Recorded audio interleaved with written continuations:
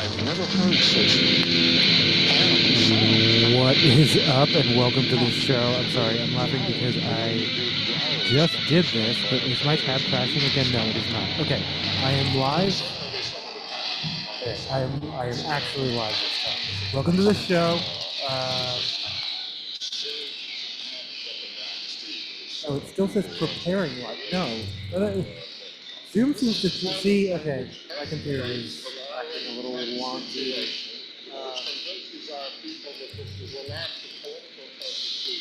I'm just gonna go with it.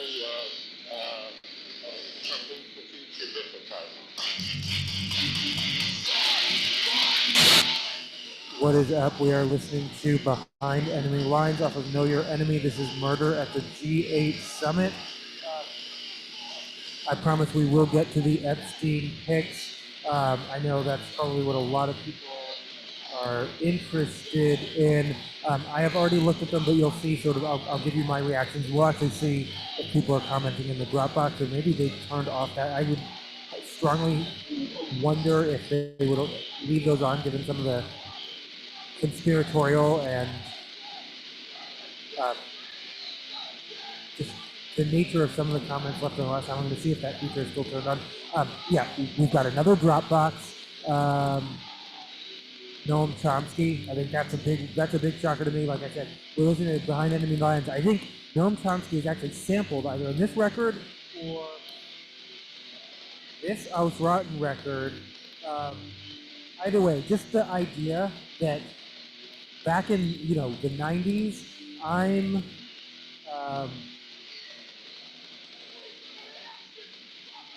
drinking cheap malt liquor and reading Noam Chomsky and barely understanding it, and he's like my hero, and he's flying around on private jets with Jeffrey Epstein. This whole like body parts and Lolita thing, that's interesting. I mean, that's not subtle. Lots of women's faces blacked out. Again, they're victims. We don't want to see their faces. He has a lot of passports.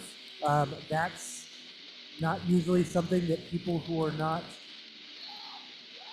human traffickers don't typically have other people's ID, but it seemed he had a lot of passports. Again, we'll get to it, but of course, as usual, I start with a little bit of a vloggy.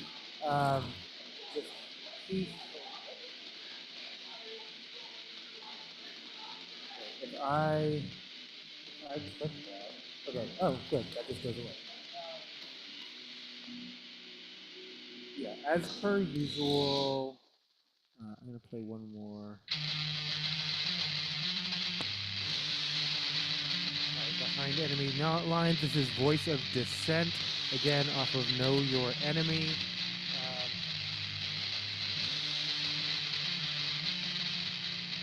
So I did drive straight into the flood zone today. I mean, it was, well, through it anyway. Federal Way was never evacuated, but I did, after, very foolishly actually, because I could have gone straight home. I went to my job to pick up supplies, and for like a $5 ream of paper, I ended up hydroplaning twice. Again, not because of like severe road conditions per se. Okay, the first time, absolutely user error. I was getting back onto the freeway, and for some reason I didn't anticipate cars. I just thought I'd sail right onto the ramp, and there were cars, and I swerved and I broke, and that's what you don't do if you don't want to hydroplane. So that was 100% user error. The second time, having just done that, I was not swerving, and I pumped my brakes.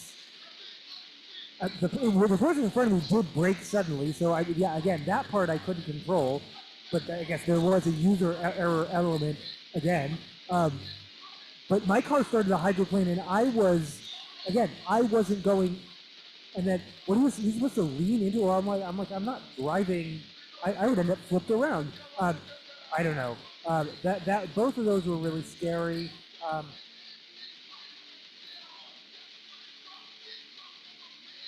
I have an in-person in Lakewood tomorrow. It's like an hour and like 10 minutes. Normally I go anywhere. I go all over town.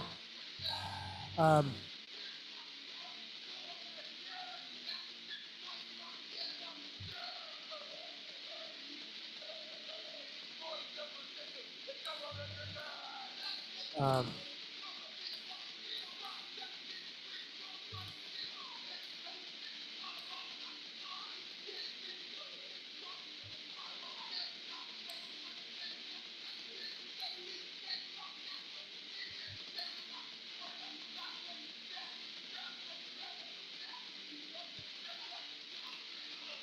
Oh, but yeah, no.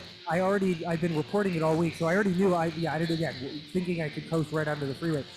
I already have been reporting all week that I-5 is a parking lot, and I knew that without even driving on it. But I can confirm for myself, I-5 is a parking lot, and remains. I mean, I'm sure other roads remain closed, and some roads, will remain closed for a long time.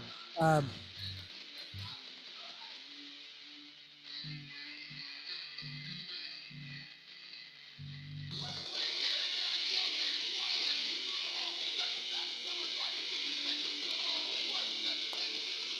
Oh yeah, I went to my office and it was like completely shut. It was really weird. Like no one was there, even though they had officially formally opened it back up today. Um,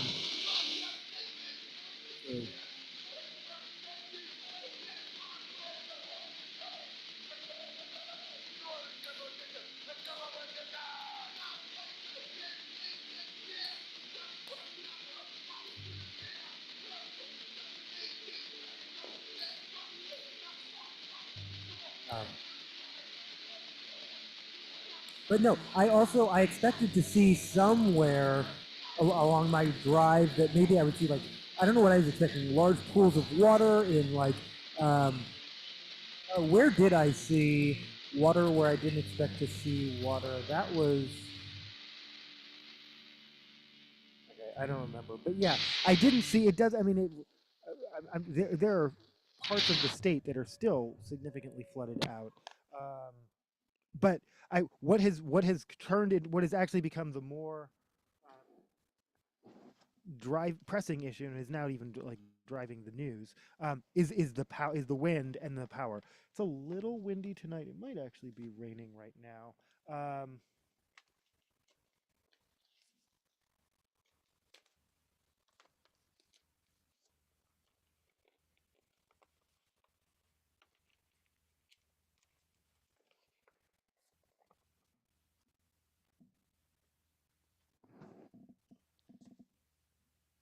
This is Federal Way of Life by Apex Predator.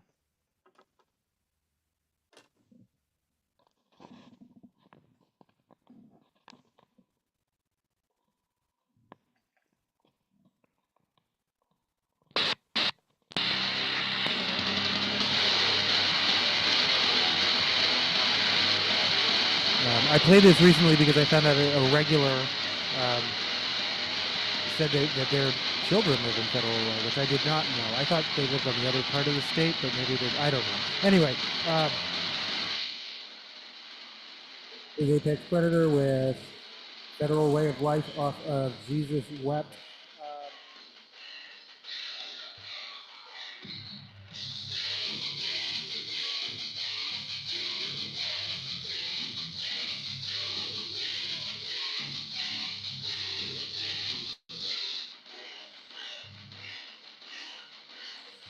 Yeah, no, I had a lovely referral visit this morning with a provider. Um, though it, as they always do. I've talked about this. I'm not a licensor. I don't work for the government at all.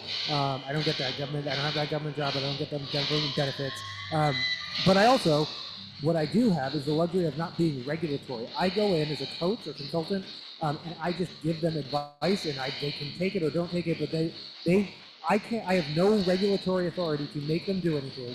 All I can do is make suggestions. I actually enjoy this. I would not want to be the person wielding the pen. It does sound like in this case, they they have gotten a licensor who likes wielding the pen. Um,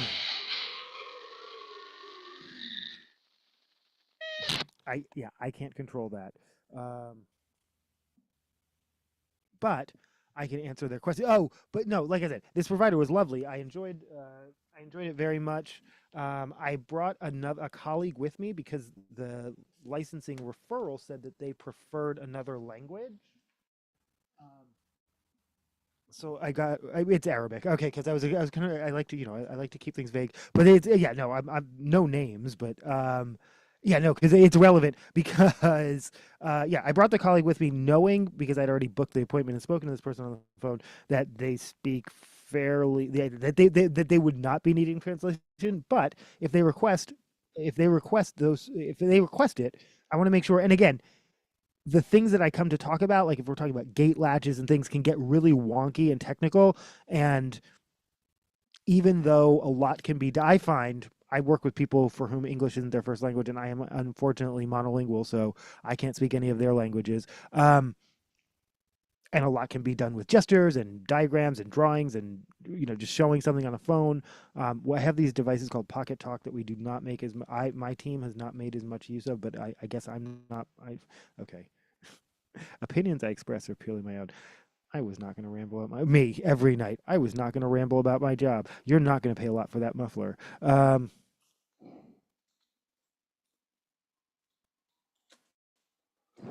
This is Montel Jordan with "This Is How We Do It."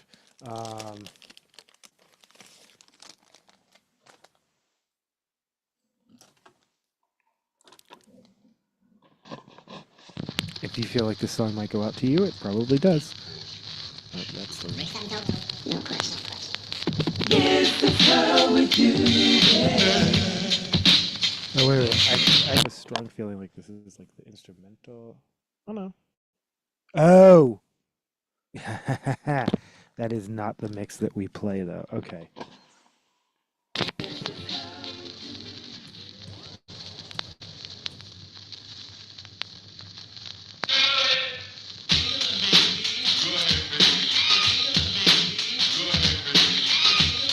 Montel Jordan with "This Is How We Do It."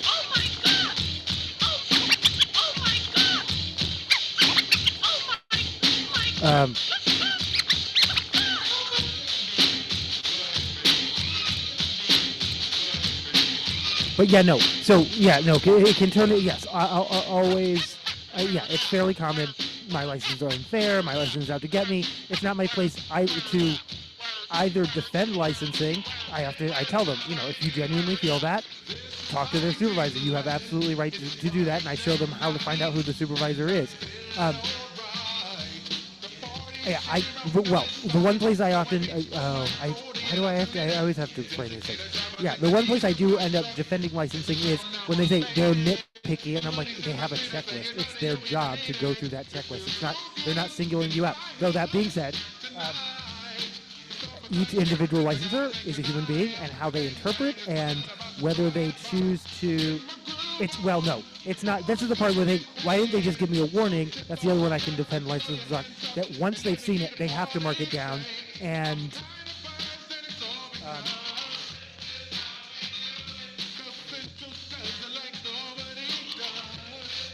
yeah, providers get so irate, especially for things that they took care of, like a cord that's dangling down. They tied up the cord real quick. Why did I still get marked down for it? Because you should have gotten it done before they came. I mean, that's the expectation.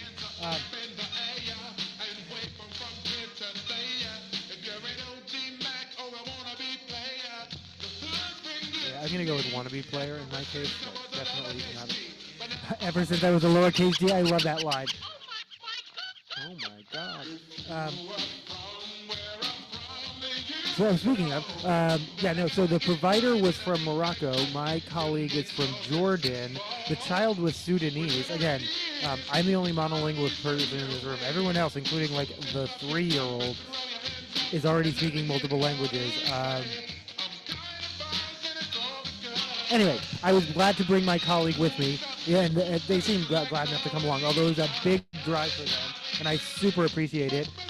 And I also, they like to be the hub for the Arabic-speaking community with our organization, and I felt like they would appreciate an opportunity to do that, and it seems like they did, even though, like I said, it wasn't strictly necessary.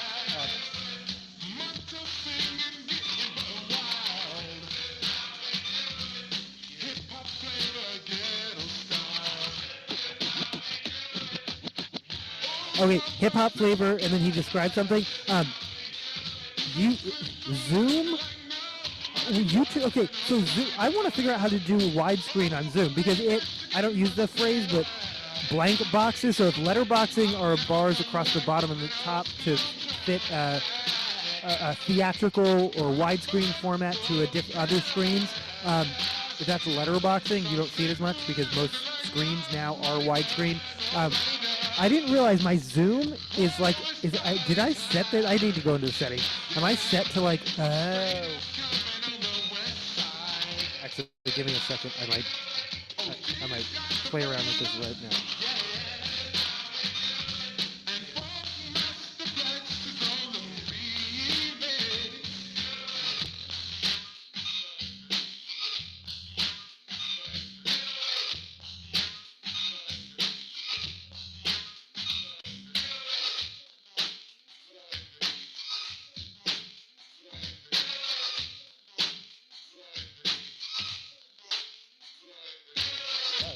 Okay, that was dramatic.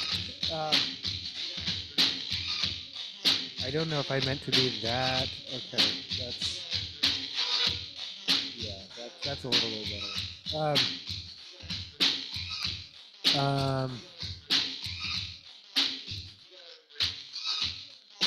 But yeah, no, that in no way addresses the.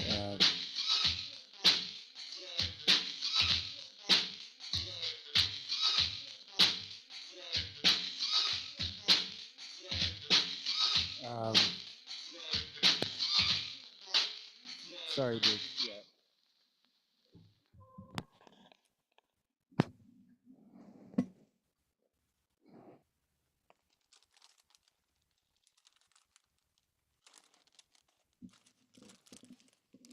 But yeah, no, I think I have to go deeper into the settings, like to actually adjust. I'm pretty sure you can adjust the aspect rate. Oh, maybe you can't because it's Zoom and they're all like each box is the same. No, but the boxes are wide. I don't know. Anyway, I don't know why there are black bars on the YouTube. I don't see them when I'm like recording it, but I caught part of a broadcast in it. Like a rebroadcast, like after the live was over, and I was like, oh, is that how it looks? This is Too Little Too Late, followed by Poison Corporations by Os Rotten. Also, the system works for them. Oh wait, I'm sorry. We'll play that next. This is how we do it.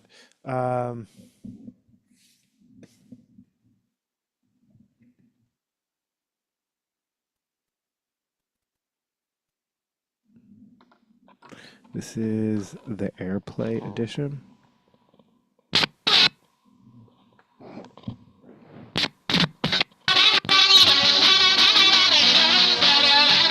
So that was Montel Jordan with This Is How We Do It. This is Solid Bass with This Is How We Do It.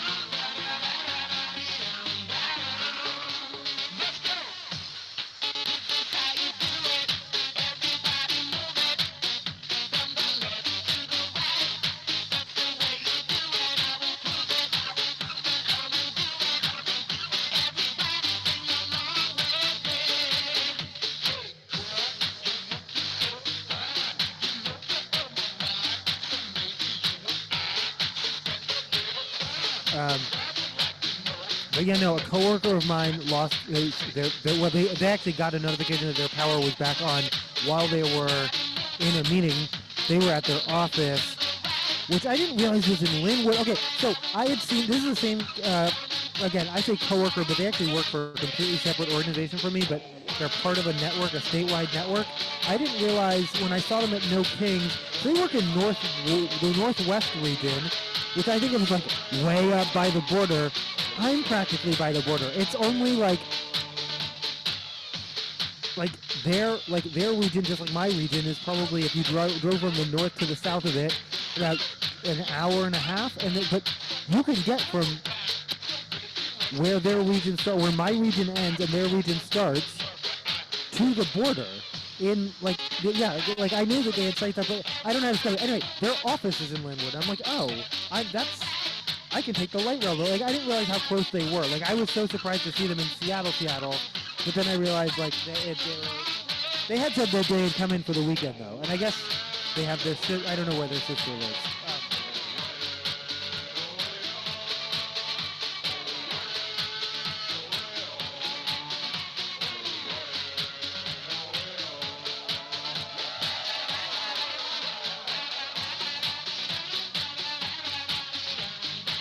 Again, someone keeps touching my Jeep. Don't touch my car. Like now, and again, because they're just the level of pettiness tells me it's not something I need to like worry about, but it's someone who's trying to annoy me. It's working. It's annoying me.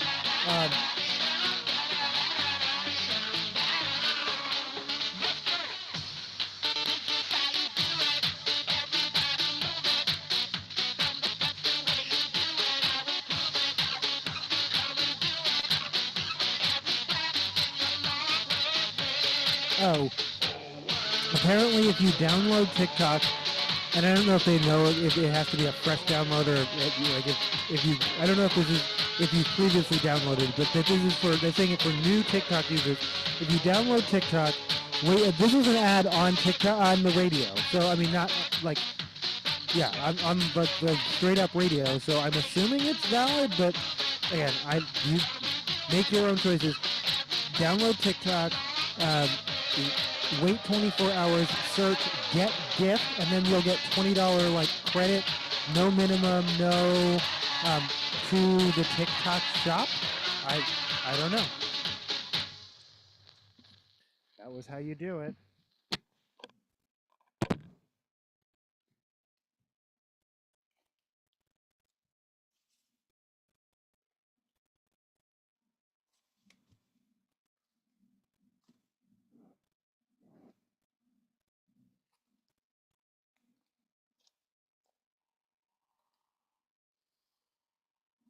This is Too Little Too Late, followed by Poison Corporations by Os Rotten, off of The System Works for Them.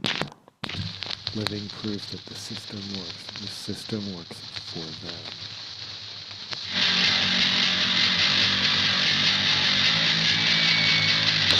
I realized another reason I moved away from, I think, the window as my shooting location is because the ring light. You could just see the ring light in the window, and you can't really. In my previous location, I had a large picture window and a view of downtown. There was a giant cross in front of it, but still, it was a view of downtown, and so that was like a logical place to film from. This window, I don't have, basically to see into other people's homes, and that's not, I don't know, I have to like angle it weird to make sure it's not, like.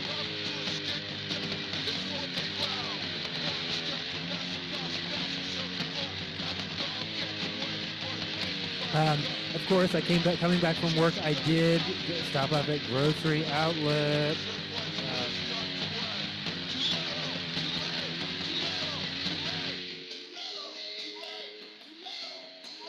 Okay. Let's see if someone was attacked. It turns out they have the Grocery Outlet house brand is called Simply Co. Sure. They also have Grocery Outlet branded wine openers, but it's on the cardboard, but not the wine. If it was on the wine opener itself, I would get one, even though I don't need another wine opener. Just because like a Grocery Outlet, they are like I love. Even though the whatever it was that was roasting them was like they do have an oddly good selection of wine and cheese, which is true. They do not, however, continue to carry my favorite brand, my favorite. It's the only one that's vegan.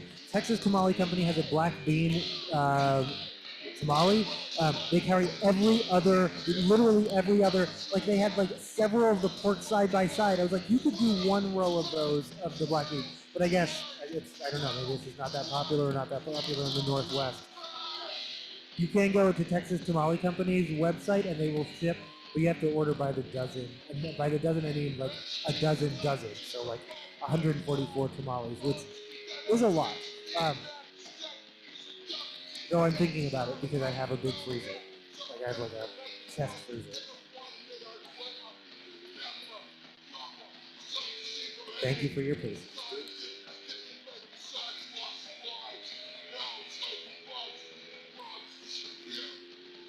Um,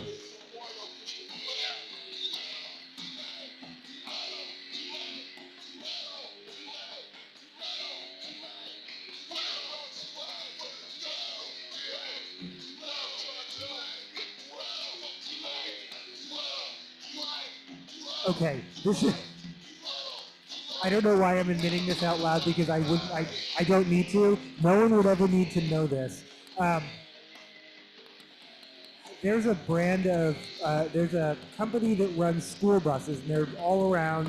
Again, there are a couple of elementaries and there are a couple of schools in my neighborhood. So they're typically all around in the middle of the day. It's ZUM. I just today figured out that it's Zoom. First of all, Zoom? I get it's vehicles, transportation. I get it, but school buses should not be zooming. They're the one vehicle we don't want going fast.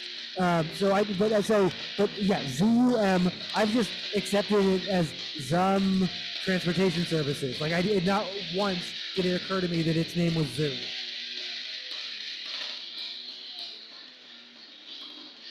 I am good tonight. I was just talking about Grocery Outlet. I went there today, but nothing exciting happened there. Their house brand is called Simply Go. I didn't know that.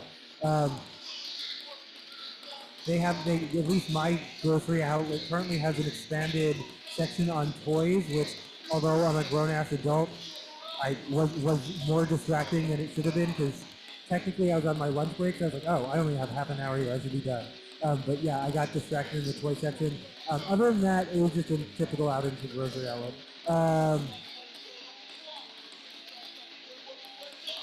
Oh, okay. I don't know what I want to tell this story, but I don't think they'll ever. I hope they'll never find this. See this. I hope again. If you're watching this from my job, please stop. Please don't. This is not. This is or even like any aligned. If you're in my industry, like this is not. This is my after work thing. This has nothing to do with. But even though I rant every day about my job, because I rant every day about my job. Okay, but this is no. I found it very endearing. I want to. So someone. I'm pretty sure they came off. They were on Zoom, and then they turned their camera on because they were asking a question, which I notice people do a lot, which is interesting. I don't know. Anyway, that's not the call out. And again, this isn't a call out.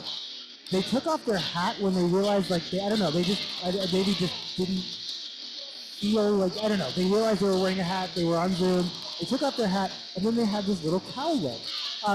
And they tried to brush it down a couple of times, and then they just sat there while they were waiting for their turn, so just holding it. And I want, first of all, yeah, I want to say, I'm not making fun of them at all, because I found this so endearing. Like, I wanted to, first of all, I wanted to text them and be like, you're fine. You're like we can barely worry about it. And we're calling more attention to it. But then again, I don't want to make someone who's already self-conscious feel more self-conscious. But like, again, they were fine. A tiny little cowlick was not anything. My ears are fucking mess all the time. Am I playing this out too? Right. I think I'm not. I think 2 by Os Rotten is enough for now. All right, Duke, I'm gonna ask you. Okay. All right. But does it have bars across down the side? Because I was just talking about this. Like I just realized that Zoom somewhere between Zoom and YouTube, they're putting bars down the side. Zoom is not.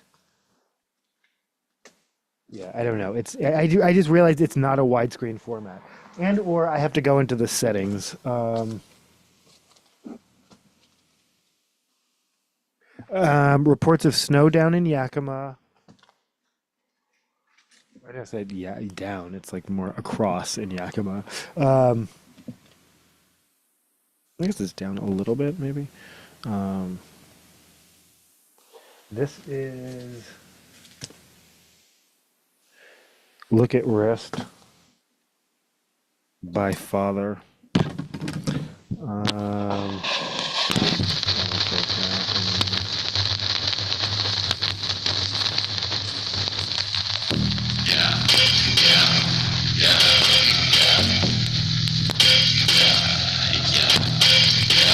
Yeah, for who? Okay. I am playing Wrist by Look at Wrist by Father. I actually fell on my wrist. I don't know if you can see it. I have like a. But I'm okay. But yeah. Um,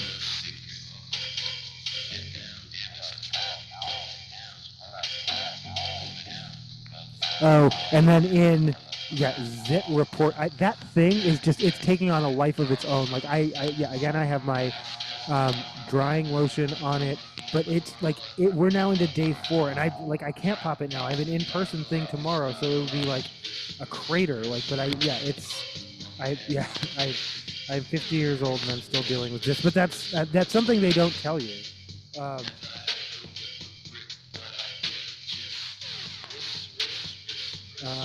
Whoever needs to hear this from 11 p.m. on Saturday, 12:20 to 10 a.m. on Sunday, 12:21. Shuttle buses will replace the light rail from the stadium to Capitol Hill stations. The solstice is Sunday, December 21st at 7:03. How the solstice is a daytime thing? I thought the solstice. No, okay. I guess the night before the solstice, from the 20th to the 21st, that is the longest night, right? And then technically the days start getting shorter again, though we're going to be having 3 p.m. sunsets through April, or well, basically through daylight savings time. Um,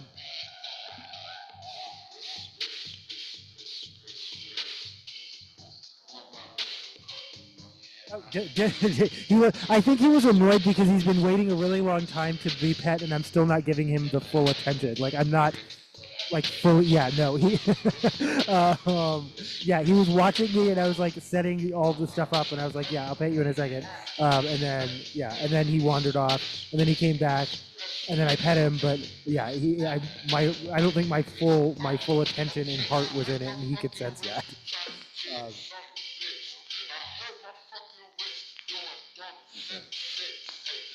Um, yeah, I said the solstice. We are on day 5 of Hanukkah, um, which on this channel just means we play extra no effects, but I always play a lot of no effects, so whatever.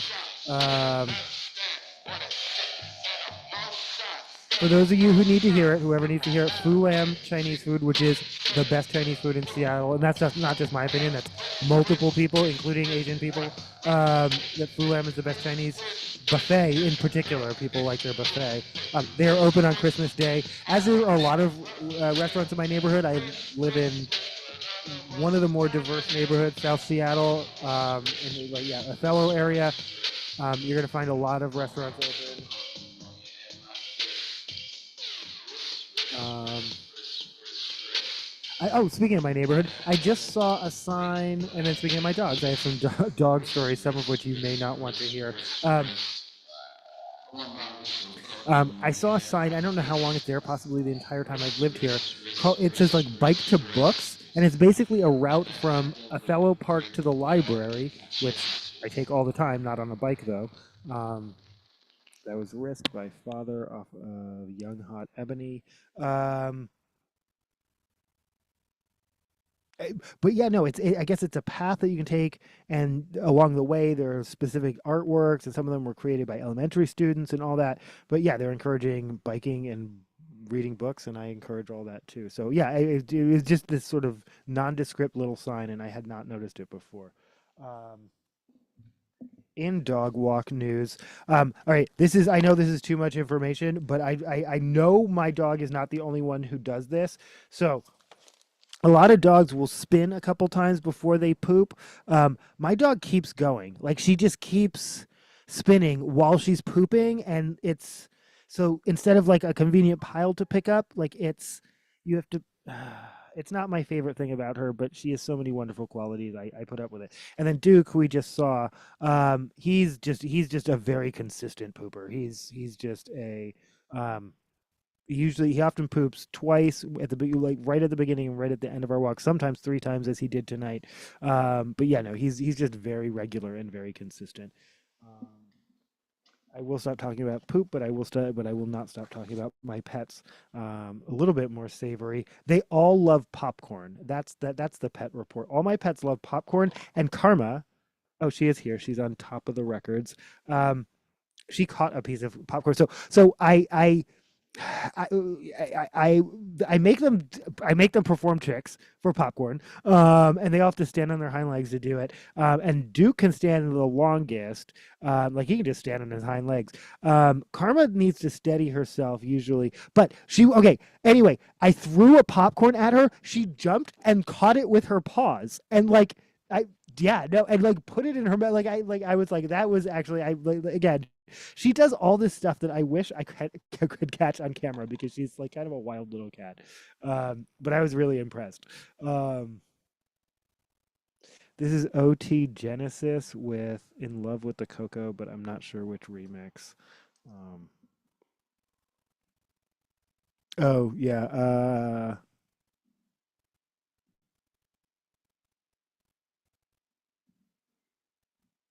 Jow's 60K bootleg. Okay, well, whatever it is what it is.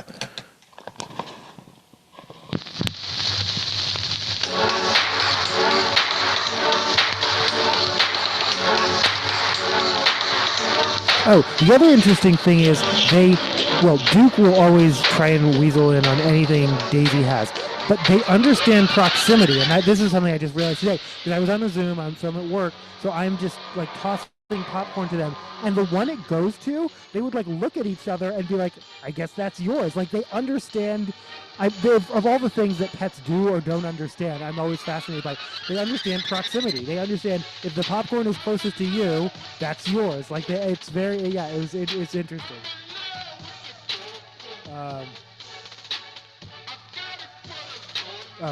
Literally figured out how to turn off ad blocker last night live on this channel, but now I know. But I made myself a note just in case I forgot how to do it, but now I know how to turn off ad blocker.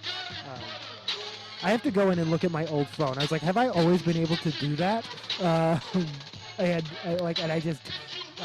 literally just didn't think I could do it. Because I was like, I don't have ad blocker, it's just built into my browser, which is true. But there's just a little thing that says ad with a shield, and then you can click on that, and then you can like toggle on or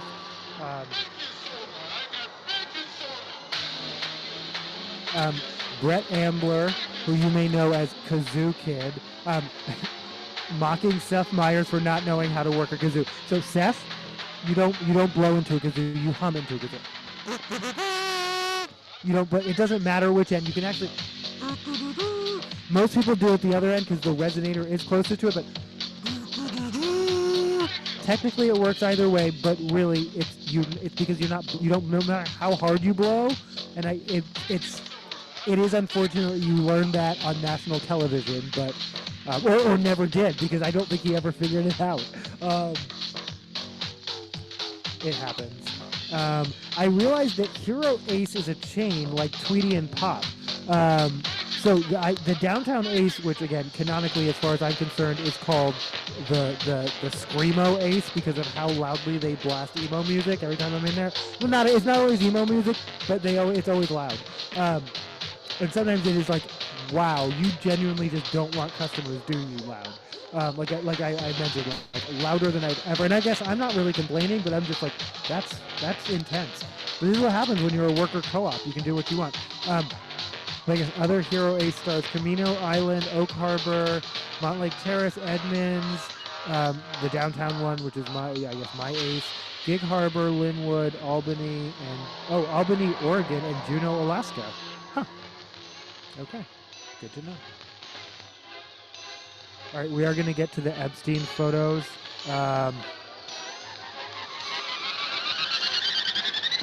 Okay, but I want to say, I think if you're going to be linking to X, Truth Social, anything like that, you should put a warning. And I'm talking to you, PBS. Because versus, for instance, the Boston Globe, who said the Democrats posted it on X. It's a link. You know you're linking to. You know if you can make the choice. And I guess most people don't care anymore. Everyone said they were going to quit X, and then no one did. And no matter who it's profiting, no matter what Nazi platforming side by side, your content, people just all kept using it anywhere or went back to using it anyway. And when I say people, I mean like entities, journalists, like it's, yeah. but at least the Boston Globe warned you. And then I'm wondering why Moore didn't just follow CBS's lead and link directly to the Dropbox. It is publicly available. It is our tax dollars pay for it. You don't have to link to the X that links to the Dropbox. You can link directly to the Dropbox. So I don't that I didn't understand. Um,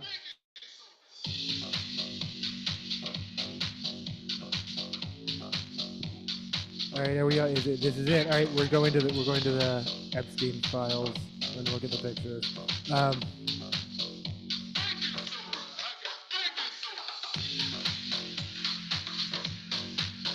am I? Oh, oh. Okay, I'm not screen share. What am I screen sharing? Try that again. Oh, I see. Okay. Because I was. Let's see.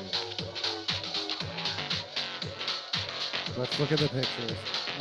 Like I said, I did look at these earlier, and I gave you like a brief rundown. But so this text message, which is just about basically obtaining girls. Sorry, I'm trying to move stuff out of it. Where's the? Does this not scroll? Oh, there is no scroll. Oh, and you can tell they've 100% turned off. All right, I'm actually going to see what I'm doing.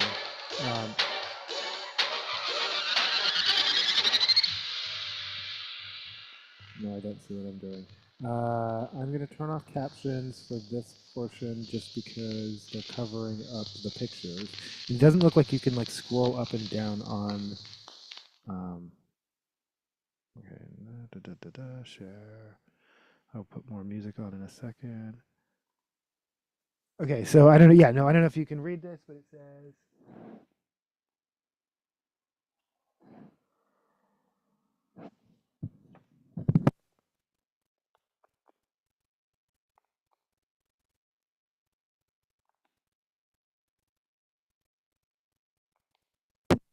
You know, it wouldn't be an episode if I didn't unplug my mic at least once. And again, the recent discovery this whole time that this has been an SM57, not a 58. I don't know, but trying to send someone. I have a friend. She can send some girls today, but she asked $1,000 per girl. So we're just buying girls. I will send you girls now. Maybe someone good for Jay. And then it says something, age, height, name. Doesn't say age, name, 18 years old. Yeah, okay. And then there is no scroll. Why? I did figure this out. You have to use arrows, right? Yeah, there we go. Okay, so then this, I can't read this, but it says Lolita at the top, and I don't know why this looks blurry on my screen because it's not. Tip of the tongue, blah, blah, blah. It's just, I think they're quotes from Lolita, you'll see in a moment. There's the actual book there in the background. And then more quotes. This one says, and without downloading, I don't think you can zoom or like I said, scroll up or down on Dropbox. Playing low in the morning, stand 4'10". So he's looking for girls who are like 4'10". So that's that's normal. Again, I don't know the context of any of these. What I will say is these are probably the most interesting. The rest of they did the opposite of what they did the last time, which is maybe again I understand that people. She was Dolly at school. More just. I guess that's his passport. Sorry, let me put some more music on.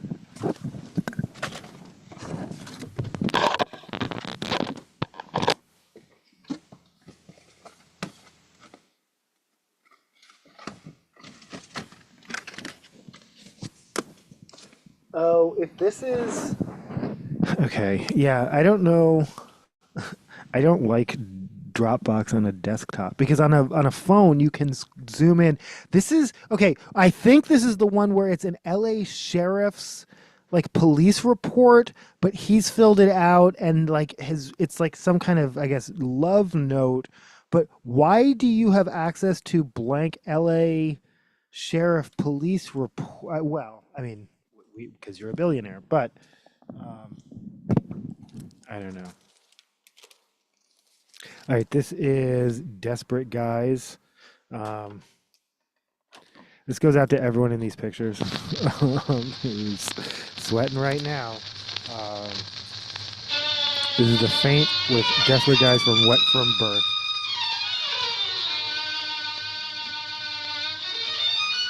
Again, someone's passport who is not his own. Typically, people who are not human traffickers don't have collections of other people's ID that are not their own. Just putting, and presumably these people, it's all of this is blacked out because these are victims. You'll notice almost everyone blacked out in the pictures are women, and then all the men are not because they are all, well, I don't want to say perpetrators, complicit. They're not victims.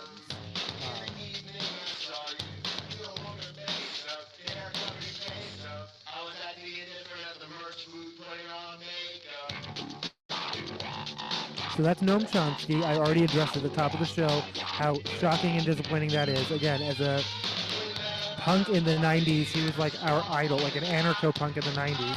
He was like our idol.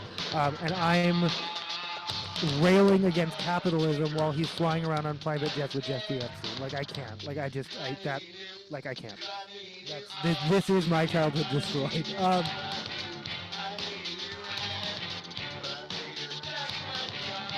So again, oh my gosh, me, your 20s is not your childhood. Yeah, no, me joining the infantilization of this entire society where, especially where like, if it's like a text chain where they say a bunch of racist stuff and some of them are like well into their 30s, but they're just kids, you know, like that kind of, yeah, no.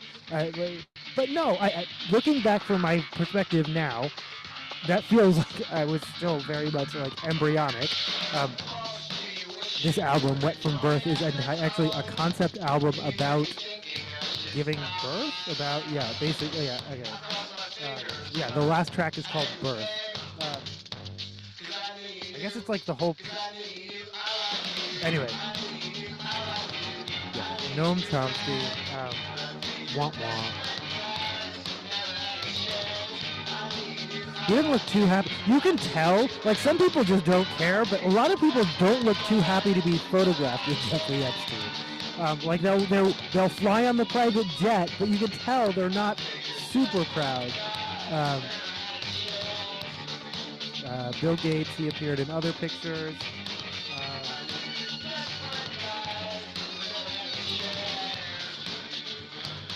The parka dude is Woody Allen, again, appeared in other pictures. I don't know who that guy is.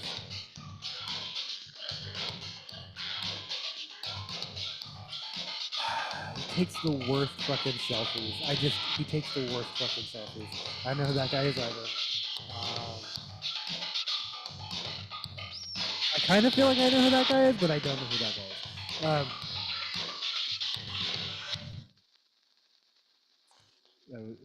Am I going to play this out? I am. This is How Could I Forget by The Faint off of Wet From Birth. It says they're like crossbows. Fina. Oh, I said I was going to look this up. Okay, I'm going to. Where's my phone?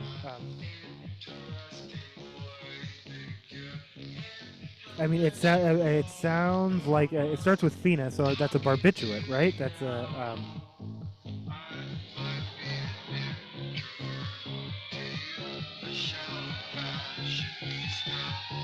And again, while I'm screen sharing, I can't see the comments, though I will. Yeah, where I think there are like 68 pictures, and we're probably already halfway through them. So.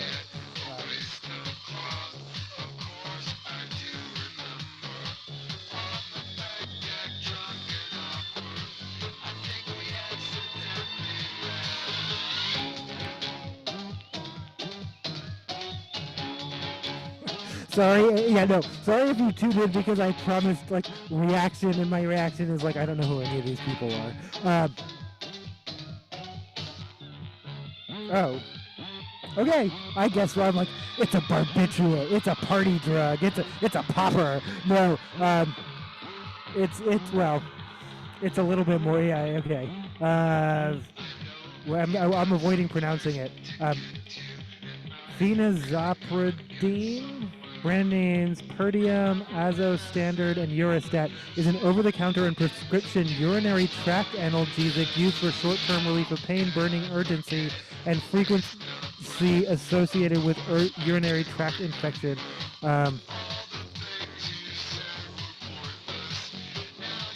Okay.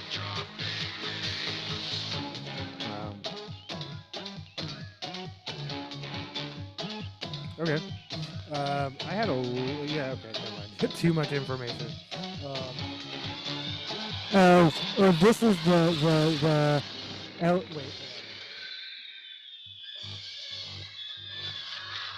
Okay, it's not LA County. It's Palm Beach Sheriff's Department, and it's like somehow he has access to a blank one. He's filled out like the reason for. I don't know who thinks this is funny or cute. If someone handed me a police like sheriff's thing, but it was actually a love note, I would let them know how I felt about that, but I wouldn't think it was. Anyway, he wrote the reason other love of my life. So I don't know. Yeah, again, I don't know whose world, the police or something fun or funny or not mine.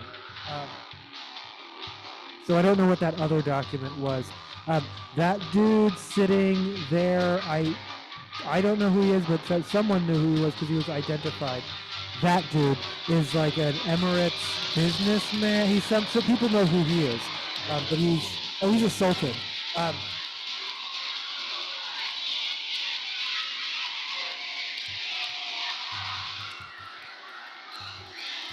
That doesn't look like an adult to me, but and I don't understand what's going on in this picture, but I probably don't want to know anymore. Same.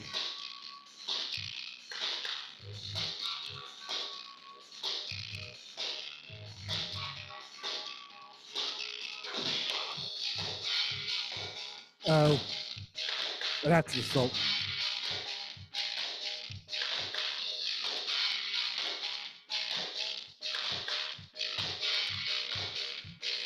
Again, we've seen other pictures in this series. This is Steve Bannon. The other pictures, interestingly, because people were zooming in on the pictures on Jeffrey Epstein's desk, and if you see pictures from that angle, you can see framed pictures on his desk, one of which apparently appears to be someone in a various state of undress who appears to be unconscious or asleep. And that's what people were most interested in because they'd already seen Steve Bannon in like 3 other pictures.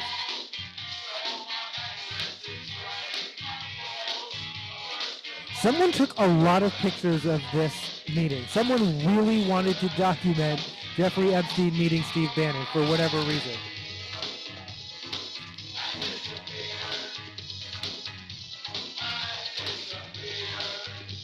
Yeah, one of these people is Woody Allen, and I think you know what I'm going to say. I don't know who the rest of these people are.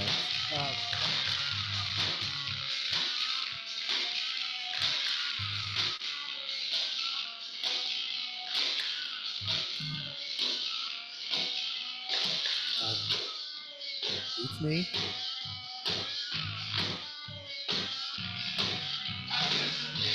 Somebody. Okay, I was just double checking to make sure that's not Jeremy Renner.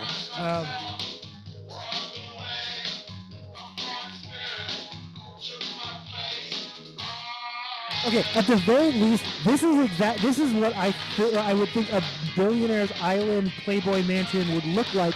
Because most of the pictures I've seen of the actual space are pretty damn dumpy. Like they look like pretty like I'm like, oh, you just got like crap in your basement and shit, and like just like random, yeah, like that.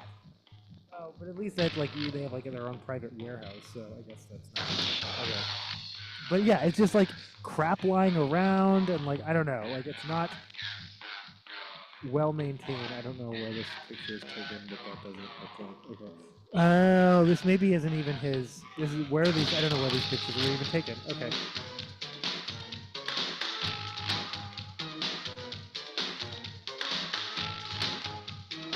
Is that it? No, no.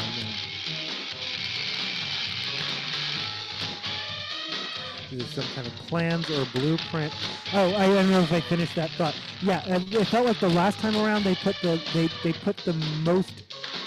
put the anticlimactic pictures up front and then followed up with like the more like incriminating ones. This time around, it felt like they really front loaded all the, and I do think either, yeah, that they front loaded all the really dramatic ones, but then, yeah, and I don't know. So again, what's going to happen tomorrow?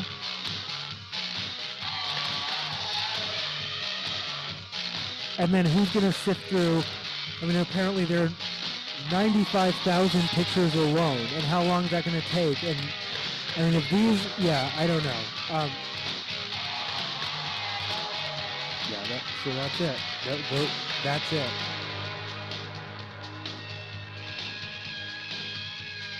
For now.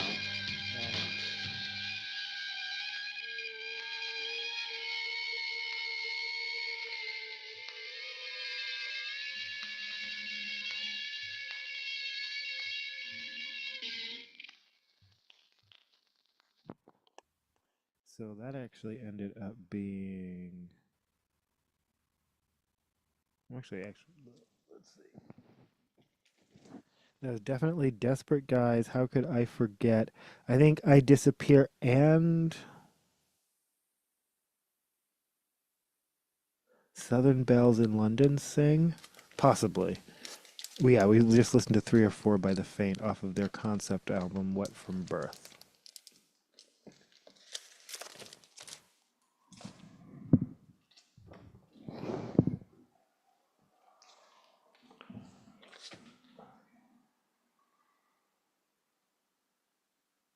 No, I'm not trying to minimize the.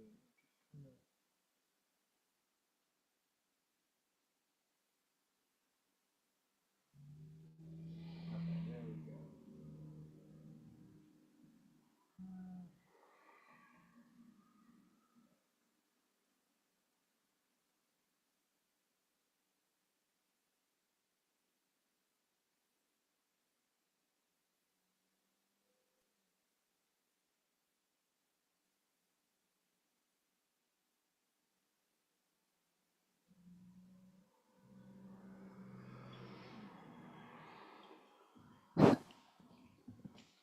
All right, this is Saul Yagid with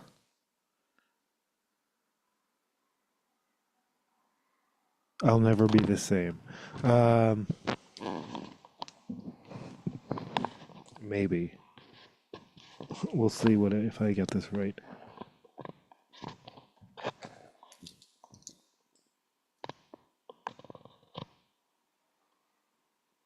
All right, whatever it is what it is.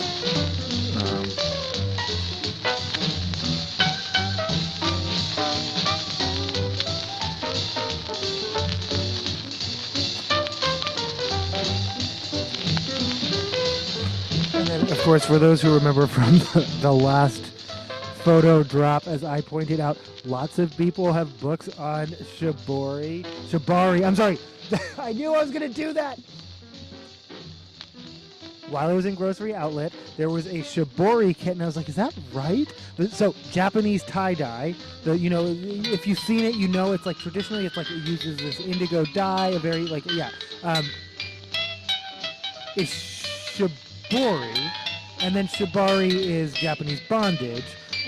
Jeffrey Epstein had a book of Shibari. Lots of people do. Army Hammer likes pictures of Shibari on X. But no, okay, I looked it up. The root word is Shiboru, which means to ring or to bind. So that makes sense that it would both mean bondage and tie-dye, but I wouldn't make that connection. But yeah, no, that made sense. Yeah,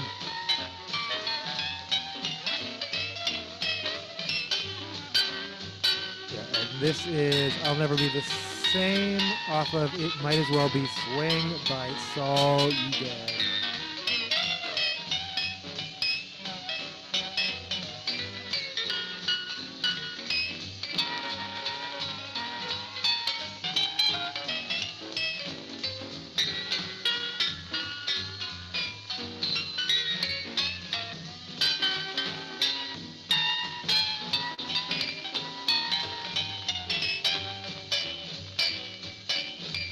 We'll just get to the regular headlines.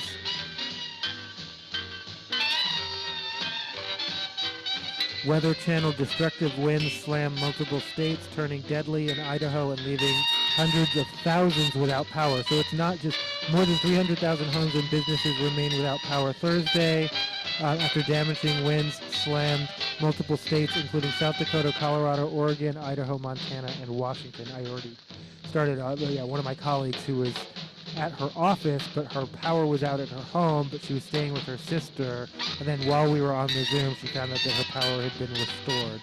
So she was pretty excited about that. And then, again, the colleagues who said at various, it was a statewide meeting, so at various points, people have had, various stories. And 24 wind gusts of more than 100 miles per hour were recorded Wednesday. Powerful wind brought down trees. Trees was another one. And power lines killed one man and critically injured 2 children.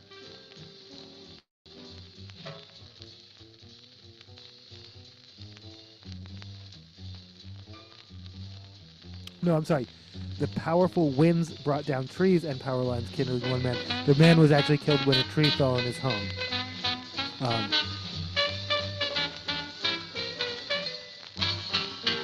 Other people inside were able to escape without injury. Alright, so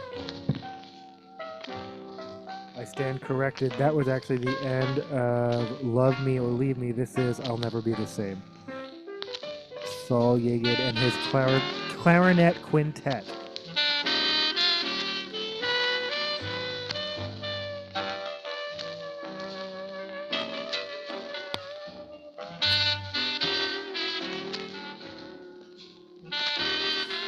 In southern Idaho, Twin Falls County Sheriff's Office said high winds caused several old, internally rotted trees to fall, knocking down power lines and critically injuring 2 children.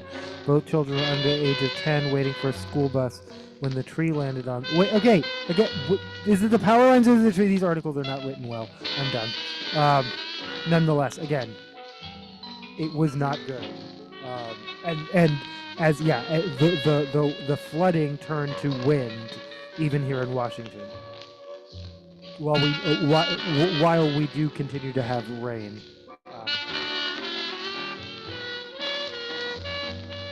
I'd be very excited if it wasn't raining when I have to drive to Lakewood tomorrow, but it is what it is.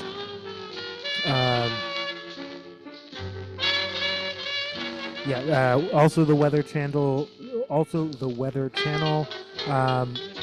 Pre-holiday thaw means dwindling chance of a white Christmas for much of the country. People talking about heat waves, and the weather has definitely been all over the place.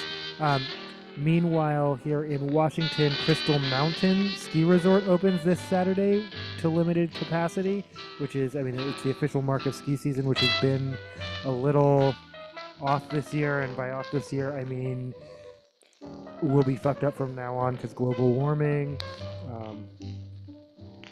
which is real and man-made, despite what the EPA says.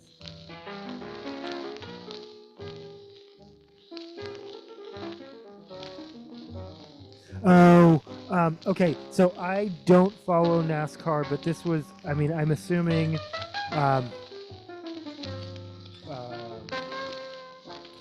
multiple fatalities reported after plane owned by NASCAR driver Greg, is it Biffley, Crashed at Statesville Airport in North Carolina. Tragically, his wife had texted her mom shortly right before the crash to say we're in trouble. I believe children were on board. Um, Other NASCAR people like Jeff Gordon and others have reached out, but yeah, I don't. But yeah, no, like I said, I don't follow NASCAR, but that is being widely reported and is being reported as breaking news. So I think.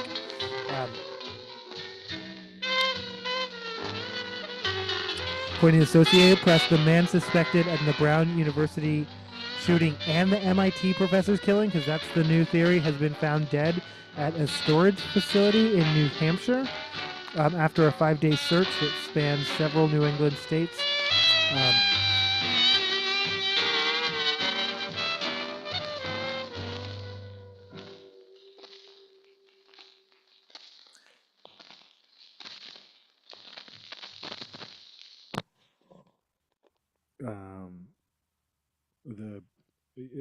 The suspect was found dead of a self-inflicted wound.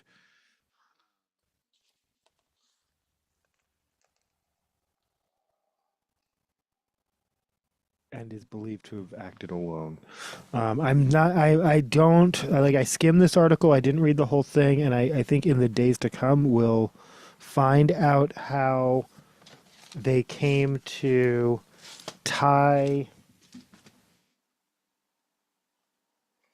How they came to tie the two crimes together. This is Las Nubes with.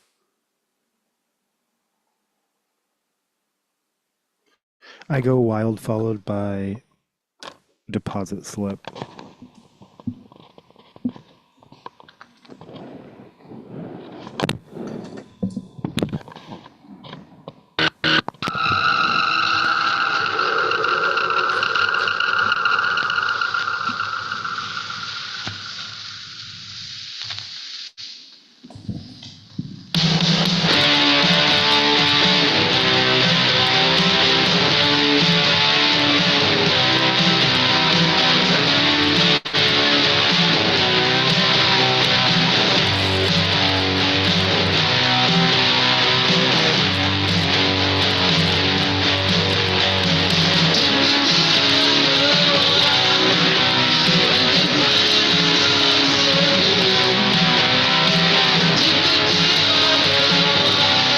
He was admitted to the graduate school to study physics in the beginning of September of 2000 through the spring of 2001. He has no current affiliation with the university. The school president said. Brown school president said.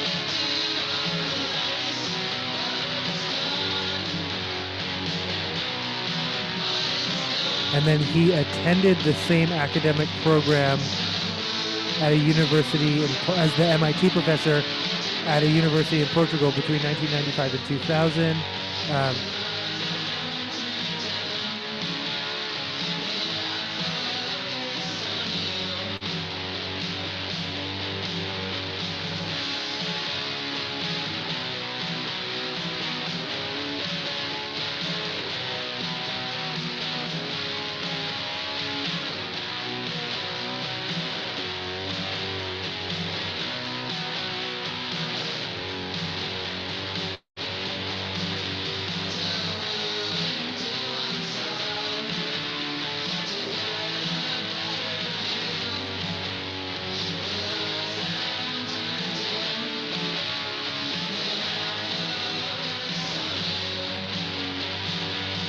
Oh, wait. What did I just do?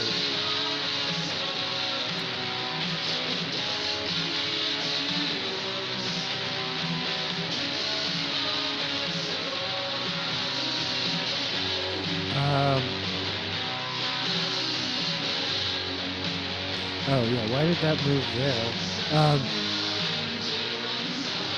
Oh yeah, no, well, it was. This is. I'm sorry. Now this is outdated news. Sorry, people. Authorities identify a new person of interest in Brown University shooting. Potential leaks to MIT. Well, they believe they found their suspect, and they believe that suspect is dead. Powerball jackpot has hit an estimated 1.5 billion. Remember when it hits that high, everyone's playing it, and the odds are so astronomical. I mean, again, someone's gonna win, or in some cases, some ones, but. This is Deposit Slip by Los Nubes off of Smut.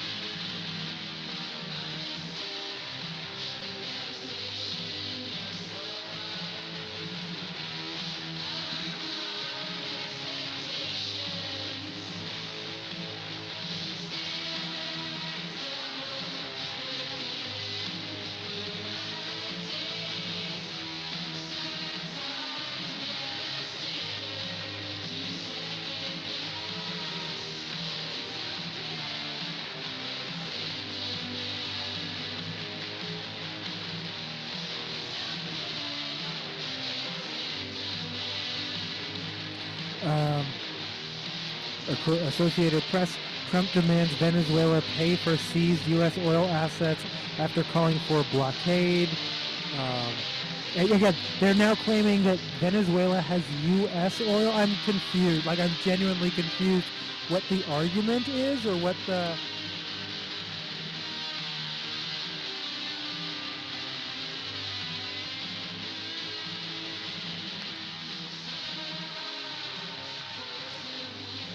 People, as I said, we were the reactions all across the political spectrum from Trump's speech last night. Apparently, 18 to 19 minutes long. It wasn't. Yeah, I felt like it was pretty big.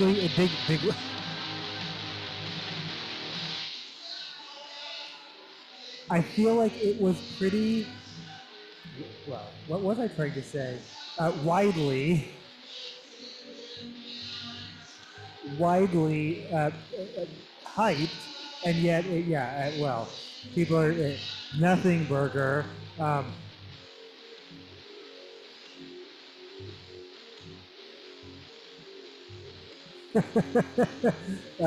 Ruben Gallego, well, at least Trump didn't announce we're going to war with Venezuela.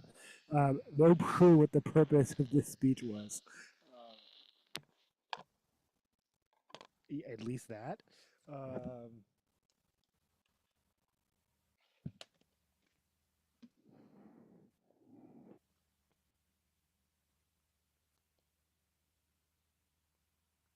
This is My Baby Wants to Rock and Roll by Iggy Pop, performed by Iggy Pop.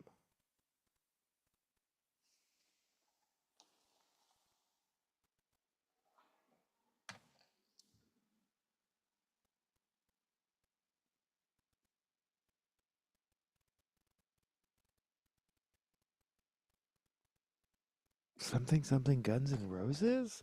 Okay, I don't know what's happening. Yet another record that seems. Oh no, wait, it's on the cover too. WLHA. Yeah, I end up with a lot of records that were owned by Yeah, if it's got 4 letters on it, then I assume it was owned by a radio station, and then I want to own that record because it gives me I like to pretend I'm on the radio. Like I like to pretend like you can drive home to this. Like this is the morning. Like I don't know.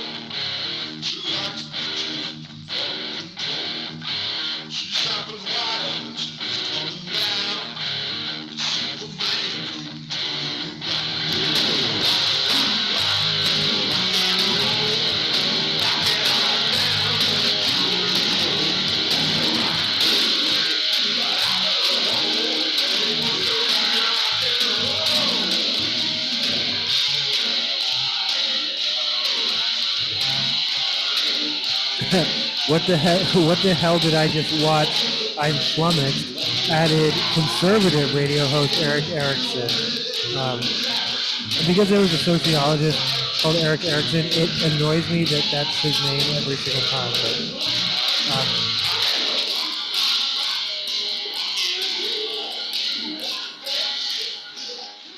Yeah, Trump struggled to convince voters not to worry about the economy. Well, again, first he tried to gaslight people into believing if you think you're struggling, you're actually not. Everything's great. But if it's not, it's the Democrats' fault. Something, something, Sleepy Joe. Meanwhile, a new PBS News, NPR, Marist poll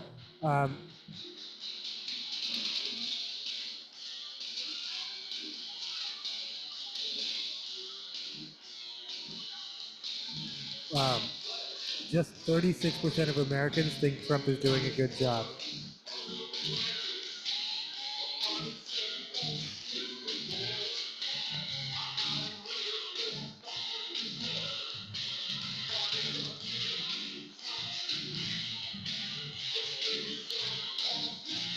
In his address, Trump also announced every U.S. service member will receive what he called a warrior dividend check in the amount of $1,776 paid for by tariff revenue. Tariff revenue pays for everything, by the way.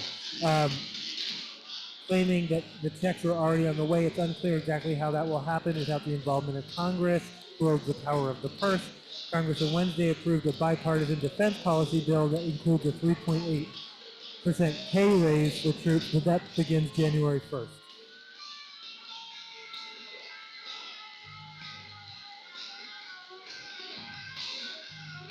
Okay, I'm not. What? Blah blah blah blah blah blah blah blah. I fell asleep.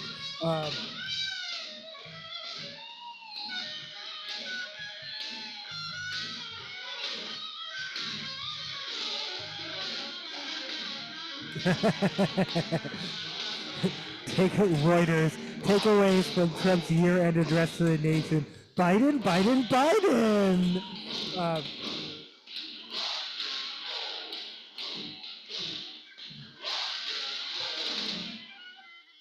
Trump began his remarks with 14 words.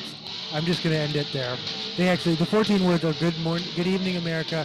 11 months ago, I inherited a mess, and I'm fixing it. Okay. In other words, it's not my fault.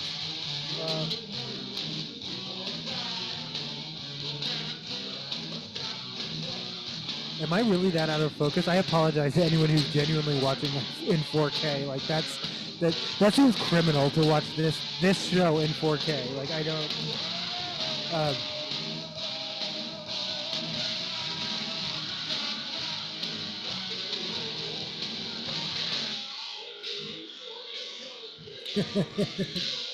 The economy, Biden's fault. Crime, Biden. Healthcare, Biden. Bad immigration policy. Oh, I thought healthcare was Obama's fault. Well, whatever. Bad immigration policy, you guessed it. Yeah,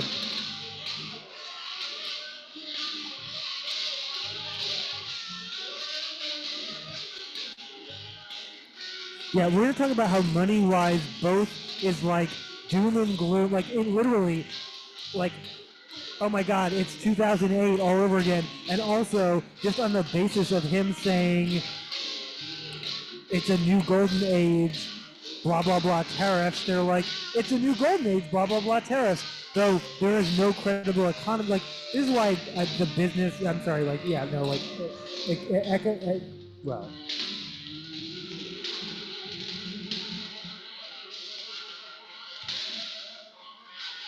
At some point, economists will be seen exactly like astrologers or phrenologists, like checking the bumps on your head. Like any economist who doesn't admit I'm just guessing is lying. Um, and some of them guess very well. And the ones who guess very well are usually the ones who will admit I'm just guessing though. The ones who claim they know, or the ones who claim especially that they're using some complicated model or some that they have data or that, yeah, no, they're fucking guessing. This is Rob. This is the Stooges with I don't know. I think this is a take, one of the takes of Raw Power.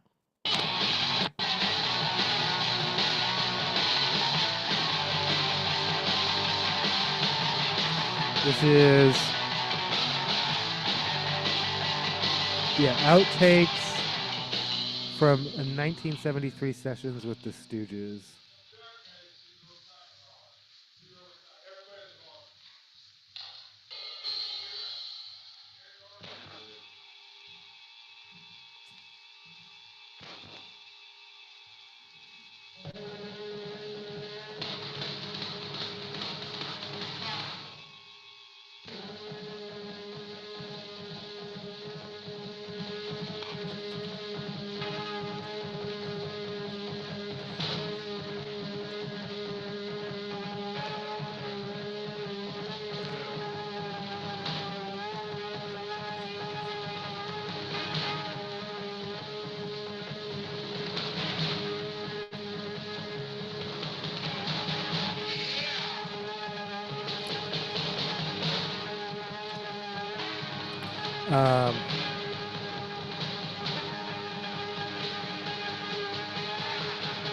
Oh yeah, and then Gavin Newsom just repeated the me, me, me, me, me, me, me, me, me, me, me.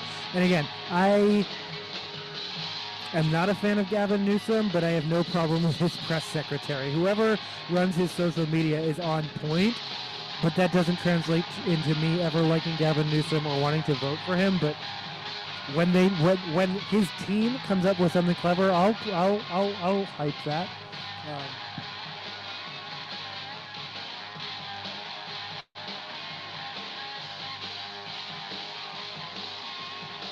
I'm like, this is raw power. I'm not hearing it yet.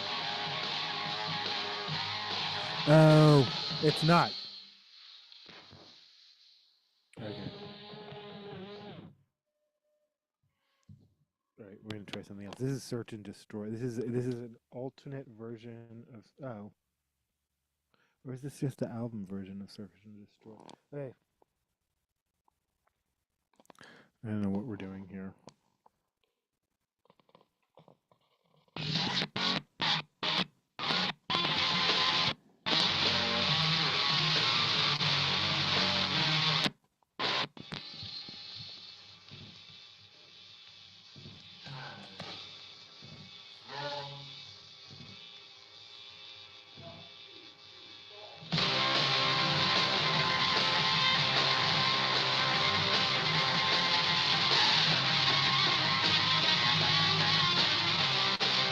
And I forgot that this is sold as is, so I bet there's a reason at some point.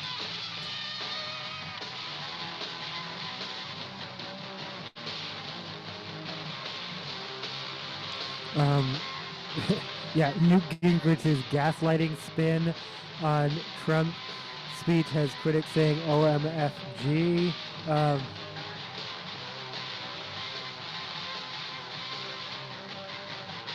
Yeah, disciplined speech worthy of Reagan. These people know we have eyes and ears, right? How much is Newt getting paid for gaslighting? Someone needs to really needs to check on Newt because he's having a break on reality. But he's not alone. First of all, I'll be honest, I was surprised that Newt Gingrich is alive. And I'm not saying that to be mean. I was just like, oh, I know why for some reason I thought he had died of COVID or something. I guess because he's such an attention fucking seeking hog, and I hadn't heard from him that I just assumed he must have died. Otherwise, he would be inserting himself into everything as he always has.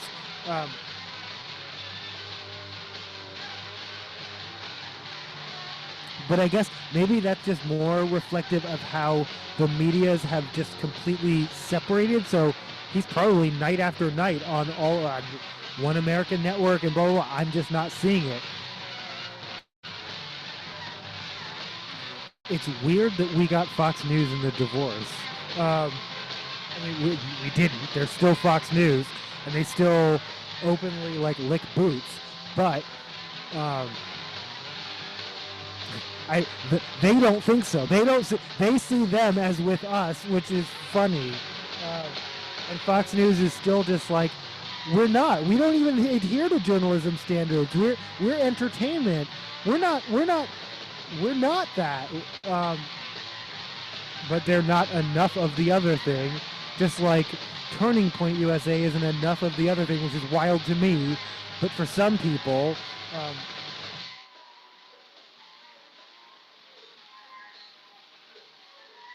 if you're not literally Kanye putting out swastika t-shirts, then you're not enough of that thing for some people. Today's speech definitely left me unnerved, but not in the way Newt thinks. He thinks we're like trembling in our boots, like, oh man, that speech was so good, like we're cooked. We,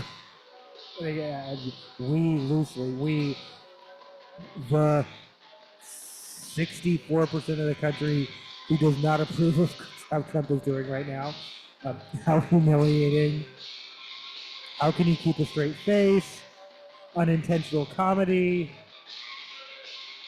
William is turning over in his grave at this comparison. I mean, after the plaque went up about how, like, that reduces Reagan's entire existence to, and he was a fan of a young Trump. Like, he's rotisserie in his grave at this point. Like, what the fuck?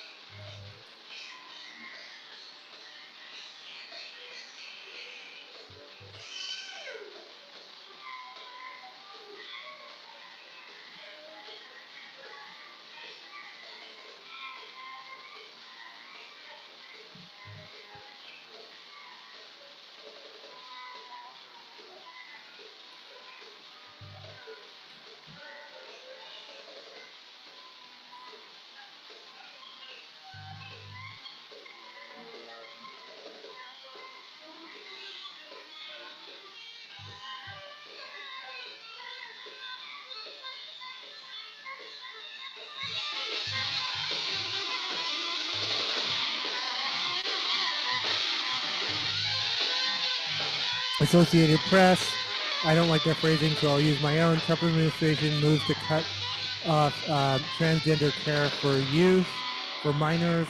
The House, CNN House passes a bill that criminalizes gender affirming care for minors. Politico. Trump signs executive order to ease marijuana restrictions. Again, literally anything to distract from the from the Epstein files. And I got an almost immediate like, woohoo, we did it. And again, even a oh shit, am I even on the? No, I'm on the right side. Even a broken clock is right twice. Yeah, no.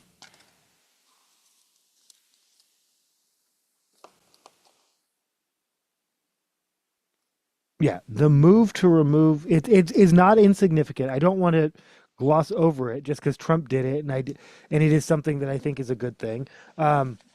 It will have what it never does, and I don't know how it will work out at the federal level, but at the state level, what it never does is address the prior harms. So, for instance, I'm pretty sure, and I could be wrong, because the various governors have done various things.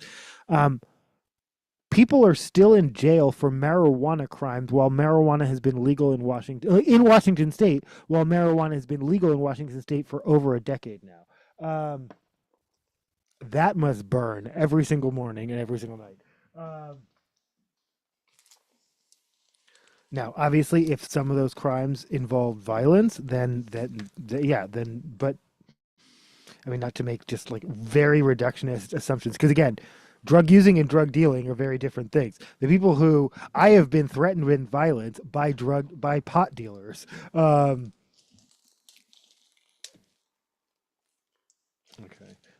I completely forgot that I got these signed. Like, yeah, no,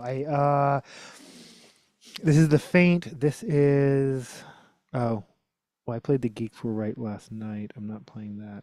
I'm not playing Mirror Error. Oh, fuck it. Is I treated you wrong. I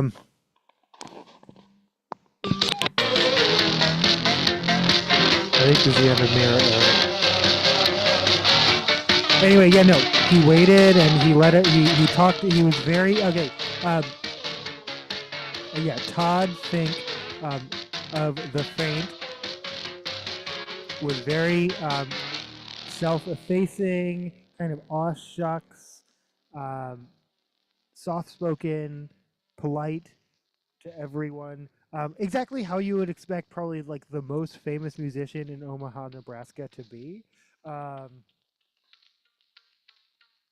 This is I treat you wrong. It's not I treated. I'm trying to past tense it already. I'm like, oof. Yeah, I treat you wrong. Followed by forever growing centipedes.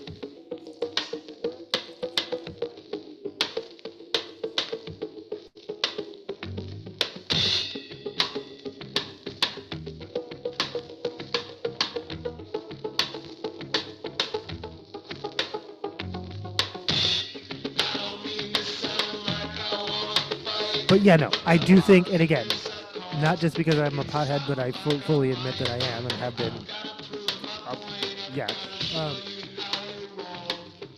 for a minute or two. But no, this opens up avenues for research. This opens up, and again, it maybe doesn't necessarily help the people who are, usually the way the laws are written, they don't help the people who are who are arrested for previous crimes.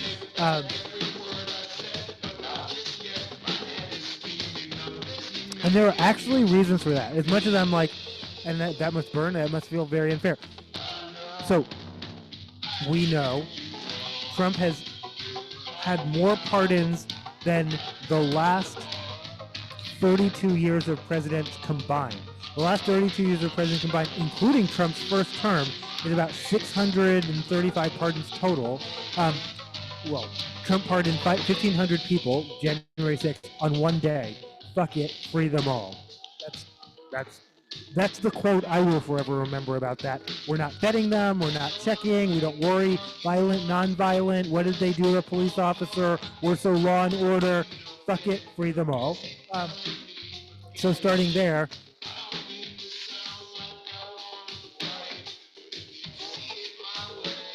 he has at least pardoned, 3 times as many as the last 32 years of presidents combined, including himself.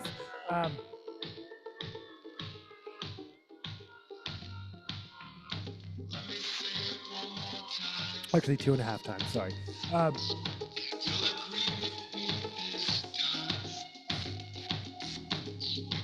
But no, one of the reasons pardons are done in and I was on a call where they Speak Up for Justice call where they sort of enumerated all this, like people who actually worked for the DOJ and were like, I was part of, like, I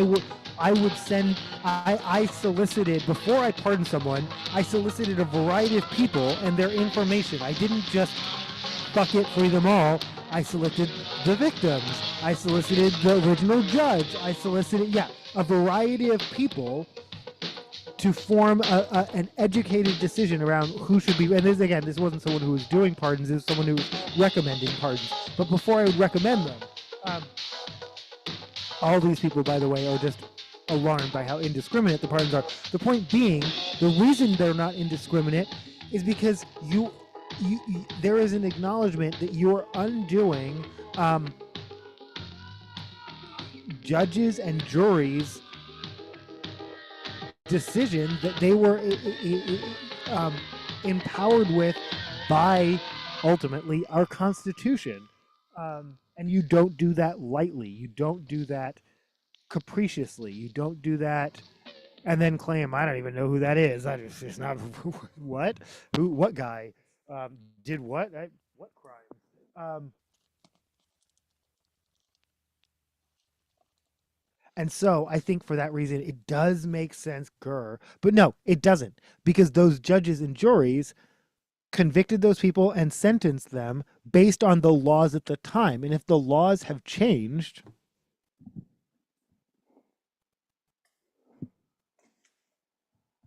I say worth revisiting, but...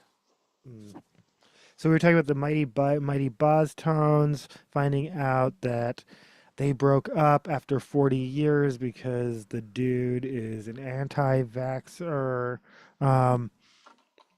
This band is not broken up, but this band is Dave Mustaine. I'll hope you're doing well, Dave Mustaine. Megadeth is not broken up, but this is a cover, and this cover is of Anarchy in the UK. I'm sorry, Anarchy in the UK.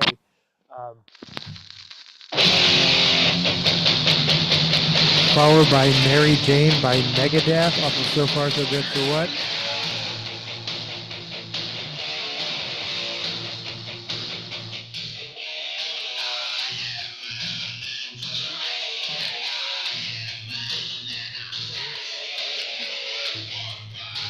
Okay, that sounds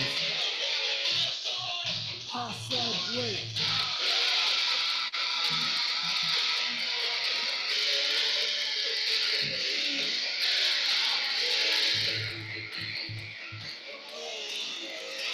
I'm pretty sure this is my original. I think I've owned this record for like, yeah, like since it came out. Like found in like this was found in my. Oh, I'm lying because it has the explicit lyrics parental advisory. I can prove this because PMRC didn't exist. 1988. Oh no, parental advisory.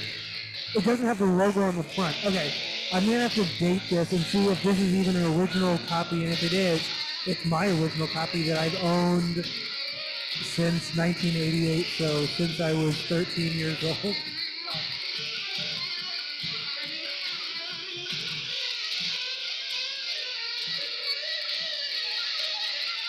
I also, in my greater collection, have. It began with my parents' collection, which I ended up absorbing separately because they divorced. When my mom died, I got her records. I believe my dad has sent me all the vinyl records he owned. Um, so I have all their records, and so my record, yeah. Yeah, no, and I remember a lot of those from my childhood. So I own records older than myself.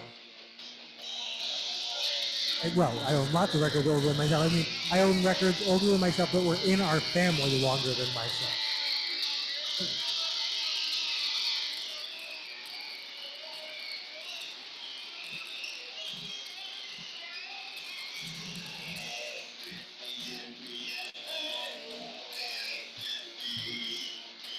But yeah, no, the removal of Schedule 1 formally acknowledges, I think, that medical marijuana has legitimate therapeutic use. And like I said, this opens up research, and that's research all across the board.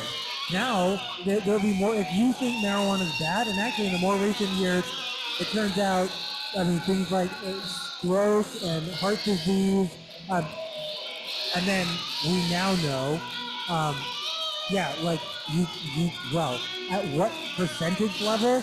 At least the signs at the pot store here in Washington say 34% THC. But if you're consistently using, I don't know, X, pot can be addictive. It can be habit forming. Again, addiction is a very specific medical term, but it is definitely habit forming in a way we were told in the 80s it's not.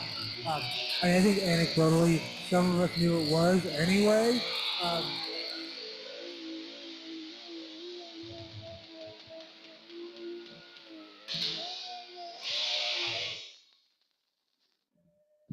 Oh, this is Mary Jane.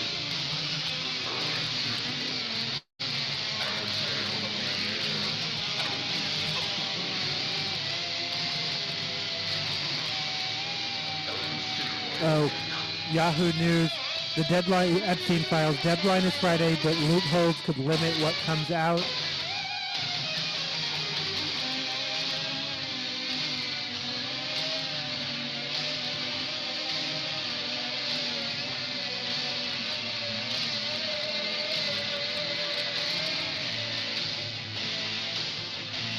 If and when the DOJ's massive trove of investigative documents is released on Friday, reporters, operatives, and internet sleuths will start digging for dramatic revelations.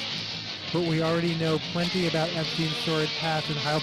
Again, I mean, this feels a lot like, well, I personally am not holding my breath for any shocking revelations.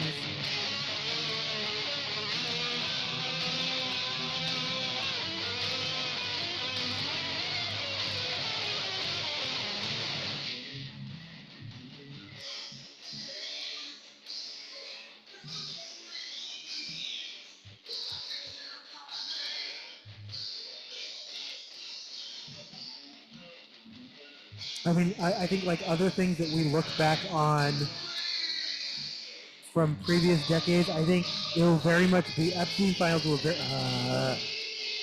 I know I can't receive updates. I know I'm running Windows 10. At some point, people will be like, wait, you knew all of this in 2019. Why were you still talking about it in 2025 into 2026? Because we're bored? Because we'll just keep convincing each other that there's going to be something new, or that the revelations that have already come out, because it's all bad and already implemented, but I don't know. In any event,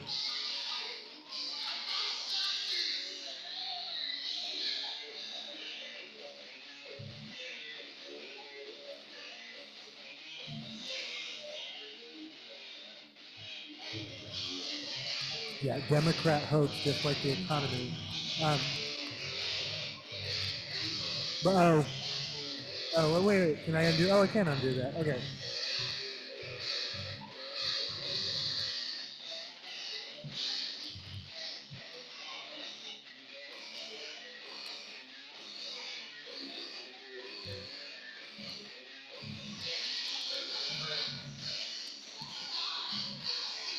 The law states that no record shall be withheld, delayed, or redacted on the basis of embarrassment, reputational harm, or political sensitivity, including to any government official, public figure, or foreign dignitary.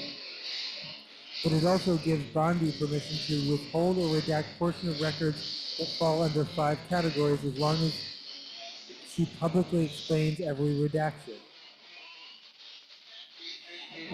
The exceptions, according to the text of the law, are documents that contain personally identifiable information of victims and victims' personal and medical files or similar files, the disclosure of which would constitute clearly unwanted invasion of personal privacy, depict or contain child sex abuse materials. Obviously, we're not going to publish child sex abuse materials, would jeopardize any federal investigation or ongoing prosecution. That's a really interesting loophole.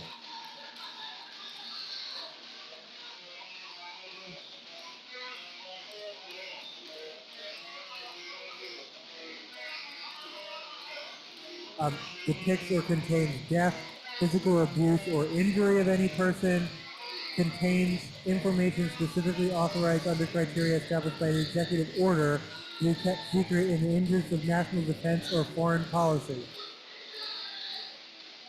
So, executive, yeah.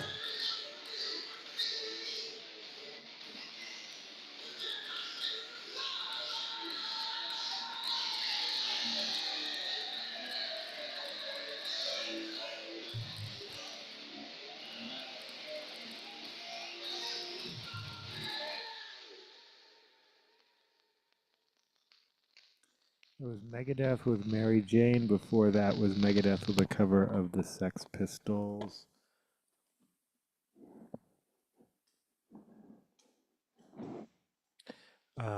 Anarchy in the UK.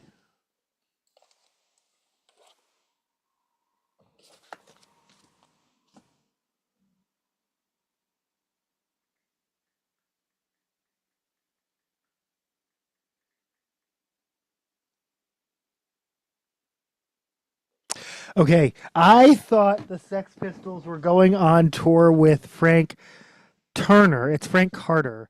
They're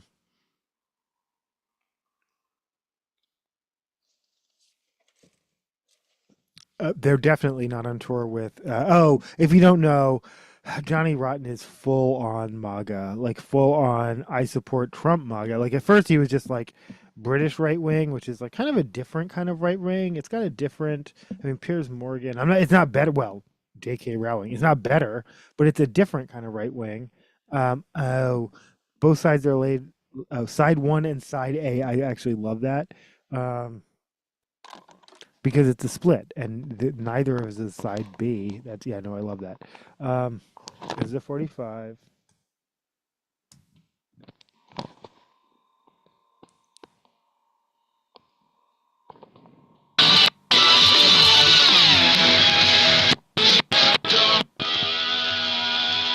This is Frank Turner's cover of NoFX's "Perfect Government."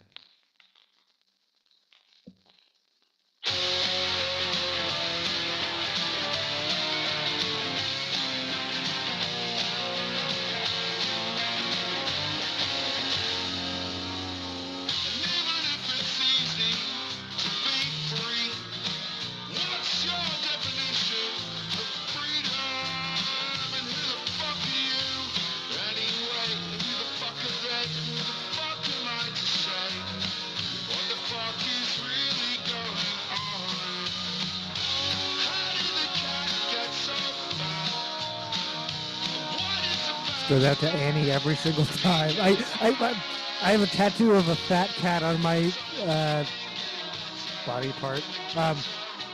Calf.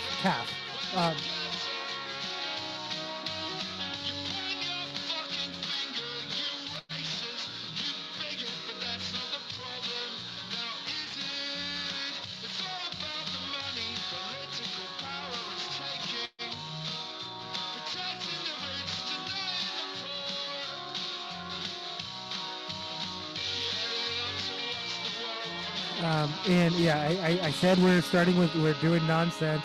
Blah blah blah, blee blee blee, blee blah blee.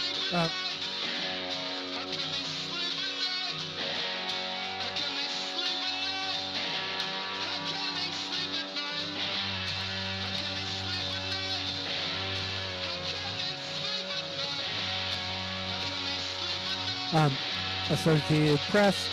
Trump's hand-picked board votes to rename Washington's Performing Arts Center Trump Kennedy Center.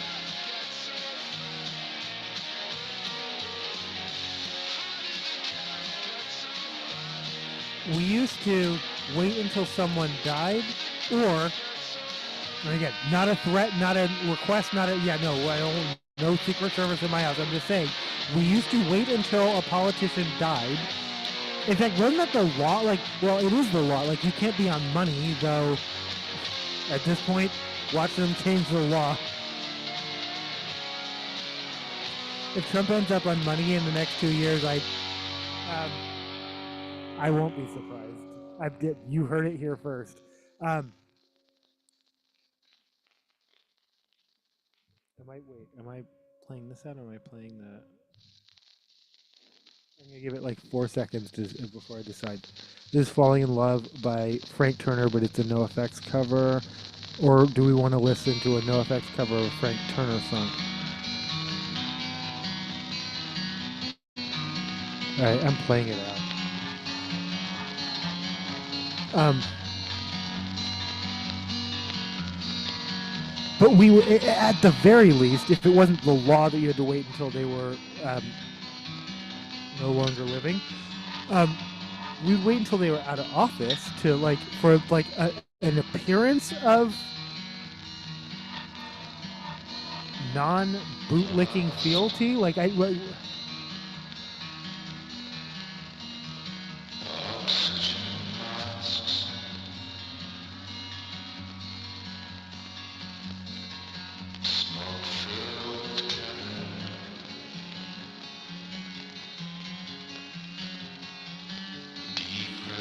I'm saving that just because I know I have to talk to my dad about that.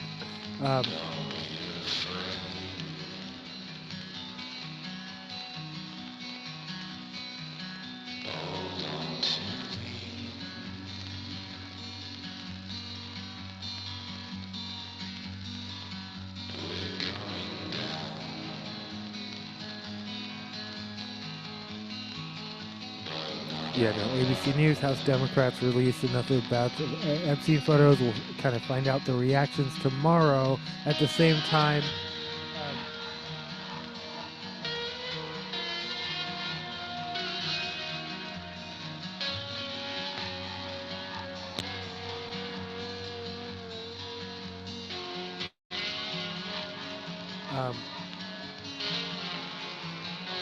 like I said, I don't know what reaction people are hoping for or thinking is going to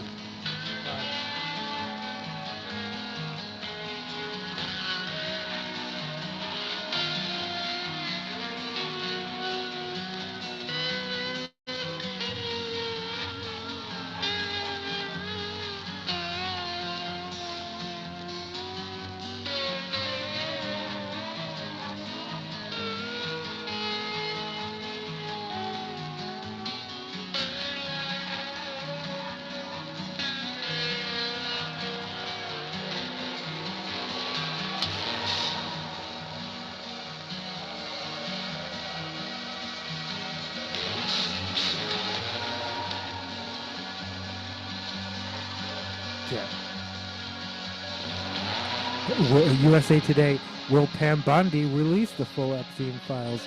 The AG has doubters. Yeah, well, valid. Reuters, they quit the government to protest Trump. Now they're running for Congress to stop him. It was Megan O'Rourke's dream job. This is Joseph Axe in Reuters. It was Megan O'Rourke's dream job. As a top climate scientist with the U.S. Department of Agriculture, she oversaw grants for research projects aimed at making food production healthier and more sustainable. When President Donald Trump's administration began targeting funding programs associated with climate change, O'Rourke decided she could no longer work for the government and remain true to her moral compass, or the oath she swore to serve her country, not just the president. A few months after quitting her job, she's fighting back against Trump by running for Congress as a Democrat in New Jersey's 7th District, one of the few competitive U.S. House races likely to determine control of the chamber in 2026.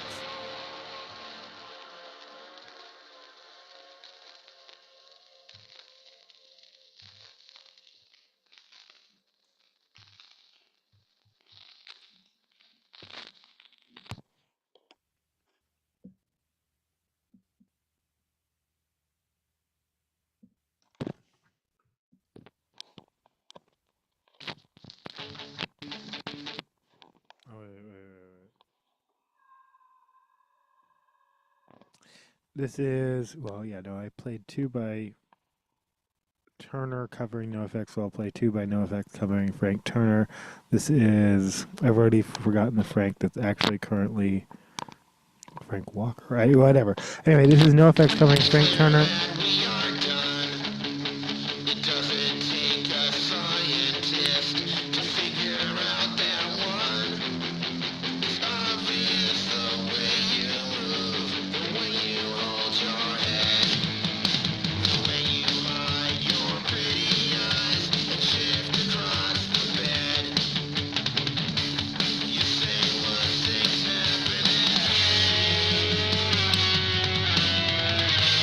This goes out to Pete Hegseth.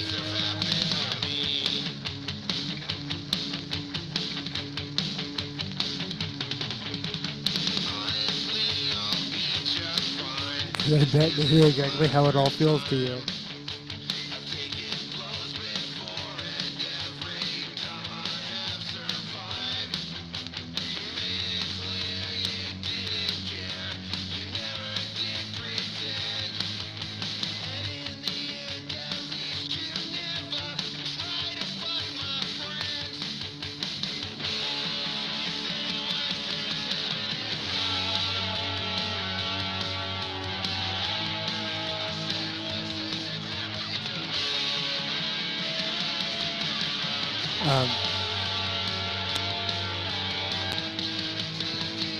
I literally sat down a year ago with my husband and we were plotting our retirement in 12 years. Then one day, I went to him early this spring and I said, honey, what if I blow up our life and quit my job? More than half a dozen federal employees from departments including Justice, Veterans Affairs, State, and Agriculture who quit or lost their jobs after Trump administration swung a wrecking ball through their agencies are running for Congress as Democrats. Each has put their record of public service and their experience during the opening months of Trump's second term at the center of their campaign. Democrats need to flip 3 Republican seats next year midterm elections to win a House majority. That wouldn't... Me, when I remember it's that slim, when I was like, they run everything now and they're going to run everything forever. It's not. It's, yeah. Though I'm already...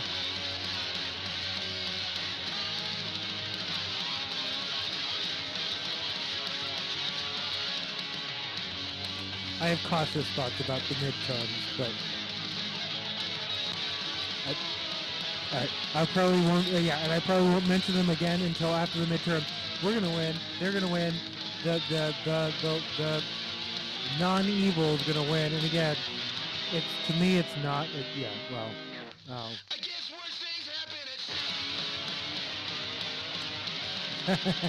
That's me just calling everything I dislike demonic. Okay, I guess we're all.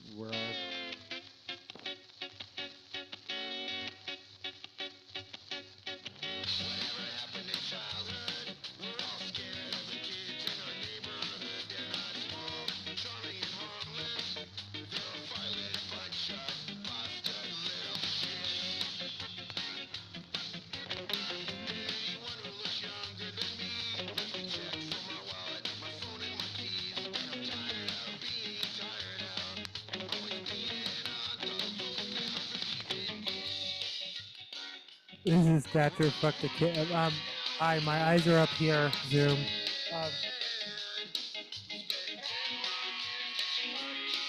Okay, I don't know what we're doing. Well, yeah. This is why you don't. Yeah.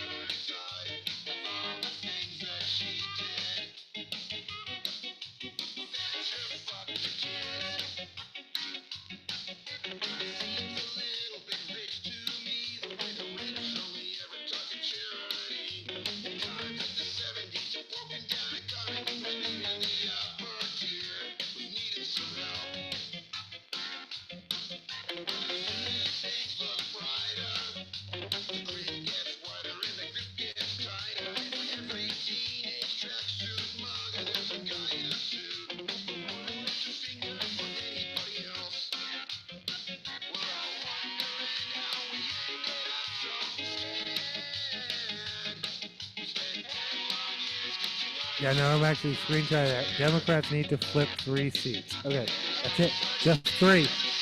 Pick your battles.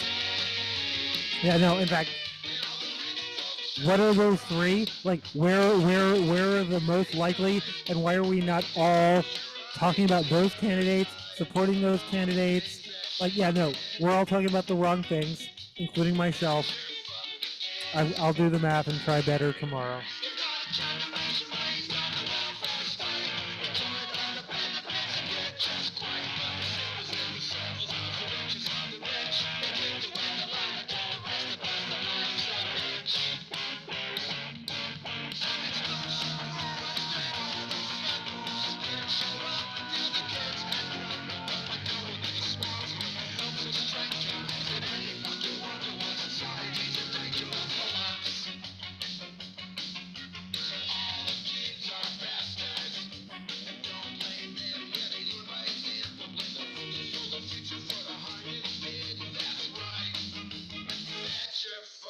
Kids. Sure you want me to sing this like Frank Turner?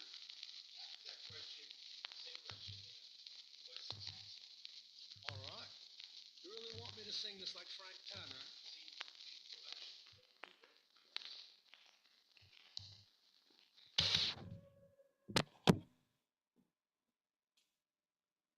That was No Effects with 2 songs covering Frank Turner, preceded by Frank Turner with 2 songs covering No Effects off of West Coast versus Wessex. And this is a 45. Okay.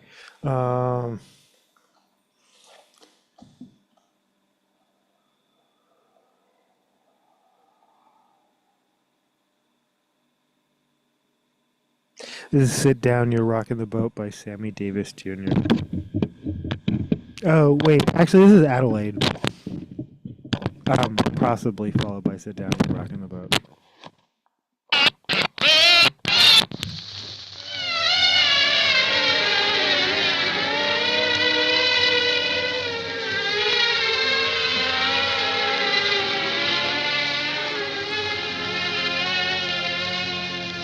Unaccustomed as I am to getting better, I am taking this occasion here to say that me and Adelaide are finally Good Morning America. For the first time ever, a person who uses a wheelchair will fly to space. I've thought a lot about this. And I think this is important. Just as well, we have Space Force, which is now a military branch, and all the military branches are under Pete Hegseth, and they're our standards are standards and grr.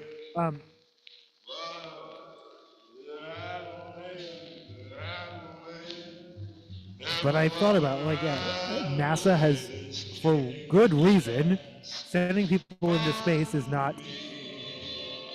But yeah, no, they've expanded over the years the age that you could be to go into space. And so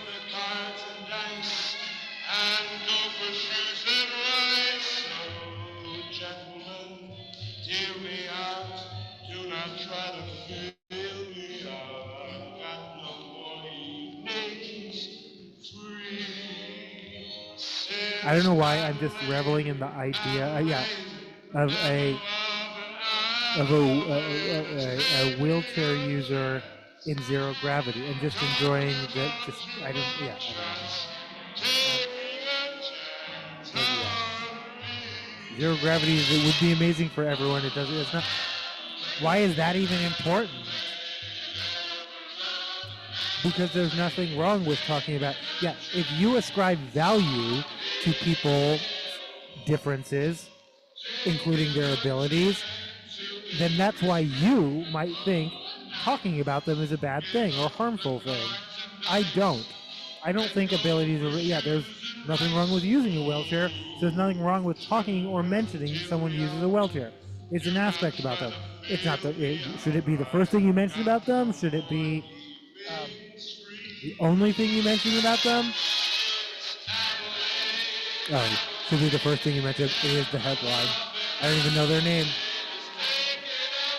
Let me buy you a drink first, and then I'll. Okay.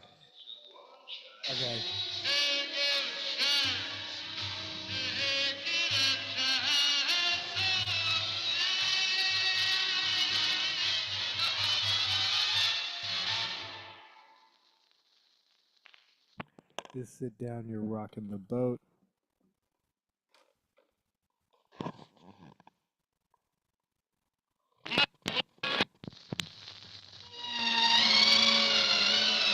By Sammy Davis Jr. off of. This is some kind of compilation. What is this album? Does this album have a name? Right.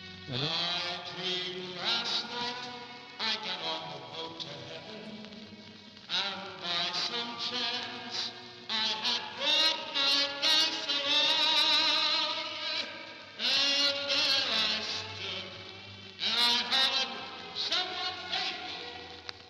But the passengers, they knew right from wrong. Oh yeah, no. Slate has a whole article on Katie Miller and her podcast and how she rebranded. Because she was like a right-wing firestorm. She was like a wannabe Marjorie Taylor Greene, but then she like backtracked and now she's like, I'm just a stay-at-home wife and a like.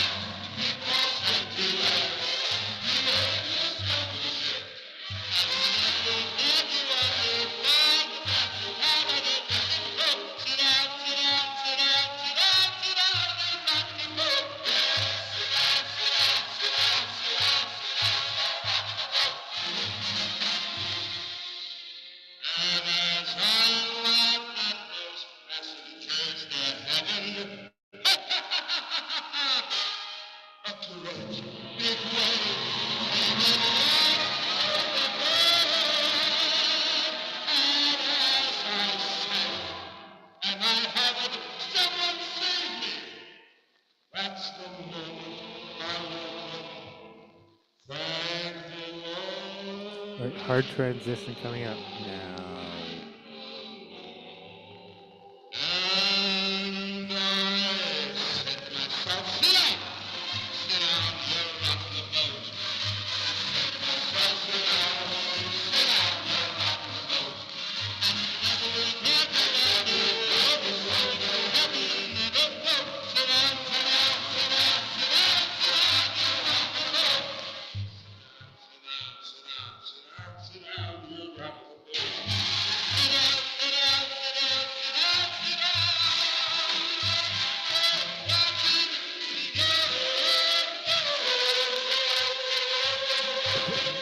Livingston, the finest wine you can buy in a 1.75 liter. It's not 1.7. I don't know what size this is. But in the big bottle. Find us in the big bottle. Not an endorsement, but though you're welcome to.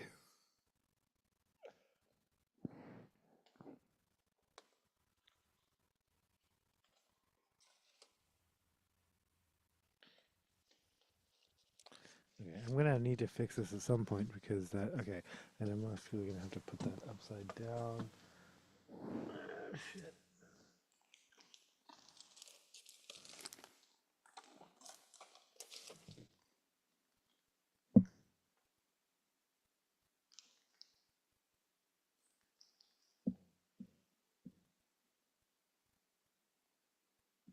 When in doubt, play track one, side one. This is She, performed by Snapcase. This is a Misfits cover.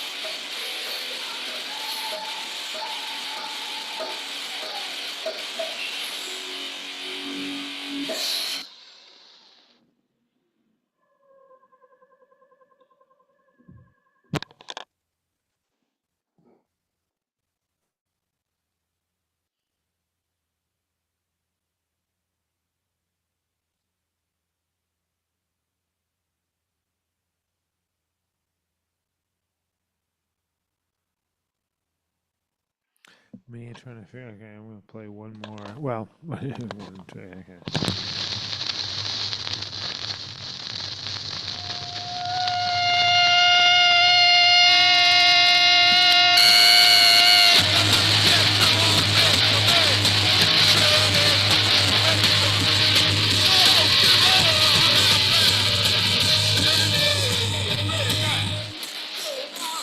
So down control, right? Yeah, down control. Good.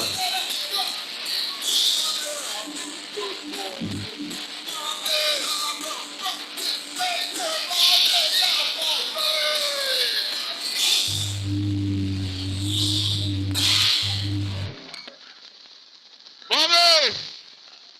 Can I come on in? Go, Tony!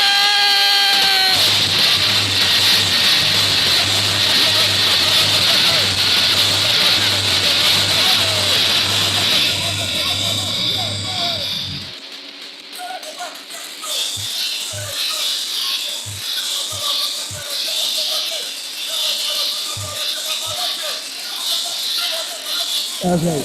Yeah, basically a deep dive into Katie Miller's podcast. I can't do that tonight, but I think I already recorded this. Daily Beast. Yep, Rob Reiner's son said to Bill Hader to get him thrown out of Conan O'Brien's party. I don't know why Bill Hader specifically singled out. Sounded like he was going on to everyone saying, "Are you famous? What's your name? Are you famous?"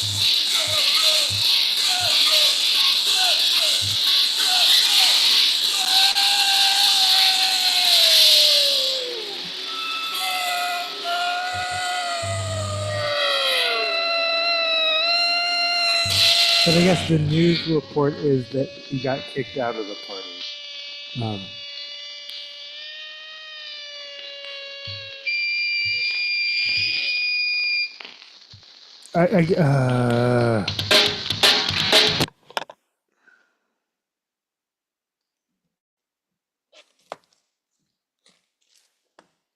I think the decision to bring him to a party.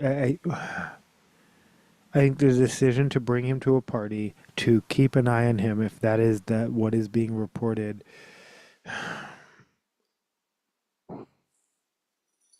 This is a dangerous intersection of victim blaming and accountability.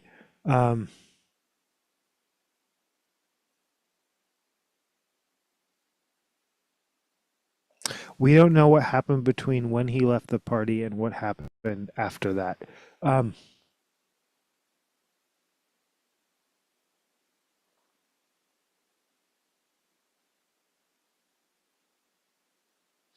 but we know he was unstable enough to commit the act he committed. I'm assuming we will find out. He was let in the door. I'm assuming he didn't or wouldn't have had to break in. So obviously, the victims, we cannot victim blame because they could have not have known what he was capable of. Hindsight being 2020.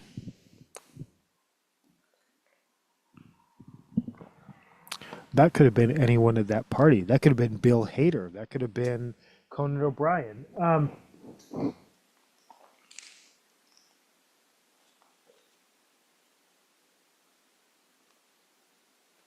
This is Unseen Hand.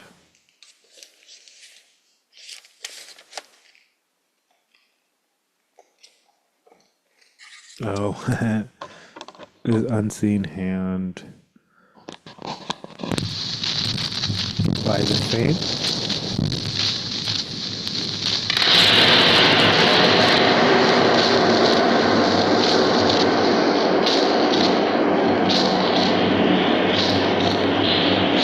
Oh, I played some Sammy. I have Frank Sinatra here. Oh, and I'm going to save it for a future episode.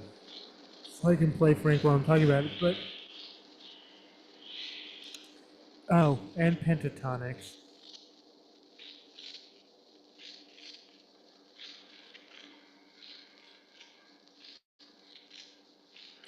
Frank Sinatra makes history with the first #1 on Billboard charts since 1967. Well, I can report that without.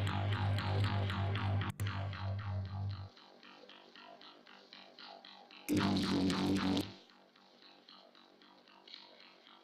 looking for the unseen hand. I'm looking for the unseen hand. I'm looking for the unseen hand. I'm looking for the unseen hand. I'm looking for the unseen hand. I'm looking for the unseen hand. I'm looking for the unseen hand. I'm looking for the unseen hand. Pete Davidson's a dad. I'm looking for the unseen hand. I'm looking for the unseen hand. I'm looking for the unseen hand. Okay. For the unseen hand.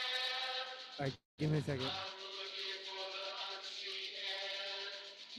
I'm looking for the unseen. Thanks for listening. Thanks for watching. Thanks for being here. We've missed it. I've been missing. I'm looking for the unseen hand.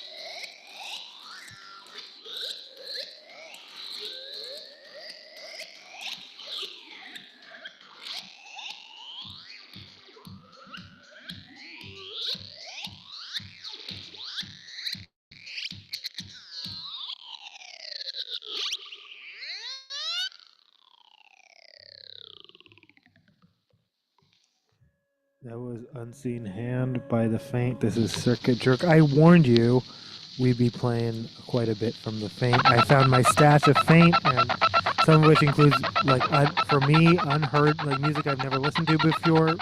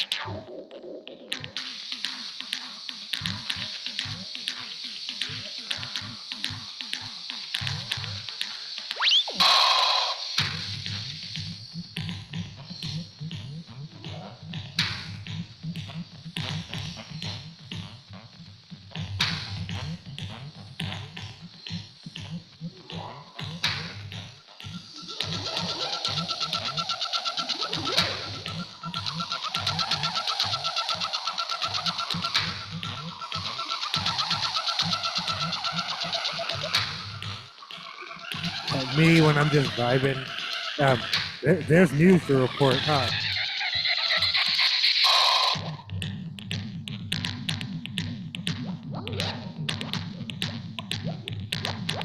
Oh, Pete Davidson. Oh, hold on. That's what I was going to do. Give me a second.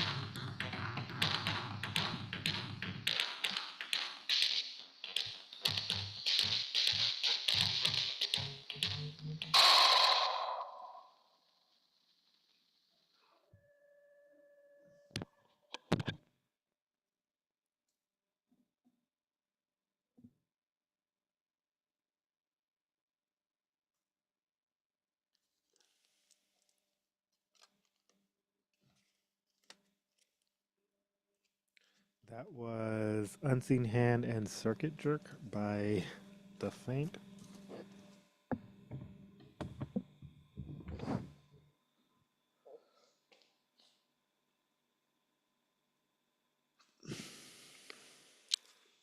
This is Wu-Tang Clan Ain't Nothing to Fuck With. Wit. Wu-Tang Clan ain't nothing to fuck with.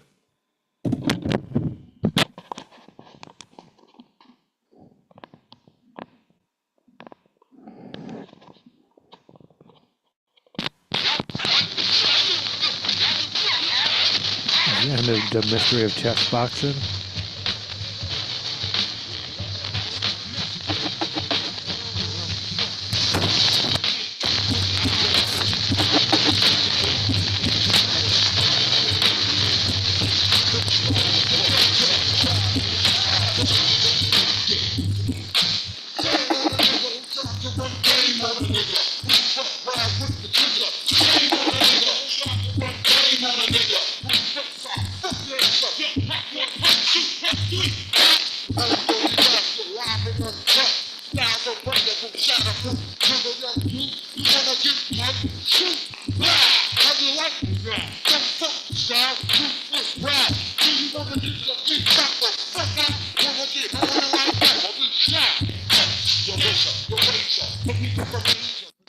Plan, understand, wave, gunning, coming at you. First I'm gonna get you once I got you, forget you. You can never capture to make it hand capture. For bomb and for rapture. Got me get behind and I'm master, my style. Never, I put the fucking walk in the wild, feel the terror. It's a show, a feather. My head from the shoulders, a brother. It has a feather. You need a better or whatever. Let's get together. Game on the nigga who tried to run game on the nigga. Who's fuck wild with? I really hope I do make it to tech news because there is some. Oh, but that baby, which you can't even see the baby, but yeah.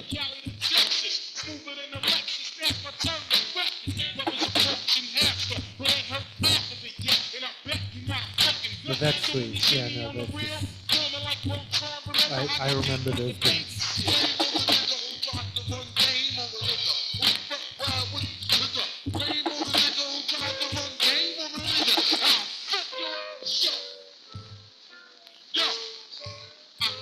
The Saturday Night Live alum, 32, and his girlfriend, Elsie Hewitt, 29, welcomed their first baby, a girl named Scotty Rose Hewitt Davidson, together, sharing the news on Instagram.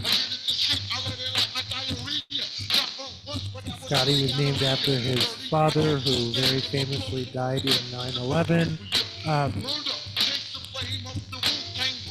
I'm sorry. I didn't give the context for why I'm playing Wu-Tang Clan. Pete Davidson. It's actually quite touching, but now it's going to sound funny because it's funny. It is funny. My best work yet. I'm absolutely overflowing with love and gratitude and disbelief. He would caption the post, which featured a photo of their child. Oh, that's what she said. That's what she said. My best work yet, oh, she's funny too, it turns out. My best work yet, I'm absolutely overflowing with love and gratitude and disbelief, Hewitt added, to which Pete Davidson replied, Wu-Tang forever!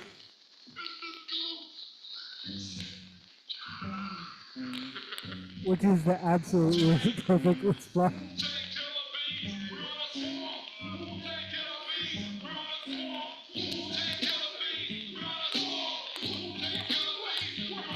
Is Wu-Tang off of the Entered with 36 Chambers. Is this Cream? Are we actually listening?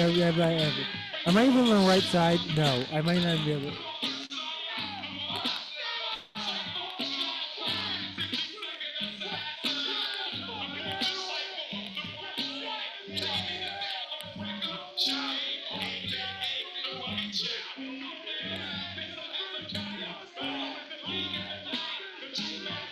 I just keep showing the album cover and hope that gives Matchsticks, formerly Matchsticks.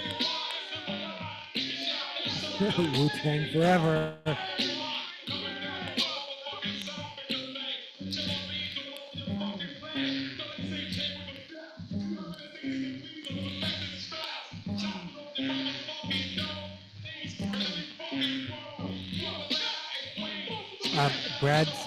People magazine, Brad Pitt scores legal win in winery battle as judge orders Angelina Jolie to turn over private messages.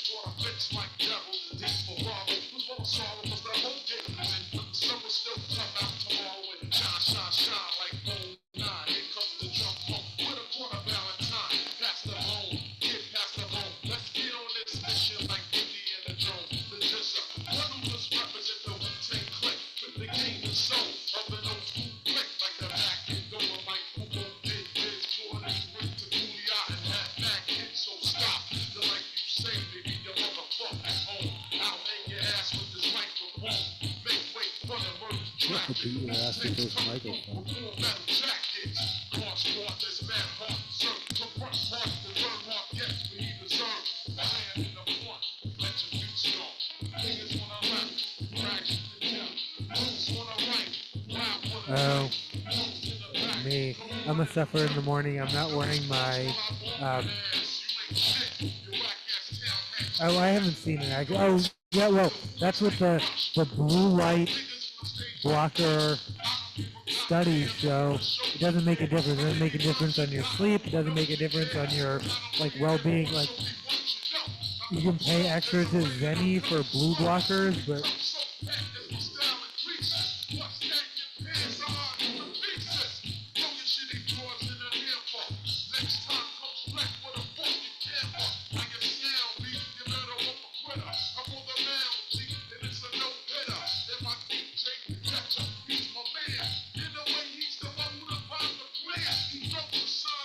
yeah, no.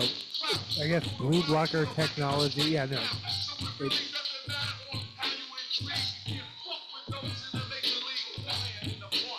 At least as far as like, yeah, if you're not going to stop looking at screens before you go to bed, well, if I wear certain types of glasses, or yeah, no, I don't know if it works that way.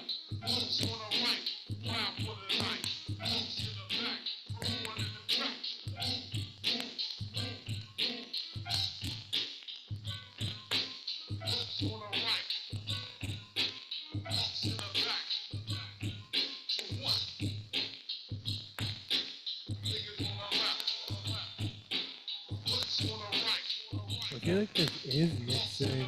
Okay.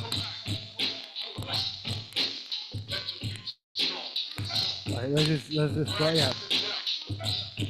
Golden Globe gift bags are worth just under $1 million. See the list of all 35 items. First of all, they didn't put it in list form. So, winners and presenters at the 83rd annual ceremony will receive a bag containing 35 offerings available on a first-come, first-served basis. Packed inside an Atlas bespoke signature duffel bag is a gift book detailing all 35 offerings included in the gift bag. The most exclusive are travel offerings. So it's really, it's a brand got the deal for the bag, and then celebrities who will have people will now be shamed into having to hold the bag, and if someone else, the celebrities who have people to hand the bag off to. Came through, God, out of nowhere, God. Word is born, I'm coming to get my coach's cipher, God. And they just, word is born, crazy shots. What the fuck off, God? The nigga laying there like a fucking newborn fucking baby, God. Is he fucking dead? The fuck you mean is he fucking dead, No. God? Fuck you think? The nigga laying there with this fucking, all types of fucking blood coming out of his fucking, yo, God, what's up, God? It's the God, what is wrong? Yo, what's up? I'm ready to fucking late, I'm ready to get busy, God. What's up? What's up, yo? It's the God, fuck that, man. Yeah. What is he talking about? Fuck out of here.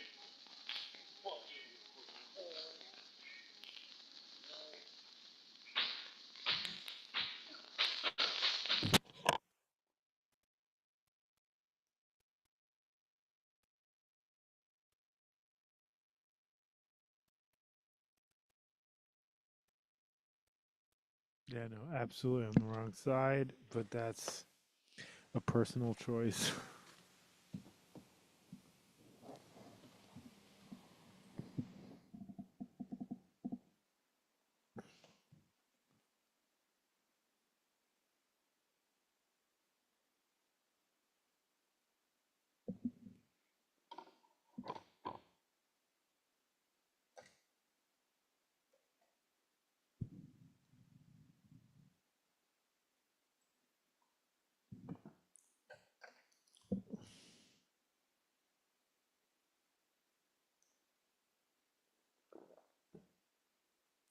This is Lie to Girls, followed by Don't Smile by Sabrina Carpenter off of Short and Sweet. That is, oh, me. When I special ordered years before, pre-ordered an exclusive different cover, but this isn't the controversial cover. I mean, she's in the same pose, but there's no man grabbing her hair. That's what makes that particular cover, a standard cover, I believe, controversial. Again, consent is a men can grab your hair. It's okay. It's okay. Are you a man and wanting to grab women's hair? You can, but you need consent.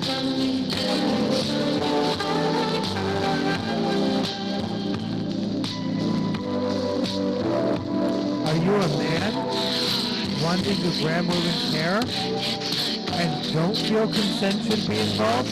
Have a seat over there. Like what? It's that simple. Like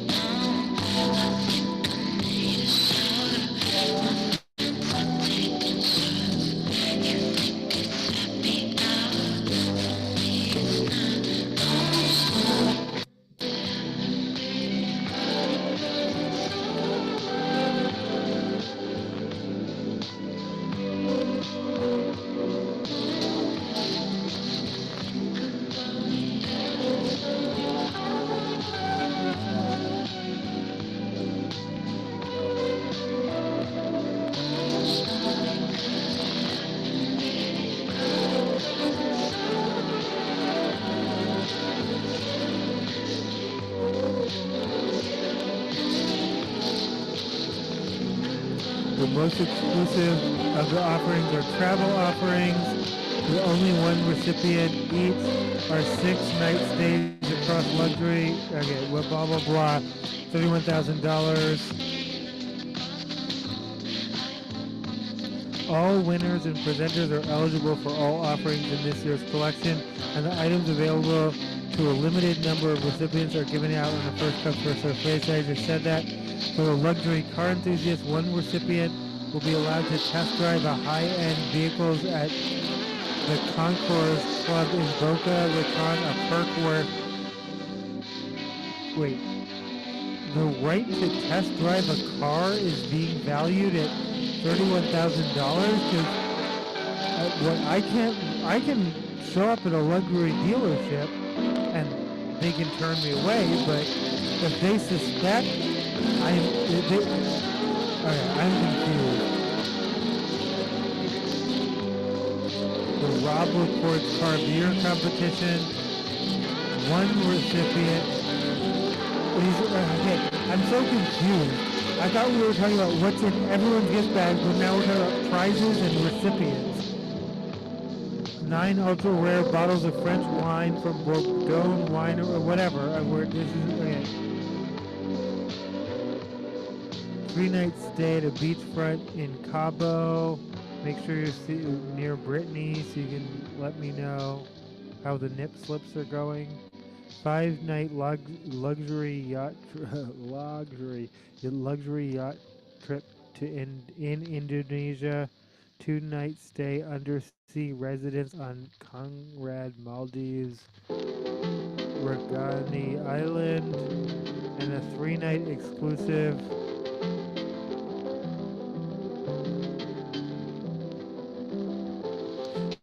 Don't Smile, That Was Lie to Girls by Sabrina Carpenter, offers short and sweet.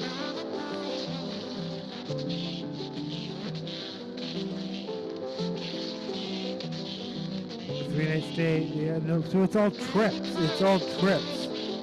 3-night stay at Hilton's in Maldives, 4-night stay in Bali.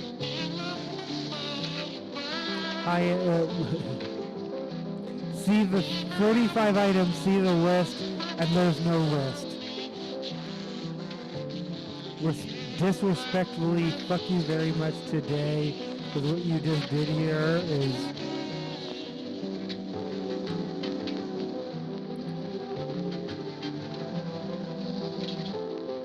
high-end skincare, high-end hair care, and perfume products, a rental experience at an ultra-private gym, and massages at a pair of Waldorf Astoria locations.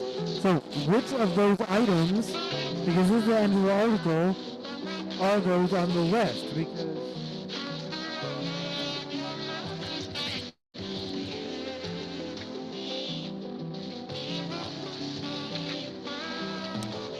bottle of Signet 22 and Signet 77, and a 6-bottle case of whiskey from Isle of Harris Distillery, valued at $1,000 to $1,080. But again, they're not in the duffel bag. So it's all coupons you need to redeem somewhere else.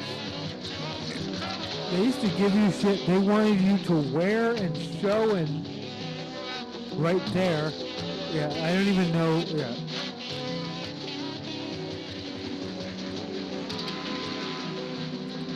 The Oscars are moving from ABC to YouTube starting in 2029. ABC has famously broadcast the award show since 1976. Wow. So they will have my entire lifetime, and they have my entire lifetime basically.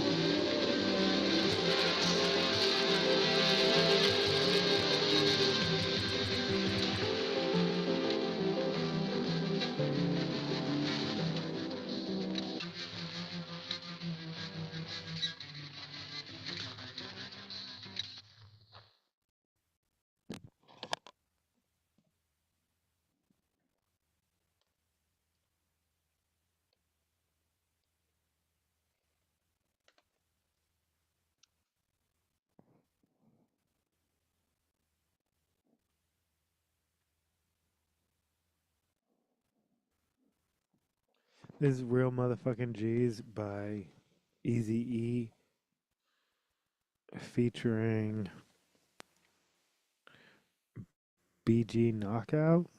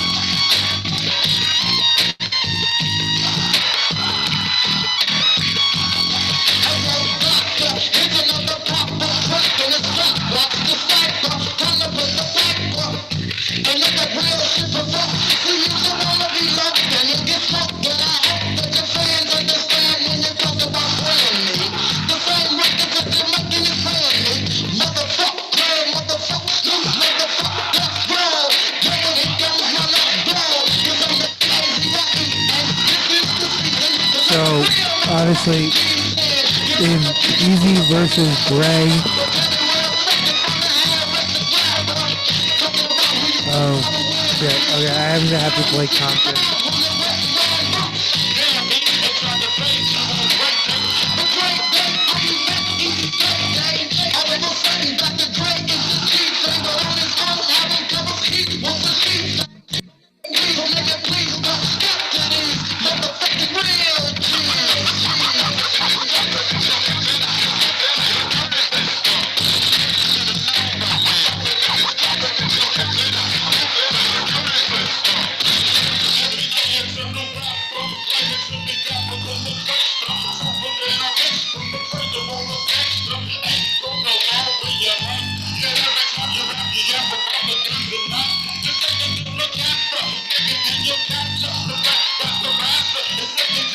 According to Gina, this is what a variety, but according to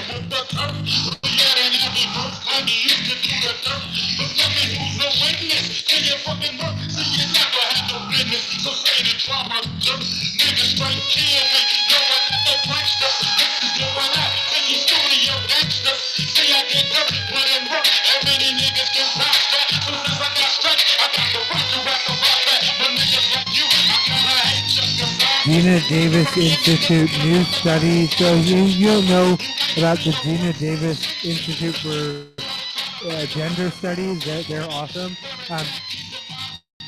shows how film fails to portray experiences of women over 40, including menopause and aging. It's an exclusive to Variety, but now I'm reporting it, so it's not anymore.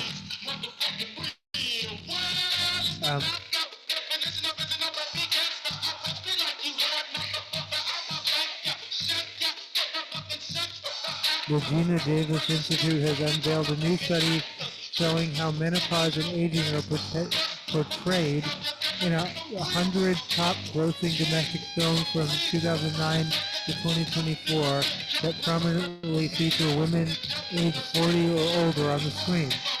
The key findings of the study, called Missing in Action, writing a new narrative for women in midlife on the big screen, shows how menopause is nearly invisible.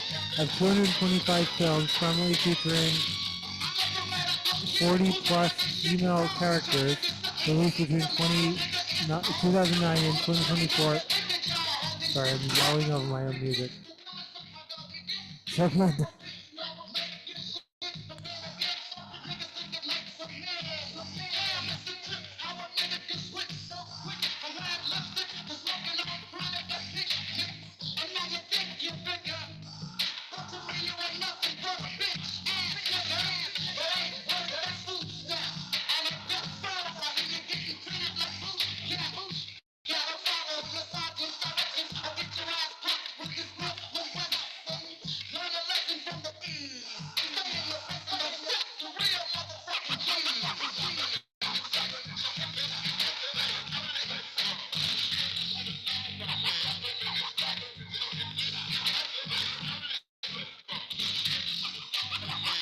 Of the 225 films prominently featuring a 40-plus female character released between 2009 and 2024, only 6% or 14 films mentioned menopause. These mentions were usually side comments. Only one film featured menopause as a prominent storyline.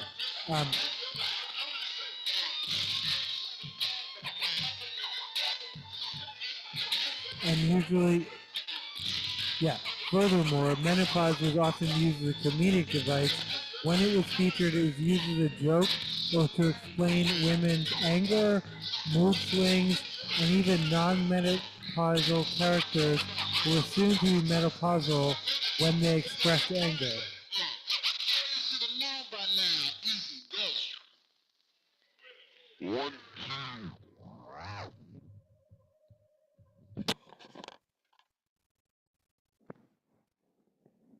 Should have known by now. Easy does it.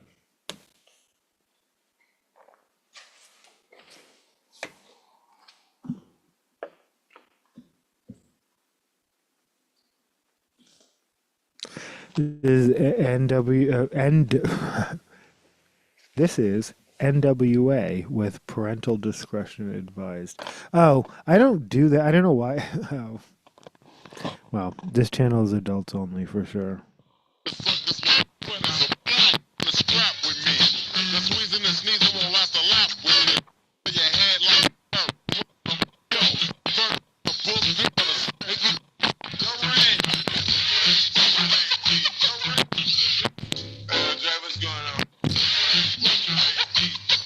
Go Red.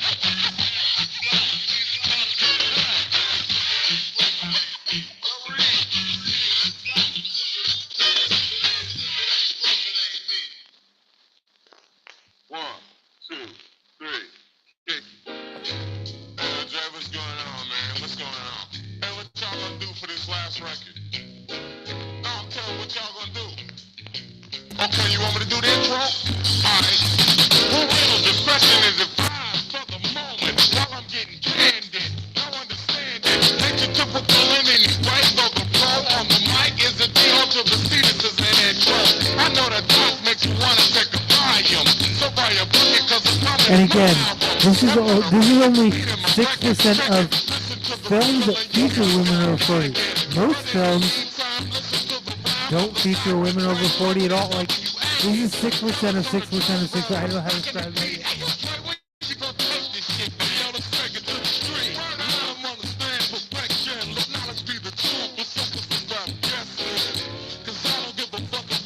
Britney Spears, Cabo, nip slip. We're not talking about it, but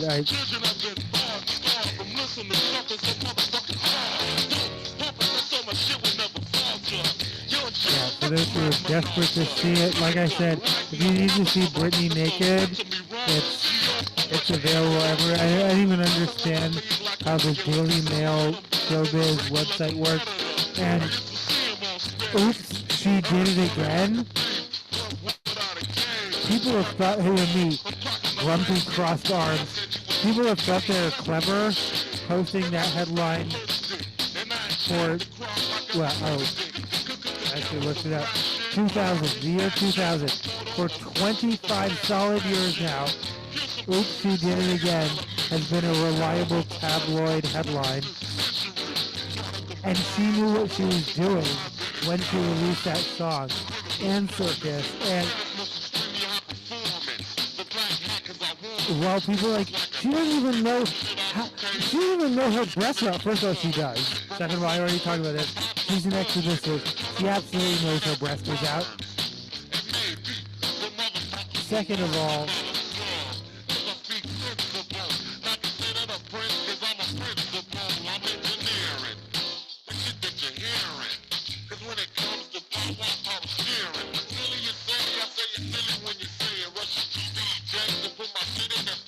oh shit.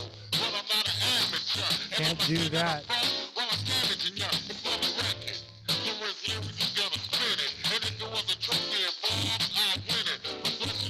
There's a certain gesture, me, when I'm like, there aren't that many racist gestures. As it turns out, there are tons of them. Me. Me also. Oh.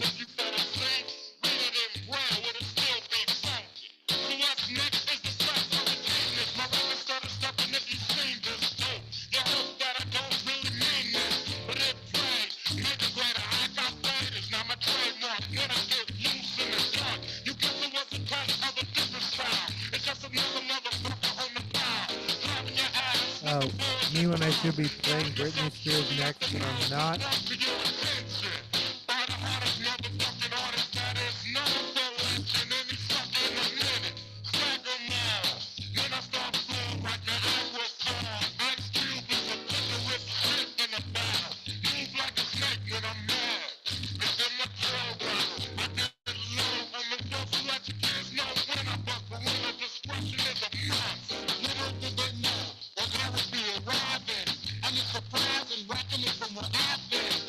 But yeah, no.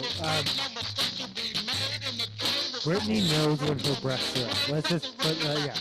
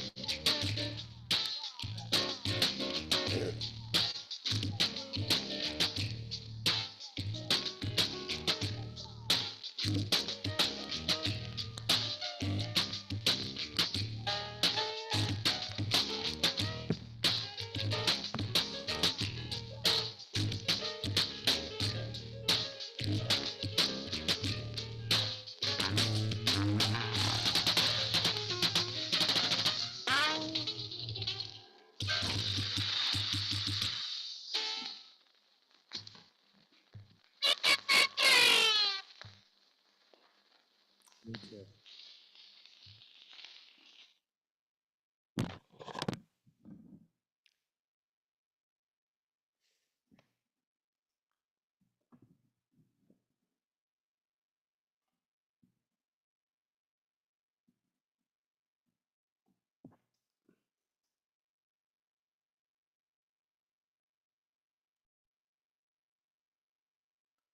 This is "Burn Me Once" by Bella White. I'm not sure what this. We'll find out. Off of Birds and Snakes or whatever the fuck this is. So yeah, no, Birds and Snakes. We're just calling this shit Birds and Snakes now.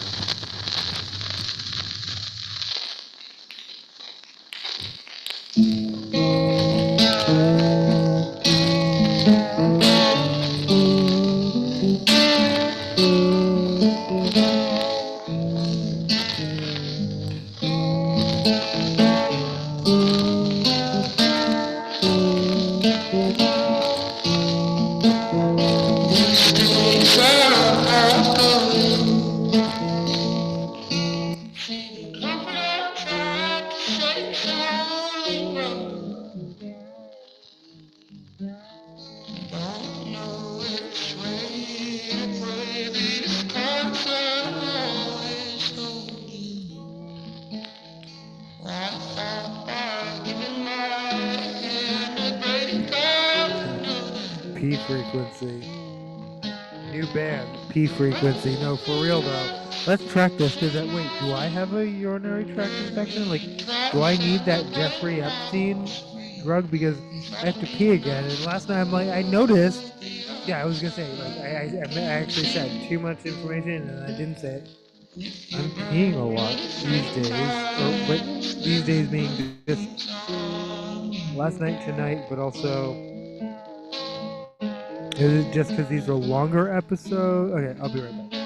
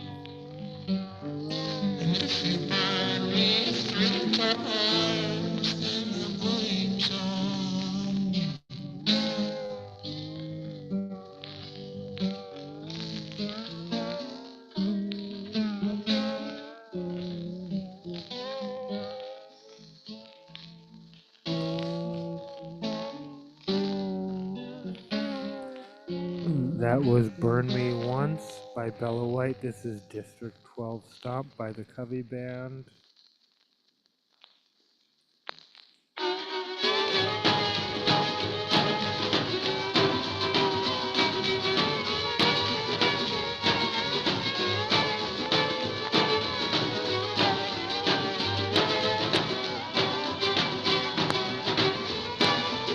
This is me desperately. Where's my drink?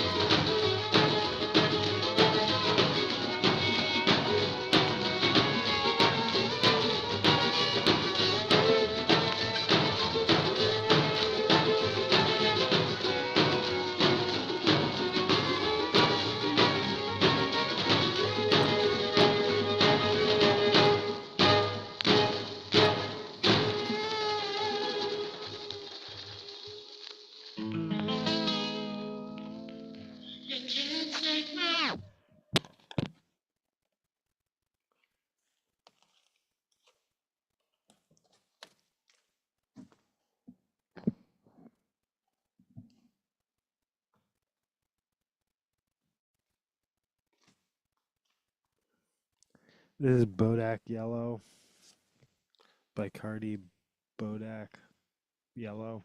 No, I don't know what we're talking about.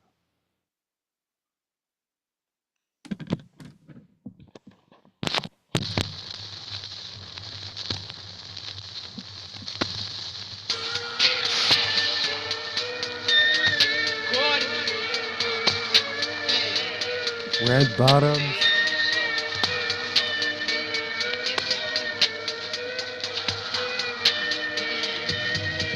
That little bitch, you can fuck with me if you wanted to. These expensive, these Oh is shit. red Okay. bottoms, these is bloody shoes. Hit the school, I can get them both. I don't want to choose, and I'm quick. Cut a nigga off, so don't get comfortable. Look, I don't dance now, I make money move. Say I don't gotta dance, I make money move. If I see you now speak, that means I don't fuck with you. I'm a boss, you a worker, bitch. I make bloody move. Now she say she gon' do what a hoop. Let's find out if she call I'm actually a worker bitch, actually. Just that I'm not a boss. Well, like a boss. Like a worker bitch.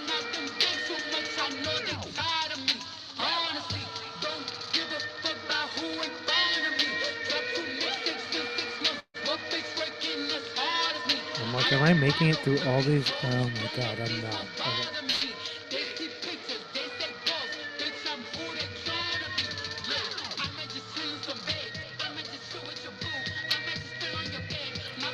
Um, the executive, yeah, the HR executive in the Gwyneth Paltrow Coldplay Kiss Cam scandal. Oh, so if you remember, she was head of HR. He was the CEO. The company was called Astronomer. They ended up hiring Gwyneth Paltrow to appear in a video.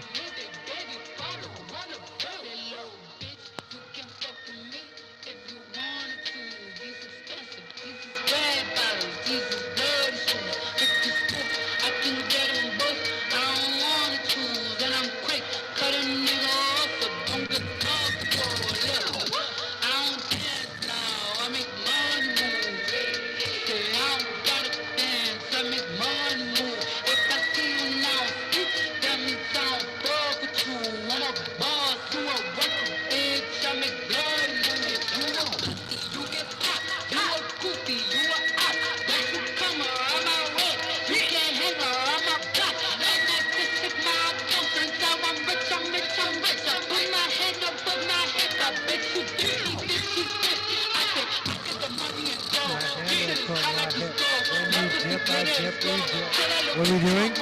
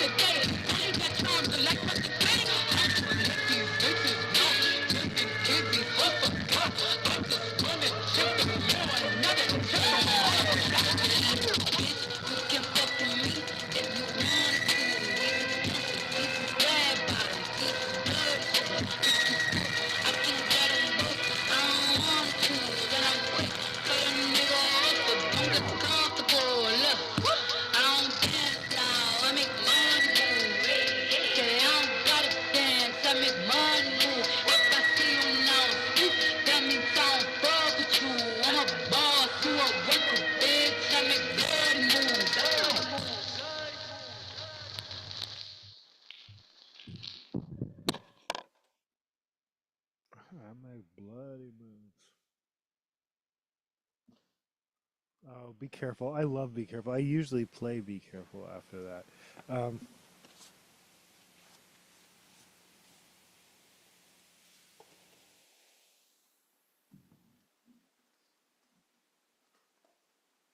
This is the. Did I play this last night? I feel like, oh my gosh. Well, okay. Well, if this is the breakout hit of this channel, that can be okay.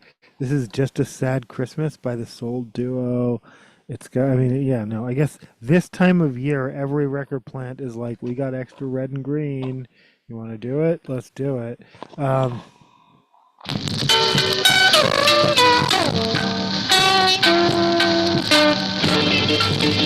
This is the soul duo with Just a Sad Christmas.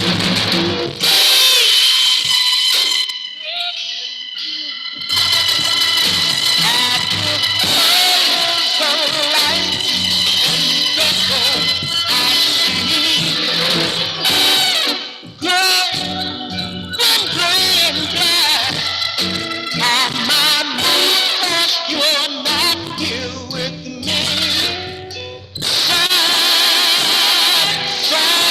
Christmas. You're not here with me.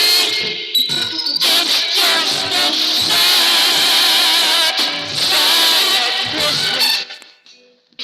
I can't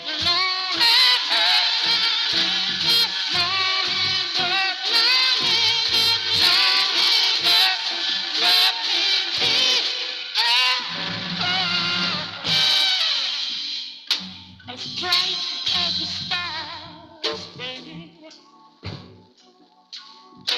as bright as the snow.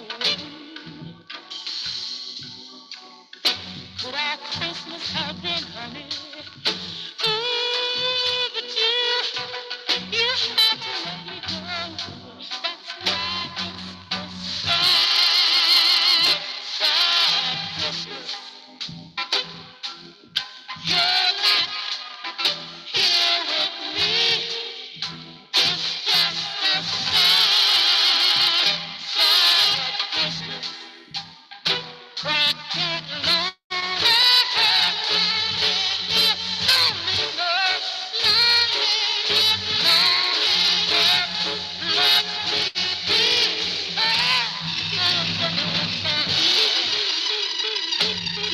Oh, well, she has a name, but I'm not going to name her because, yeah. Was not laughing at the tongue-in-cheek commercial that her former employer, starring Gwyneth Paltrow, and again, she didn't work for Goop. That was the part I was confused. She worked for Astronomer, but after about a controversy that upended her personal and professional life. In a pair of interviews, Cabot called, the individual, yeah. I was such a fan of her company, Goop. Really? So you were the customer for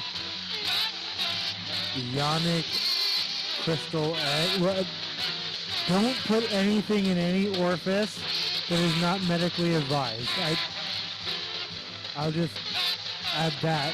Disclaimer also, this does not constitute medical advice. Opinions I express are purely my own, and I need to go to bed.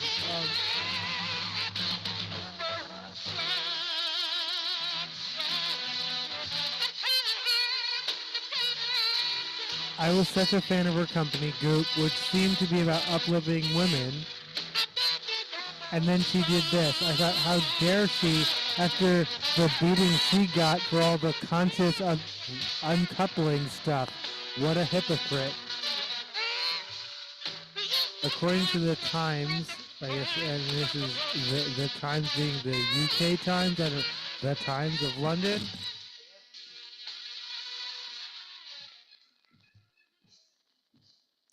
Cabot got rid of her Goop products in protest.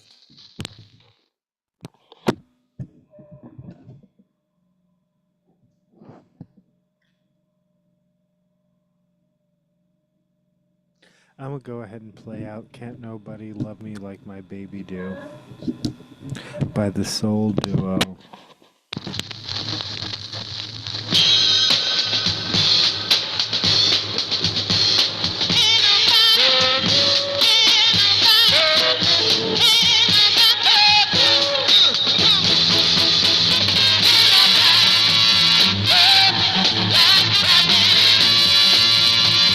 A spokesman for Paltrow did not immediately respond to people's request for comment about the criticism.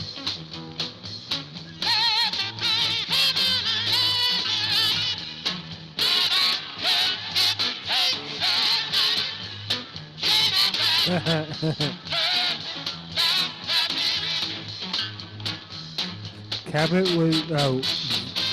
was working as astronomer's chief people officer when she was spotted on the so-called kiss cam with the CEO in July. The two appear mortified by the attention. Coldplay Chris Martin, Paltrow's ex-husband, from whom, as Cabot said, Paltrow uncoupled in 2014, playfully called out their reaction from the stage, joking they might be having an affair. They both soon left their jobs as they became targets of endless memes, mockery, and discussions about workplace ethics and the appropriateness of exposing personal behavior in public places. So obviously most of that discourse was, yeah, you can, if you're in public,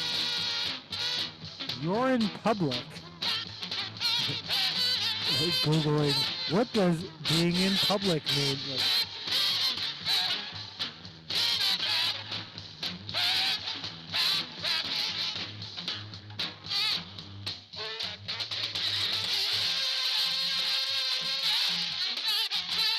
this is Numero group, and I don't know why that, yeah, is important, but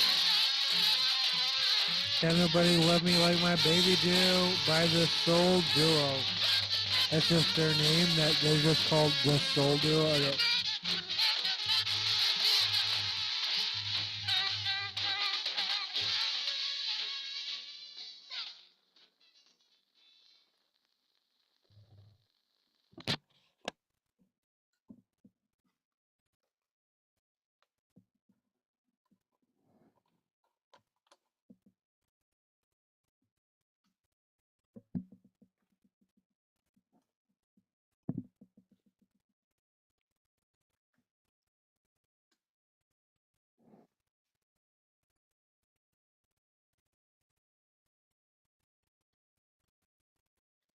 This is Hanukkah, I think. We'll find out.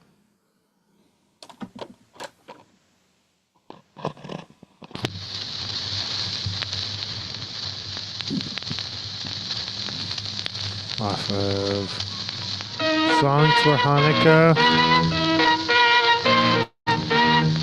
The Jewish Education Committee of New York is the producer of this record.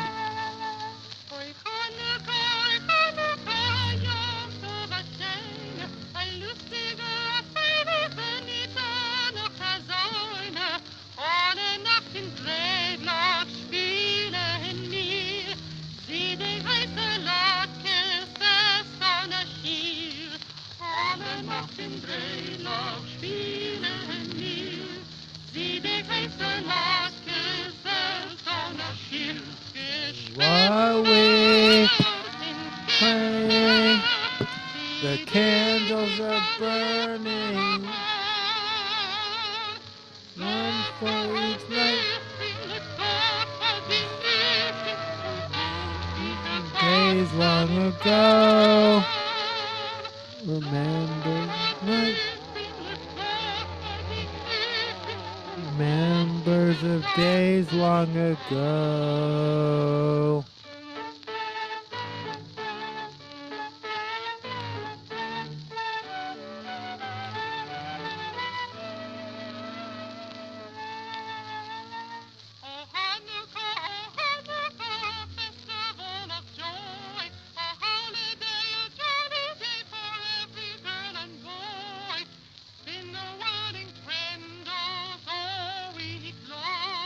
Eat a sizzling latkes, sing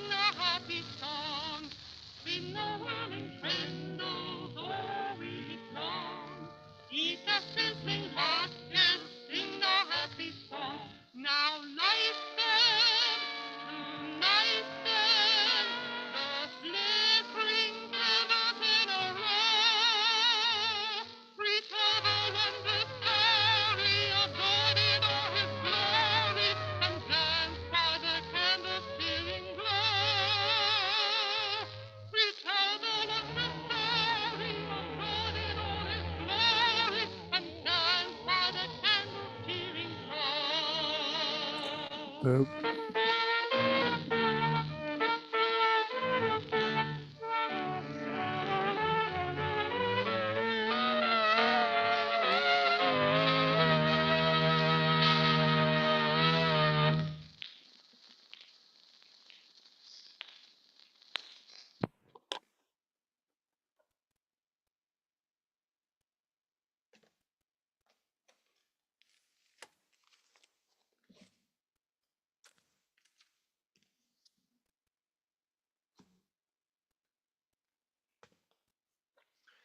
This is 311. Is that where? Is that right? Is that what we're playing?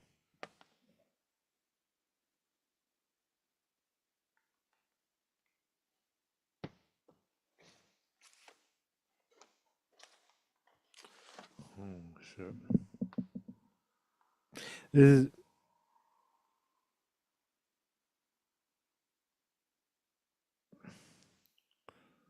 is Beautiful Disaster by 311, followed by Counterfeit Countdown by Limp Bizkit.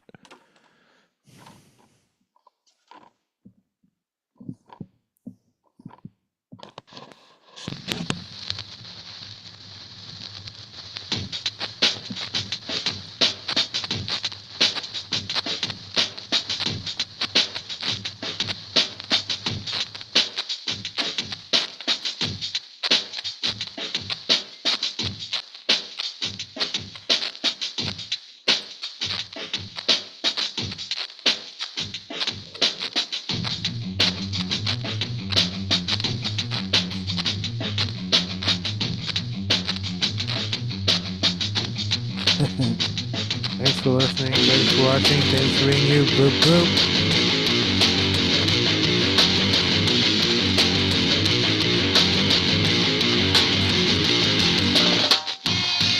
This is Beautiful Disaster by 311.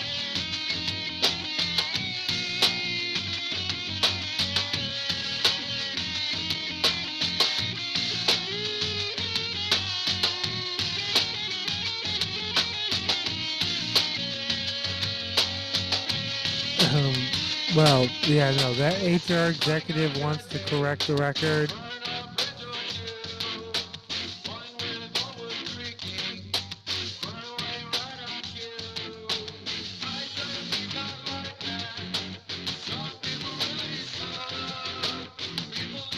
In new interviews, she says she wants to correct the record, echoing what a source close to her told People in September, that she did not have a sexual affair with the individual. She said she only kissed him on the night of the concert. She was already in the middle of leaving her own husband.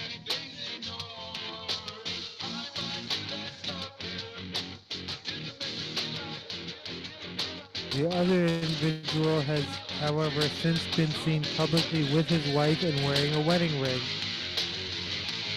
Oh, wait, did you say has or had?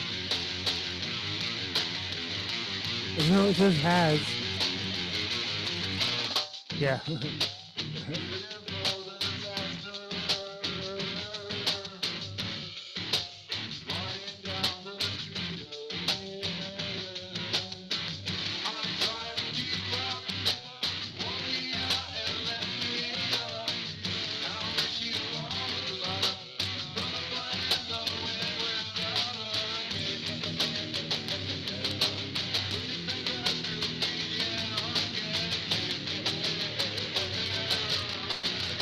Me too. But no, obviously, sorry, obviously not. So obviously, except I have to state it. So not obviously.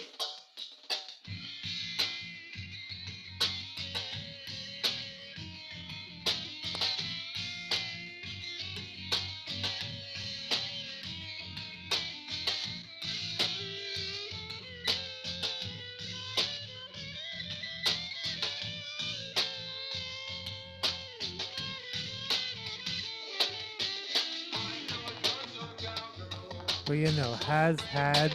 It depends. Yeah, no. It. Well, yeah. Whether you're talking about,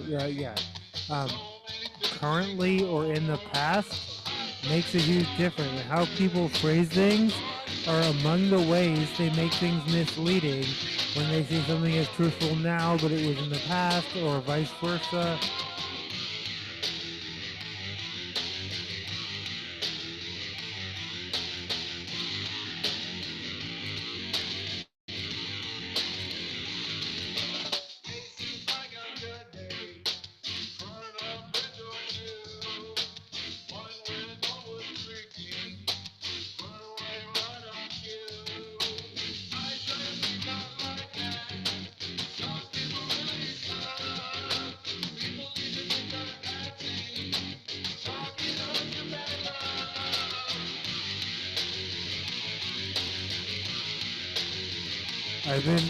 Gwyneth Paltrow. I've been hired on a very temporary basis to speak on behalf of the 300 plus employees of Astronomer. Paltrow said in a video which was seen millions of times, "We've been thrilled. So many people have newfound interest in data workflow automation." Again, it was a corporate sponsored video.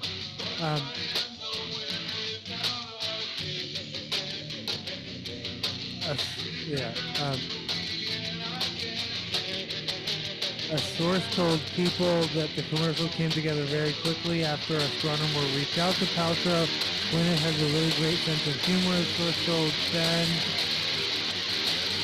and it felt funny enough for her to do.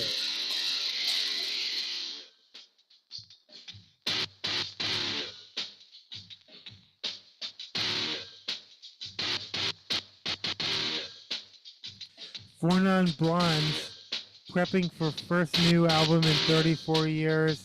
So obviously, like, hey ya, and we're not going to talk about Nicki Minaj tonight. I've managed to avoid talking about Nicki Minaj.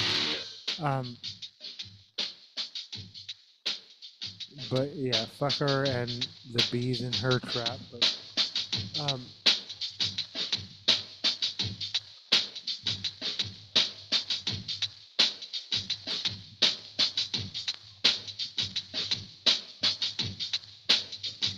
like, the cycles of influence.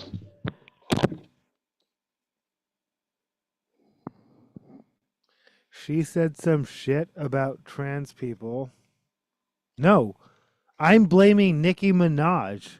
She said some shit about trans youth after Gavin Newsom said some things about trans. Okay. Oh, that's interesting.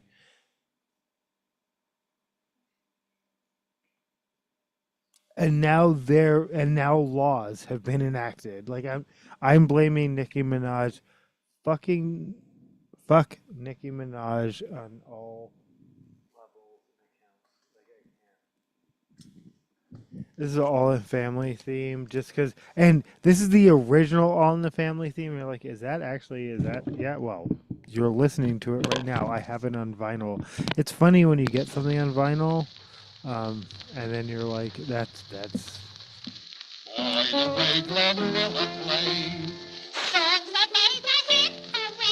We already did our Reiner updates, but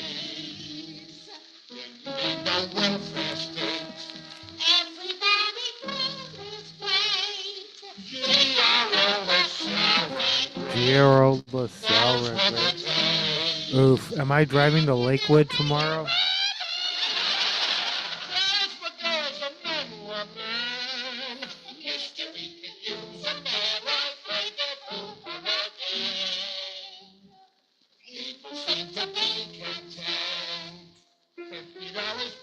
Me, when I realized like the All in the Family's theme contained an anti-trans slur, but I didn't realize it because at that time, gay didn't even mean to. Oh, it did, but it didn't. But it did. Okay, anyway.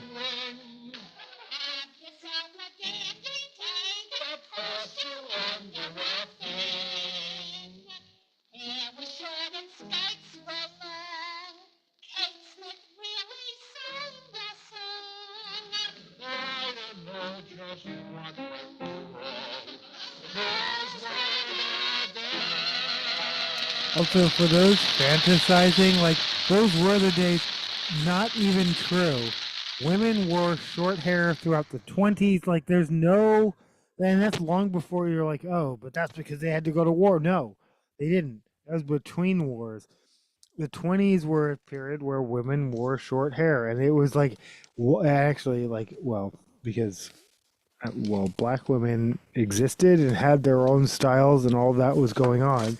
But white women who dominated popular culture, they were wearing like spit curls, aka like, yeah, anyway.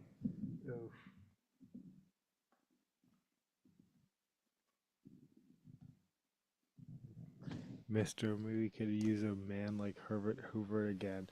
Um, I already acknowledged I love Euro dance, Euro pop. This is me. We already talked about reactions to Trump's speech, but this is me by Sarah Bro. Um, or not? Oh, wow, or not. Um,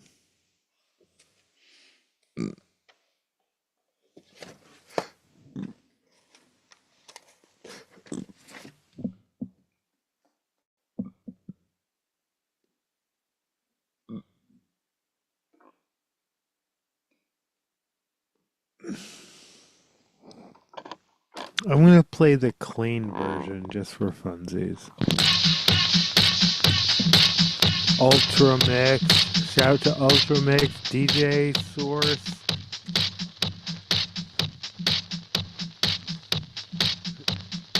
Carl.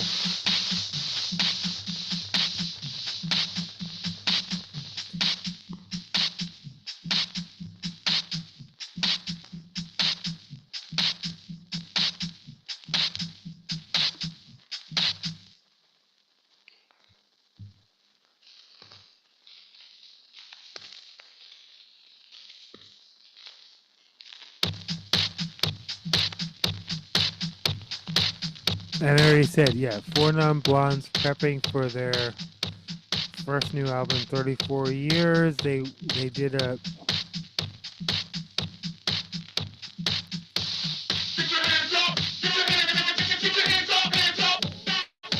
Four Non Blondes are returning to the studio to record a follow-up to Bigger, Better, Faster, More, their sole 1992 album, and the launch pad for their enduring super hit, What's Up?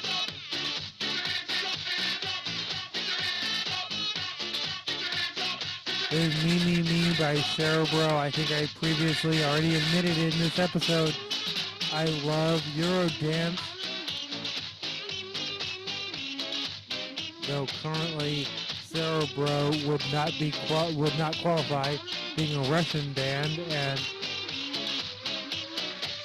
Russia was disqualified from Eurovision in 2022, 4 weeks after Ukraine, which explains why so many people are so angry that Israel is still included in.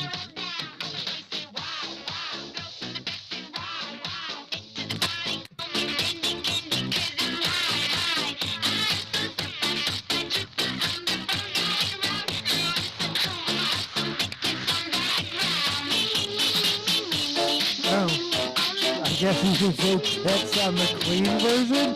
This is the clean version, allegedly, but let's find out. And also a reminder, I'm not a Gavin Newsom fan, but me.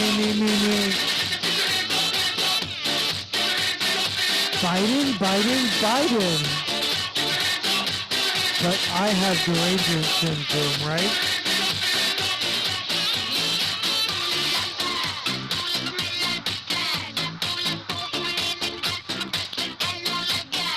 My Louboutin, red bottom.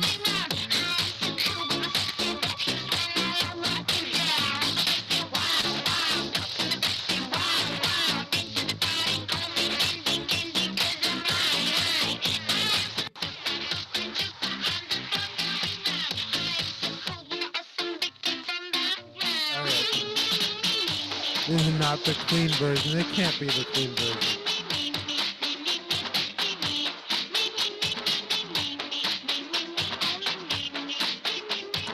It's Me, Me, Me by Cerebro.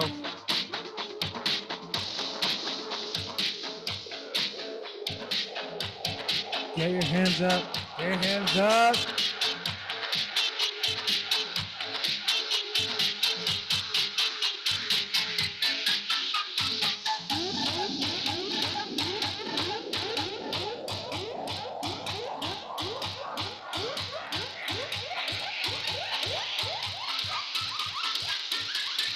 The band has signed to Kill Rock Stars for release sometime in 2026.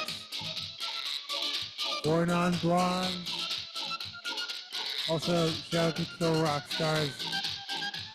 Still doing this shit.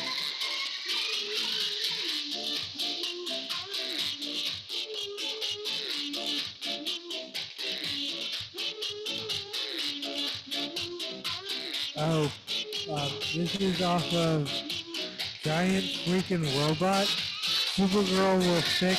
I think I showed this picture. I was like, is this actually an actual still from? Yeah, it is. Supergirl will fix a decades-old super problem. Mostly that Supergirl is just Superman, but a girl. In this case, she's not. Yeah, she's dark. She's edgy. I'm actually a little bit excited. For a long time in the Superman franchise, they did something unique and interesting. They made her dark and edgy. I'm not going to read the whole article now, but they went through all of it, and like every single version, including the CW. Is that true? In the CW version of Supergirl, she's a reporter, and friends with I'm like Jimmy, you know me, struggling with words right now. Names, not Jimmy Fallon, not Jimmy Kimmel. No, for real, Olsen. I would literally be done with life. Yeah, if I couldn't name Jimmy Olsen. Anyway, is that true? In the CW, they literally just made her Clark Kent, but a girl. Like they did the laziest. They didn't even try to create. And then by the final season, Lex Luthor was the big bad guy. Like, anyway, it sounds like this new Supergirl is like, we'll take her in a new and original direction. She is different. She's not just girl Superman. She's a completely different character.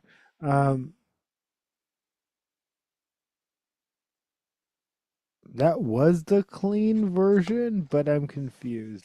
Or do I care? So we have dirty and clean versions. Shout out to you know who you are if you know who you are. If you don't know who you are. Speaking of work, which I'm not going to speak on anymore. But yeah, no. If you know who you are, you know who you are. But also, this is the Mary J. Blige remix. Touch it. Touch it, bring Hey, yo, it, babe. Swizzy, Watch I it, told turn him it, I was leave coming it, back stop, to bust automatic. Touch it, bring it, Okay. babe. Watch it, Remix. turn it, leave it, stop, automatic. You know who the guard be. Back when in the city and you know who the squad be. Flip mode, just look, see ain't nothing changed. No, I'm back with the remix with the queens of the game. When you see me in the spot, you can put it respect it. Y'all already knew it was rap. Ain't no reason to check it. And I know that you ain't. Don't be just for the record. Super straight on my rap. Mary J. Blige, come and set it.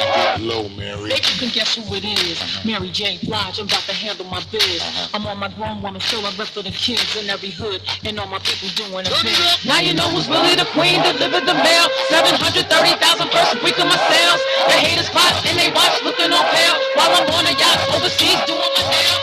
Hello, Mary. Well, let me show you how we do. I gotta thank everyone for copping the breakthrough. Busted, take one, the remix is take two. You love the way we reinventing how we just stay new. How we selling out the stadiums, arenas, and all. Only Louis and Gucci, we don't shop at the mall. Got you partying and dancing and having a ball. And you loving the way we repping how we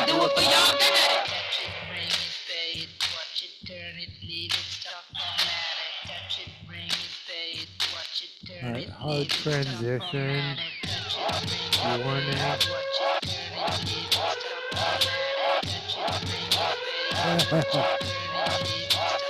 Every time, yeah, well, I'm not ready for my close-up, Mr. DeMille.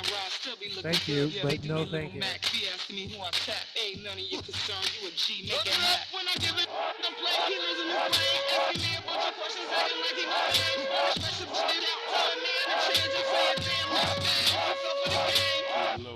Now he's sitting there looking stuck. He thinking because he spent a little dough, I'm going. If money anything, I'm saying let him shit know. Type the Me ATM too. account, how far you willing to go? Now we hopping on the jet, we ain't wasting no time. Tony always been paid, any place I can find. Hit the hours in the winter, taking all of this time. And it's shorty in the world, better than not, we ready.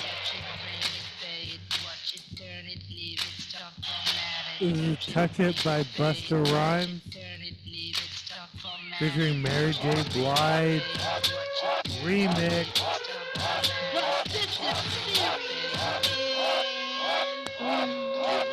Jiggling, baby. Yeah, go ahead, mommy. Don't I look charming? Put your lips up on me. Kiss it. Jingling, baby. Good. Yes, I wish you would. That has been sampled. Yeah, no. Exponentially, the sample.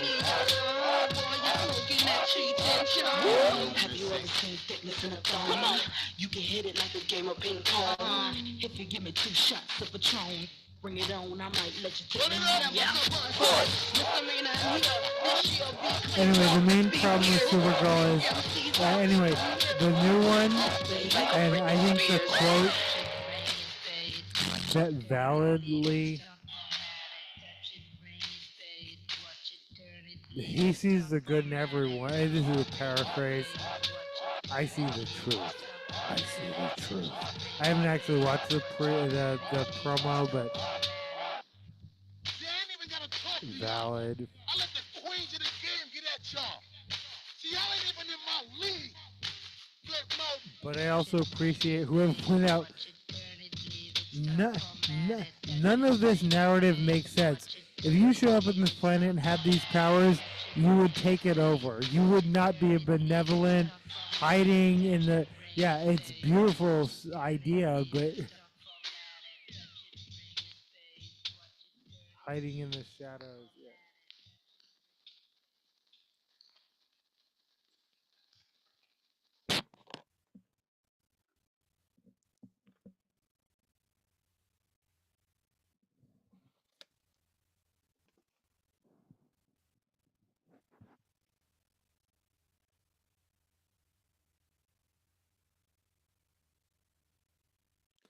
This is Honeymoon Blues, followed by Love in Vain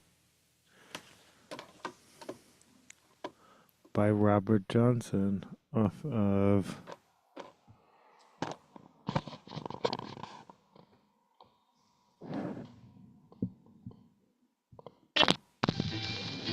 Still look good about you being there, baby. Woo! To make you lose your mind.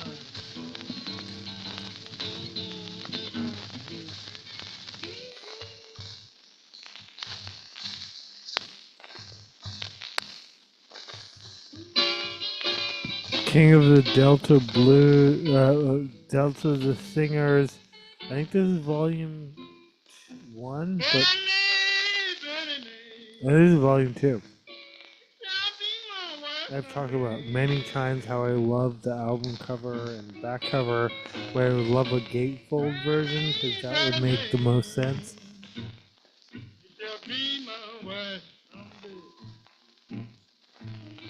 Oh, these songs were recorded in a hotel. That's Robert Johnson.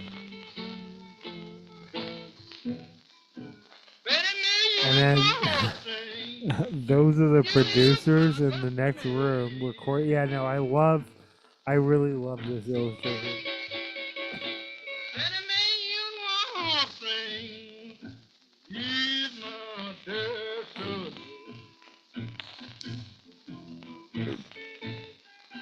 And you wrote it close to my mind, baby, each and every day.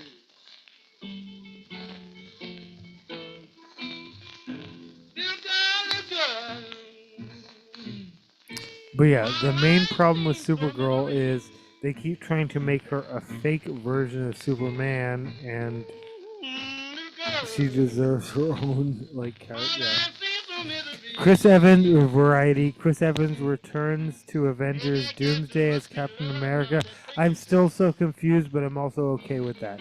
I love comics, and I love when I'm like, wait, so the daughter is now Batman? Like I'm confused. Like at one point, Commissioner Gordon's daughter was Catwoman. Yeah, no, whatever. The point being, yeah, no, I'm good with all of the twists and turns, and I'm fun with it.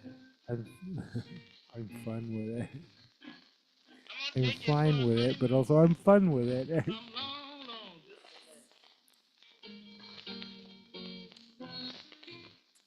But didn't Anthony Mackie official? Didn't you make it like official? Anthony Mackie is now Captain America. I'm and yeah, he was formerly Hawkeye, and now he's got. But anyway, Chris Evans, in I guess we're in Marvel Phase 4.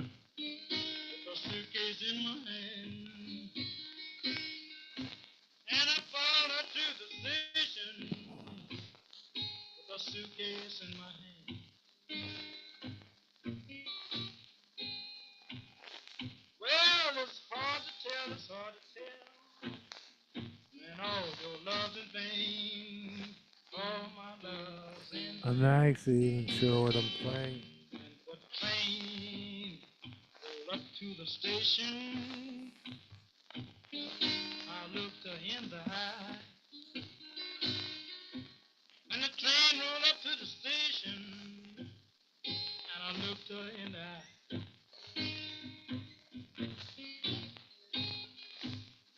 Well, I was lonesome, I felt so lonesome.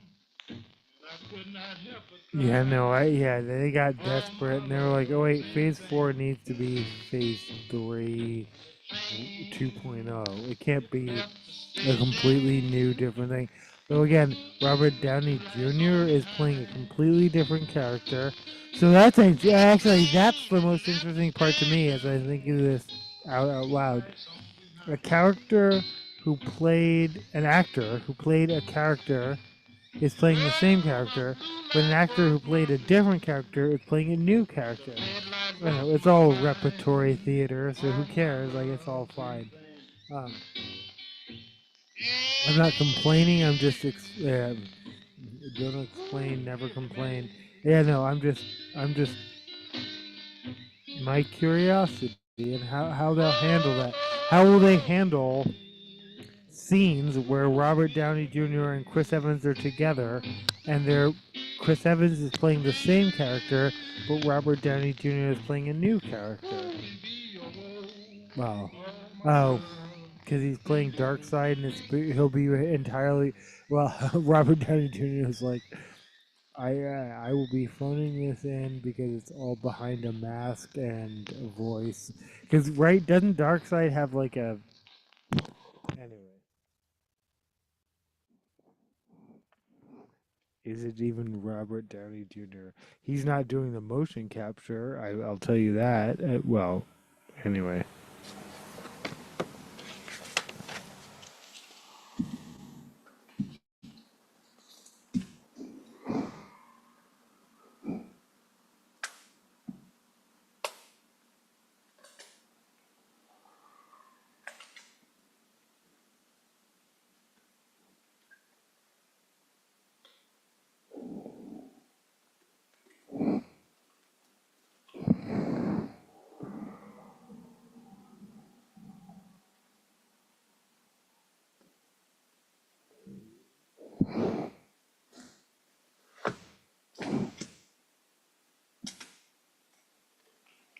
This is Low by Flow Rider featuring T-Pain.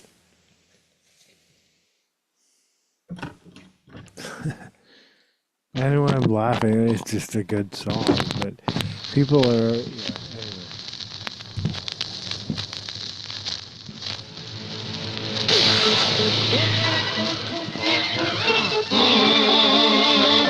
Let me talk to him. Let me talk.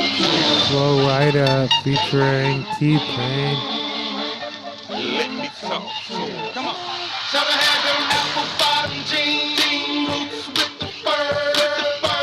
The whole Shout out to the Crow G's. She hit the floor, hit the floor. Last thing you know, shorty got low, low, low, low, low, low, low, low. Them baggy sweatpants and the Reeboks with the straps. Turn around and gave that big booty a slap. She hit the floor, hit the floor. Next thing you know, shorty got low, low, low, low, low, low, low, low. Never seen nothing that'll make me go. It's crazy, I'm like spit up a door. A new movie about Shakespeare's son is making people sob uncontrollably. I love the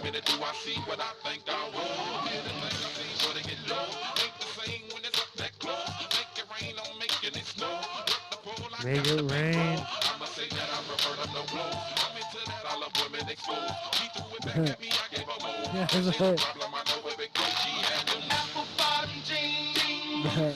This story contains spoilers for Hamnet, though it's based on a true story that happened more than 400 years ago. I love that particular and specific disclaimer. Chelsea Weekman, Yahoo Entertainment.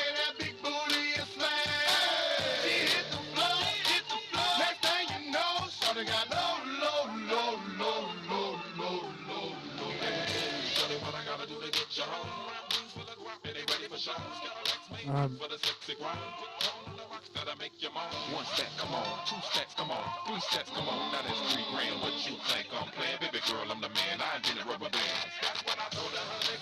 Molly Thomas cried so hard watching Hamnet in the movie theater that the woman sitting in front of her reached back to hold her hand for 10 minutes.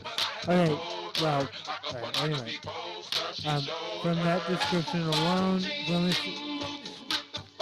it's a fictional imagining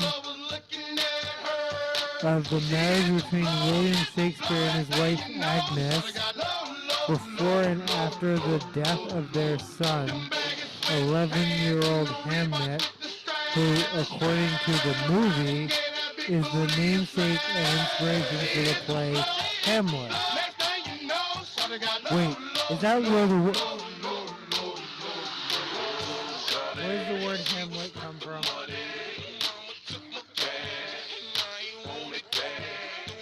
Oh, it comes from Old French meaning little hunks. Okay, I was like, for a second, I was like, wait, was it called Hamlet? No, right.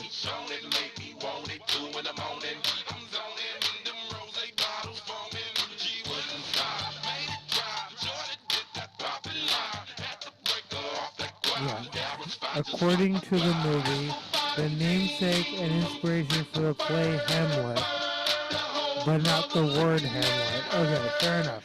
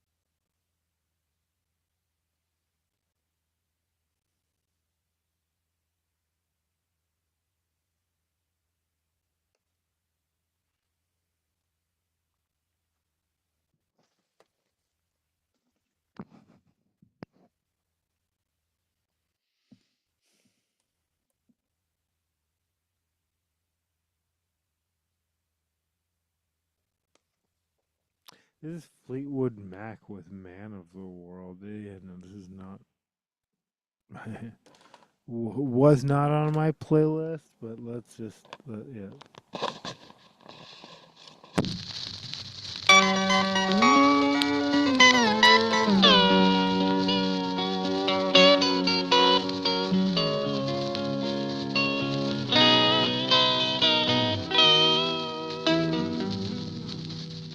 Shall I tell you about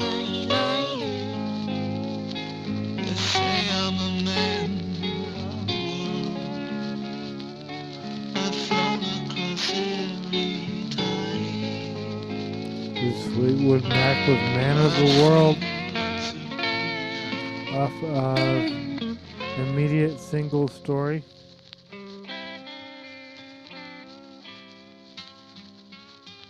I guess I've got everything I need.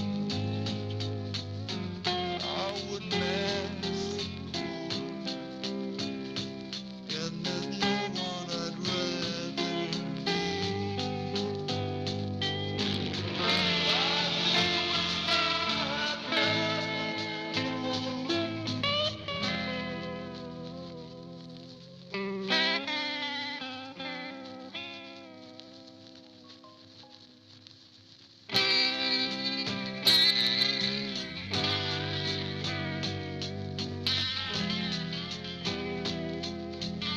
Again, we're talking about the death of an 11-year-old that's going to devastate anyone who has feelings. Thompson, a London-based lawyer, was well aware of that Hamnet would devastate her emotionally. She prefers her movies that way. One battle after another, the testament of Anne Lee and sentimental value all made her weep during the same recent film festival. In Hamnet's case, she started sobbing halfway through the film and continued through the end credits. I cry extremely easily. I'm very easily manipulated. Thomas jokes. Word. Same. People who know me personally know, I actually said I couldn't cry for years. I spent years not being able to cry. I do cry so easily now. Like, I'm not that. I'm not them. I'm not the one. Like, I would be already in tears 20 minutes in the movie, not halfway through. Like, I am the one. I burst into tears, and anyone who's watched this channel saw me with Rob. Oh, I can't even say Rob Reiner. Yeah, no, like, and again, that affected me more than anyone else outside of my age range, because but I'm trying to think of another example, and I can't.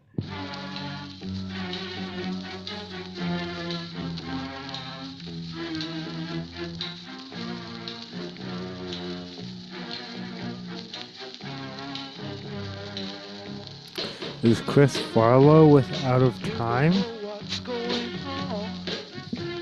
You've been away for too long. You can't come back. Think you are still mad. You're out of touch, my baby. But yeah, I also cry extremely easily. I said, baby,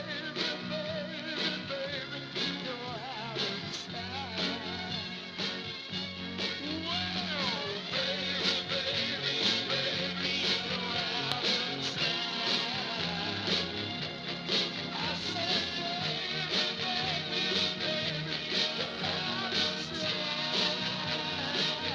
Oh, in space news, and I don't think we're gonna get to tech, science, business, or health. I wanted to talk about AI. Slop. Merriam-Webster made Slop their word of the year. My channel's word of the year, and again, who cares about my channel but if we're doing this, my channel's word of the year is baddie. I stand by that, but Slop is a good choice too. Oxford, I believe it was Oxford. Their word of the year is rage bait. That's a good one. But actually, Slop, Merriam-Webster, Slop that's a good one. And I'm still sticking with baddie. Oh.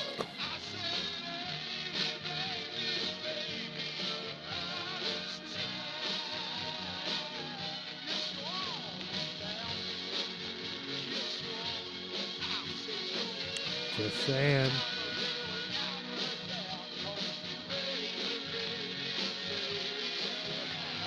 According to Total Film, Tom Cruise is no longer set to make history in space as the actor's NASA movie Edge of Tomorrow director has reportedly been scrapped.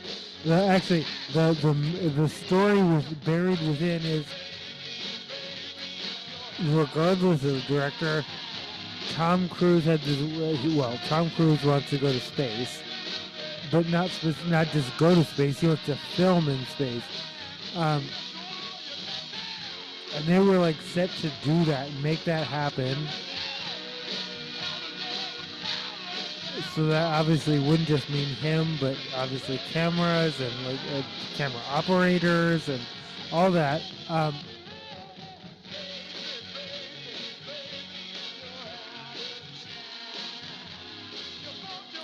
According to Page 6, sources say that the movie reached a dead end due to Cruise's reluctance to ask the president for permission to work with NASA. From what, quote unquote, from what I understand, they would need NASA coordination to do the movie, and supposedly Tom Cruise did not want to ask Donald Trump for a favor. Oh, and all of y'all who are like, I don't understand the John Travolta, Riley Keough, all of that. They're Scientologists. They're all Scientologists. Like that's, in fact, some people are saying that if that's true, I'm sorry. Some people are saying that John Travolta's, everyone's an adult in the story. Okay. That John Travolta's adult child was, even if that's true, so what? But whatever was used. Words. The argument is John Travolta and Kelly Preston, who is no longer living, and their child, the youngest one, I believe, Ben, is not their child because it's Riley Keough, who is the granddaughter. They used eggs from Riley Keough. I know, again, I don't have this lawsuit proves anything about other than just spreading, but it was reported widely. No response from John Travolta so far, as I know. It's all nonsense. It's all garbage. Like, yeah, this is making you cry.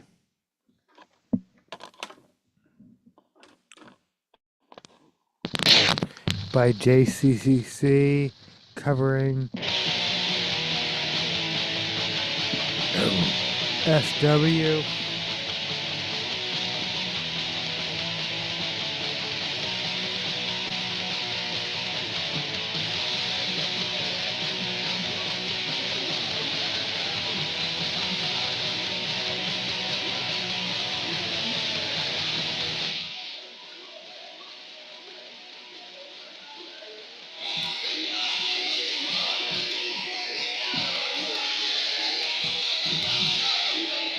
Yeah, no surprise, no response, but I'm sure they have to like formulate a response.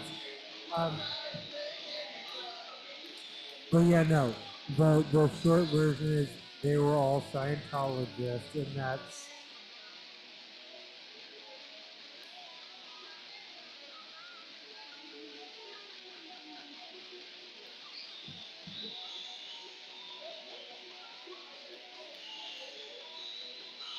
Did I finish that thought? Some people suggest that the Church of Scientology brokered the deal. Because people are saying, why would Riley Keough? And again, I think, wait, to sell your eggs, it's like a $5,000 operation. Yeah, it's still, yeah, no, because you have to. Anyway,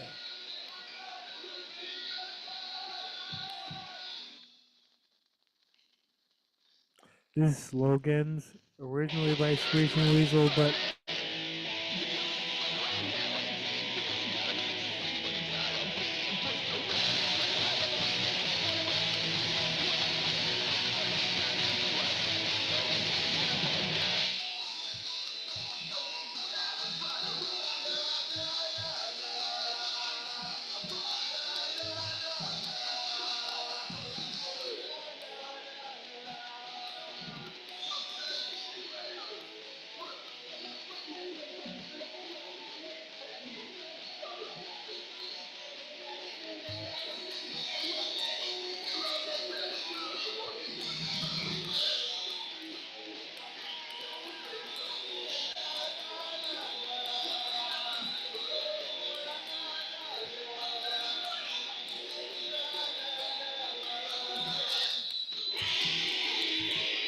don't ever listen to yourself.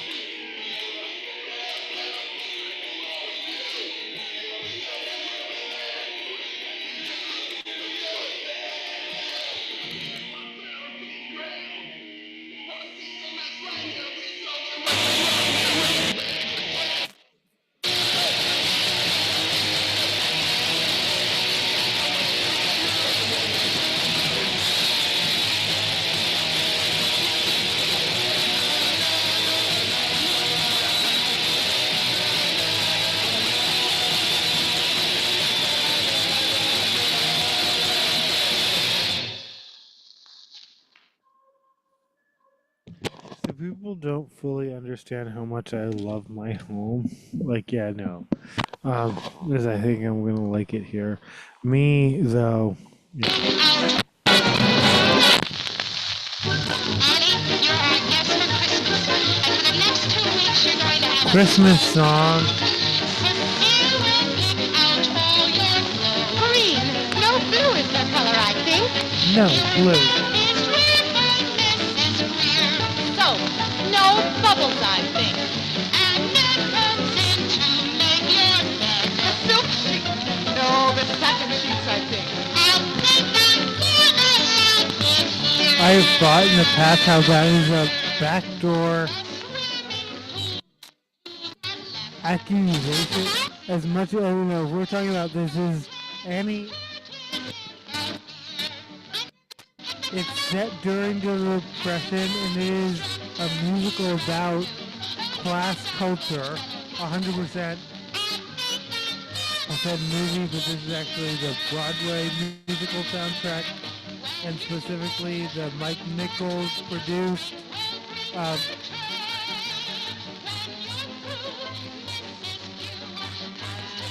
starring Andrew McCardle.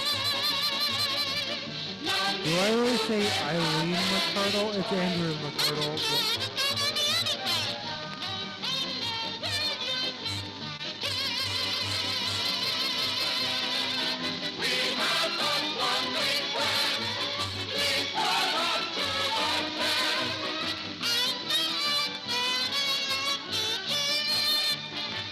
Jazz hands.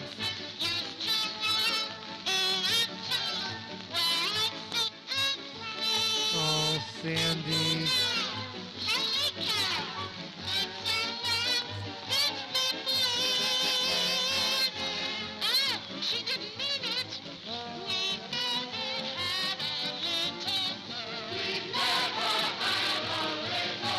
Jeffrey Epstein.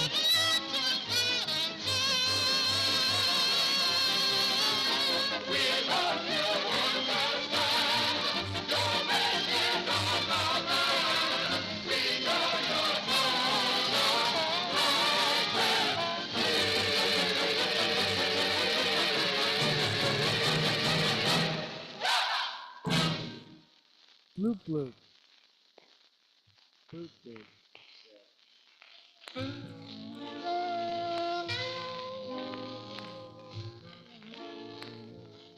This is NYC off the Barbie soundtrack. I'll be right back.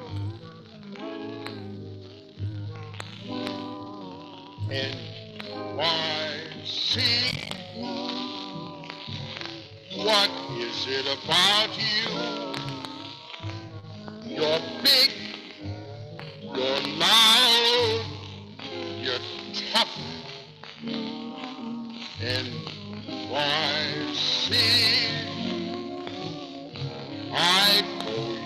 without you, then I can't get enough of cab drivers answering back in language far from pure. Enough of frankfurters answering back, brother, you know you're in NYC. Too busy, too crazy, too hot, too cold, too late. I'm sold again on NYC.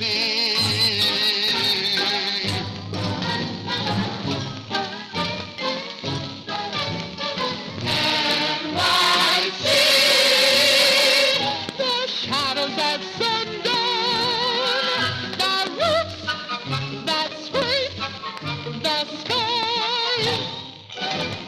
NYC, the rich and the rundown, the big parade goes by. What other town has the Empire State and a mayor 5'2"? No other town in the whole 48 can have compared to you. Oh, NYC, you make 'em all postcards. You crowd, you're still the champ. Amen for NYC.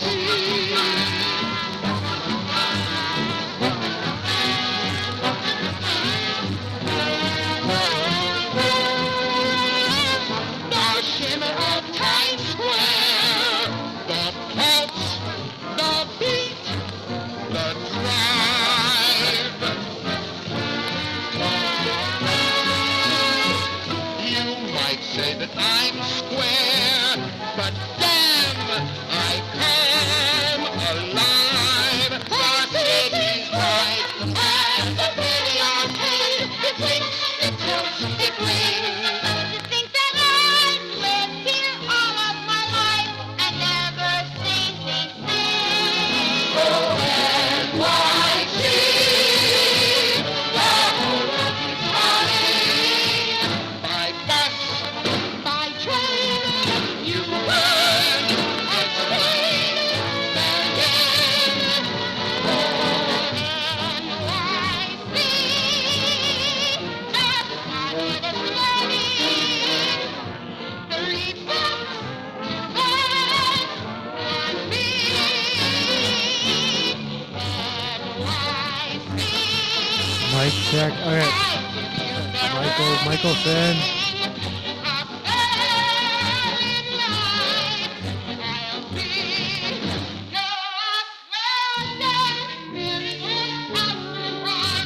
Not doing a particular dance gesture. I'm just moisturizing my hands. Like, oh my god! Like, I can't believe. Like, we're not gonna get to sports tonight, but.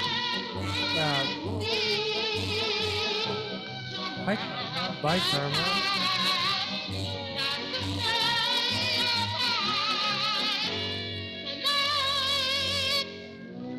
If someone told you to do a gesture on national television and you didn't know the origin of the gesture, would you do it on national television? Asking for someone I have no emotional connection to whatsoever, but just curious. Like,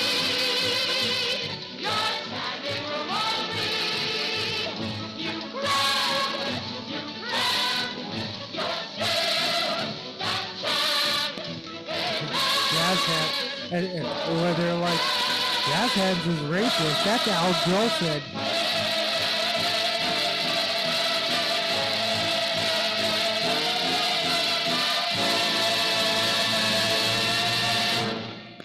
And me that one time where I was like, there's only one racist gesture.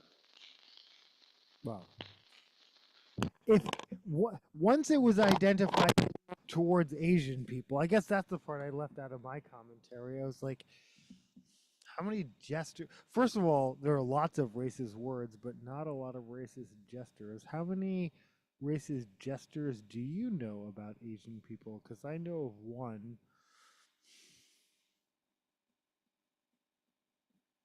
and we see you, Miss. We see you, Miss Finland. We have eyes and ears. Um, I didn't know. Um, oh, well, that's what you get for hanging out with Aiden Ross, football player guy. Puka Nakoa. Yeah, that's what you get for hanging out with Aiden Ross. Aiden Ross will obviously get no, will have no consequences. No one, like, yeah, no. Anyway, this is Tough Darts with All for the Love of Rock and Roll. Good night. Off of original punk rock CBGB. Coming to you from Bowery, New York City. Welcome to CBGB! I played this just a night ago or two ago, but I'm going to close out with it anyway.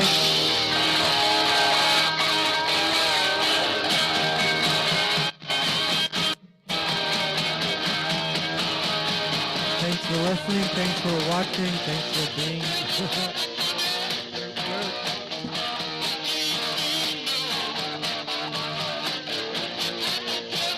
Got a karma cat. Grabbed her. No, yeah, no. She's being a little bit cagey. Oh, she's jumping down. She didn't want to be okay. Doesn't want to be a cat. That's fine.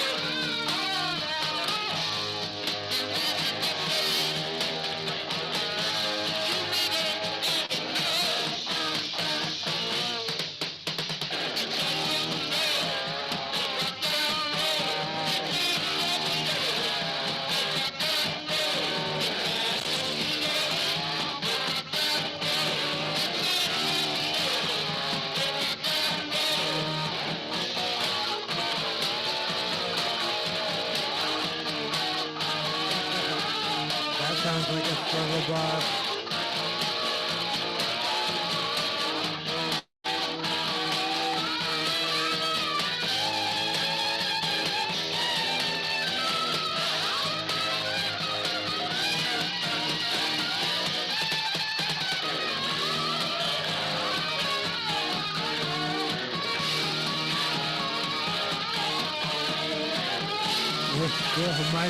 My tabs have crashed. Wow. Oh, wow.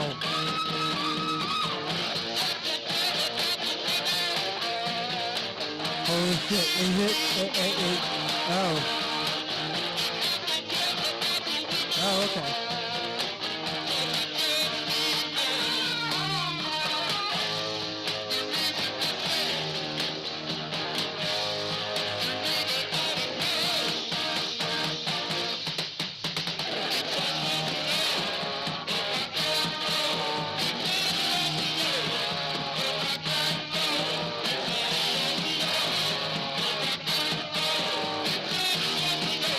This is Tough Darts with All for the Love of Rock and Roll.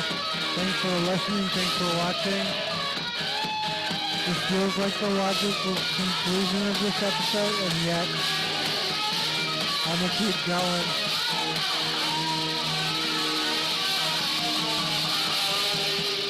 The bar you can use. Boop, boop, boop.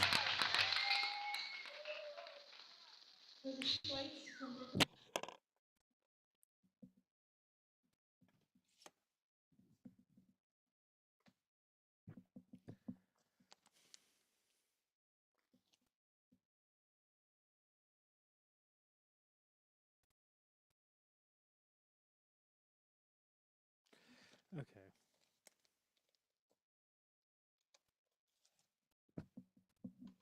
Let's look around and find out. Let's listen to some George Carlin.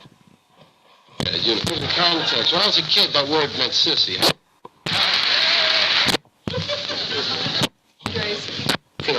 Sweet, unspoiled, natural, charmer that you always will. We have to take it. We're going to have to take a Listen, okay.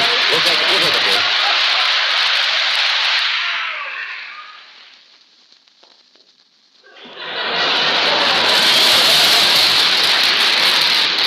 Well, Joe, come on over, sit down.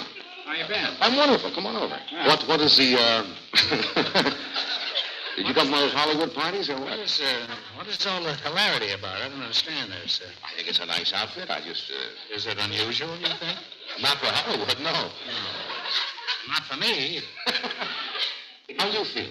Are you feeling? I feel great. You look great. No whiskey. No, nothing. No Dexamil, nothing. It's just pure skill, annoyance, and retribution.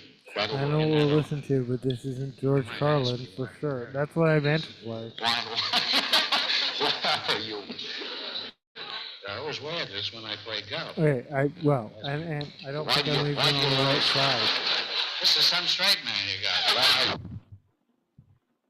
got.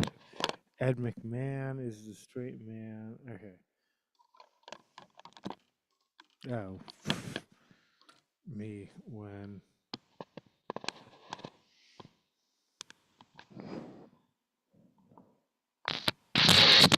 I was from a neighborhood near Columbia University in Harlem, an Irish neighborhood.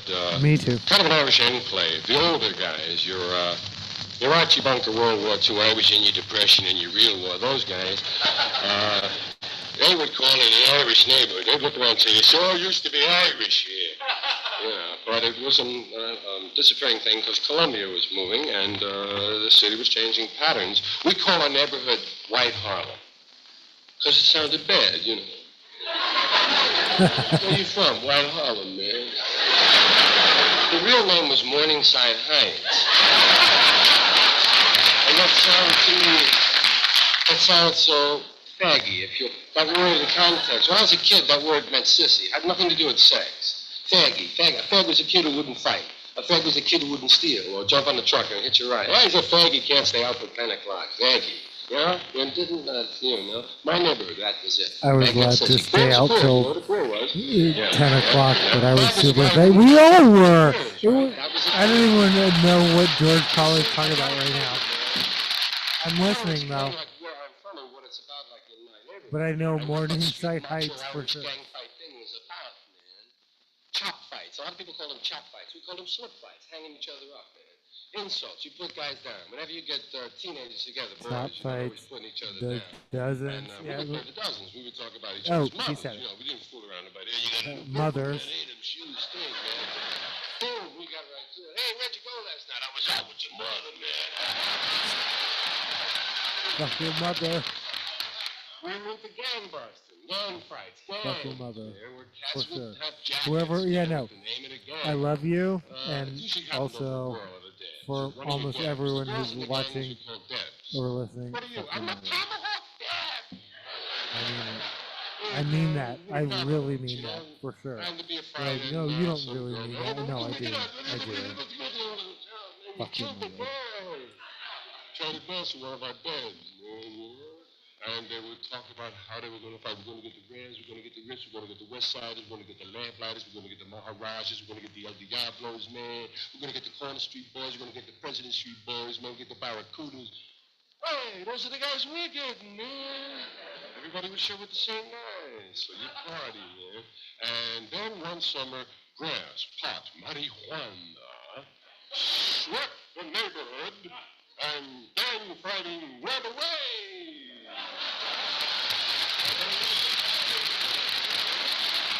That was George Carlin, and yet, like, that wasn't that funny to me. Like, I say, okay, well, I'll get you after the fight, man. Right, spoke to my neighborhood, man. Say, I could tell you. Say, what's happening? Nothing to it, baby. I'll be right back. Hey, catch you later. So one thing, if you take 5 white guys and 5, I don't mean 5 any white guys, let's take some Anglos, so really English, Irish kind of white guys, and 5 black guys, and let them hang around together for a month. You know what happens? At the end of the month, those 5 white guys are standing and talking and walking like the black guys. You ain't gonna see the black guys going, oh, hi there, hey, how are you? Instead, you see red-headed guys with freckles who say, right on, okay, in case you ain't I'm thinking of I think it's a Family Guy. It's not The Simpsons. Black guys be like, blah. White guys be like, ah, la, la, la. Yeah, you know. Guys were always from Long Island and Connecticut, man. They always had enough money for the hats and the gloves. Every Yankee fan had a bat and a glove and a ball, man. We used to beat the crap out of them and take their equipment. I used to listen to the Yankee games in Puerto Rican. Because it was music, man. You could understand the games if you knew the ball player's name. Even if you could count to 3, you could follow baseball, man. It's not too tough. You could follow the count. Dos-y-dos, okay, 2 and 2. And then you could follow the announcer's emotion.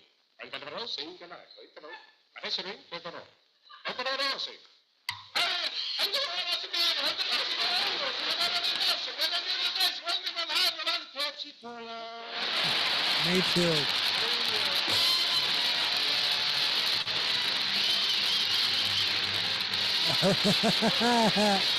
Yeah, no, they knew when the punchline, yeah.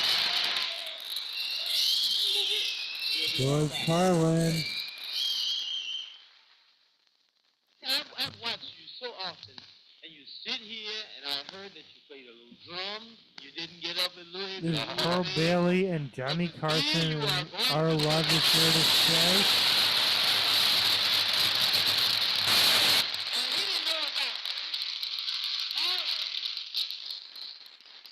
Thanks for listening, thanks for watching, thanks for being you. Boop, boop, boop, boop, boop, boop, boop, boop. I love all of y'all. I appreciate all y'all so much. Well, I feel this way. I know. This is off of Do you like Here's Johnny, Magic Moments from the Tonight Show. Well, would you like to feel uncomfortable singing, you see? Well, would you like to, you know, the little things that you see that, would you like to become Frank Sinatra's Como? Yeah, that area. Yeah. What, where? Right in that area, that's good. What area? How far can you move? Oh, you mean in that spot? Yeah. Well, in it, that's easy. Everyone has talent. I don't say what time, but it's got. Yeah. Now we're going to go. Anything to sing. What am I going to sing? No, sing anything you know. I'll sing it with you to show you that 2 human beings can deliver. Now, if you watch me, I'll show you how that thing is. Now, nobody asked you, kid.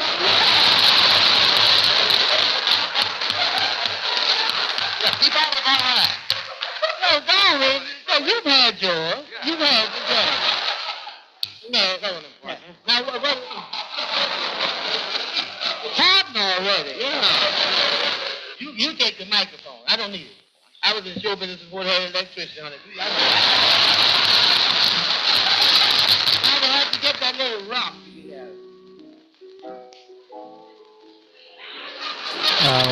Does he have to play? Well, it'll help me a little bit. It'll help me a little. Well, they killed the song. Maybe a little more. Okay. Well, you clearing up. I thought you couldn't sing. Oh, I was getting ready. I guess we're going to do something. It's very clear. Oh, it's clear. Our love is here. Our love is here today. Not for Not for a year. You got a good voice, boy. but forever Forever and a day. and a day.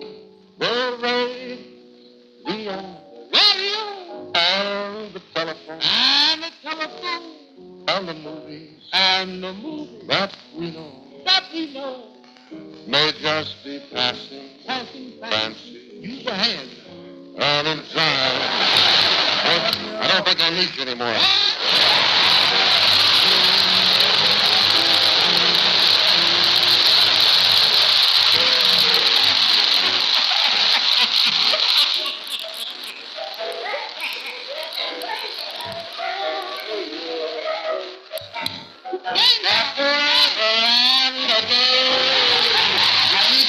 make you. Horses may tremble, the rockies may tumble, there will remain a flame. But our love is here. Now listen, anyone can sing with a microphone. That's new. But in the old days, they really had something going on. Anyone can sing with a You know microphone. when Jeanette Nelson used to sing, Jeanette McDonald, you got that. You got a quality. Our love is here to stay. Now, it's very clear. Our love is here.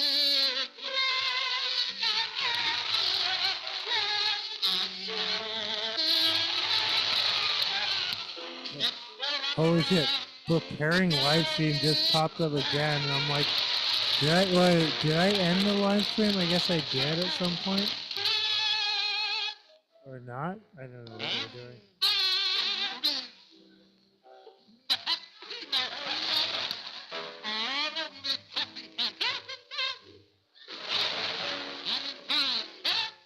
Is it 45 or is it different?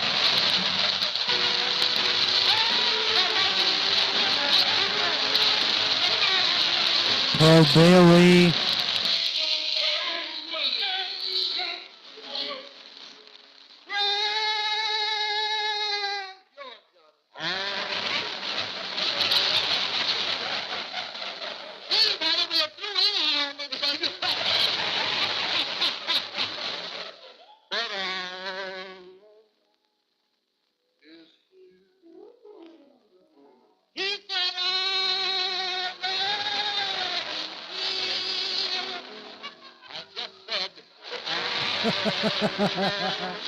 That's actually how Johnny put.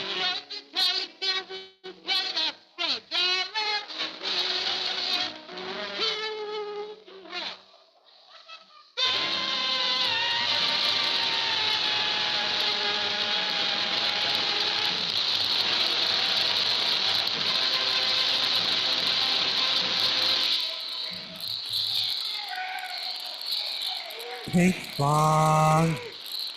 Sorry, I just shut it. I haven't had that much fun on this show in 2 years.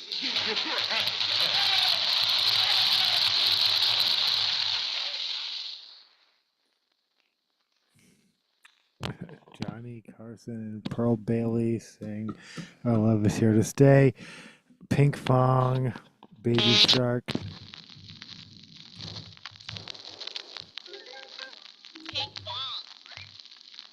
Pink Fong.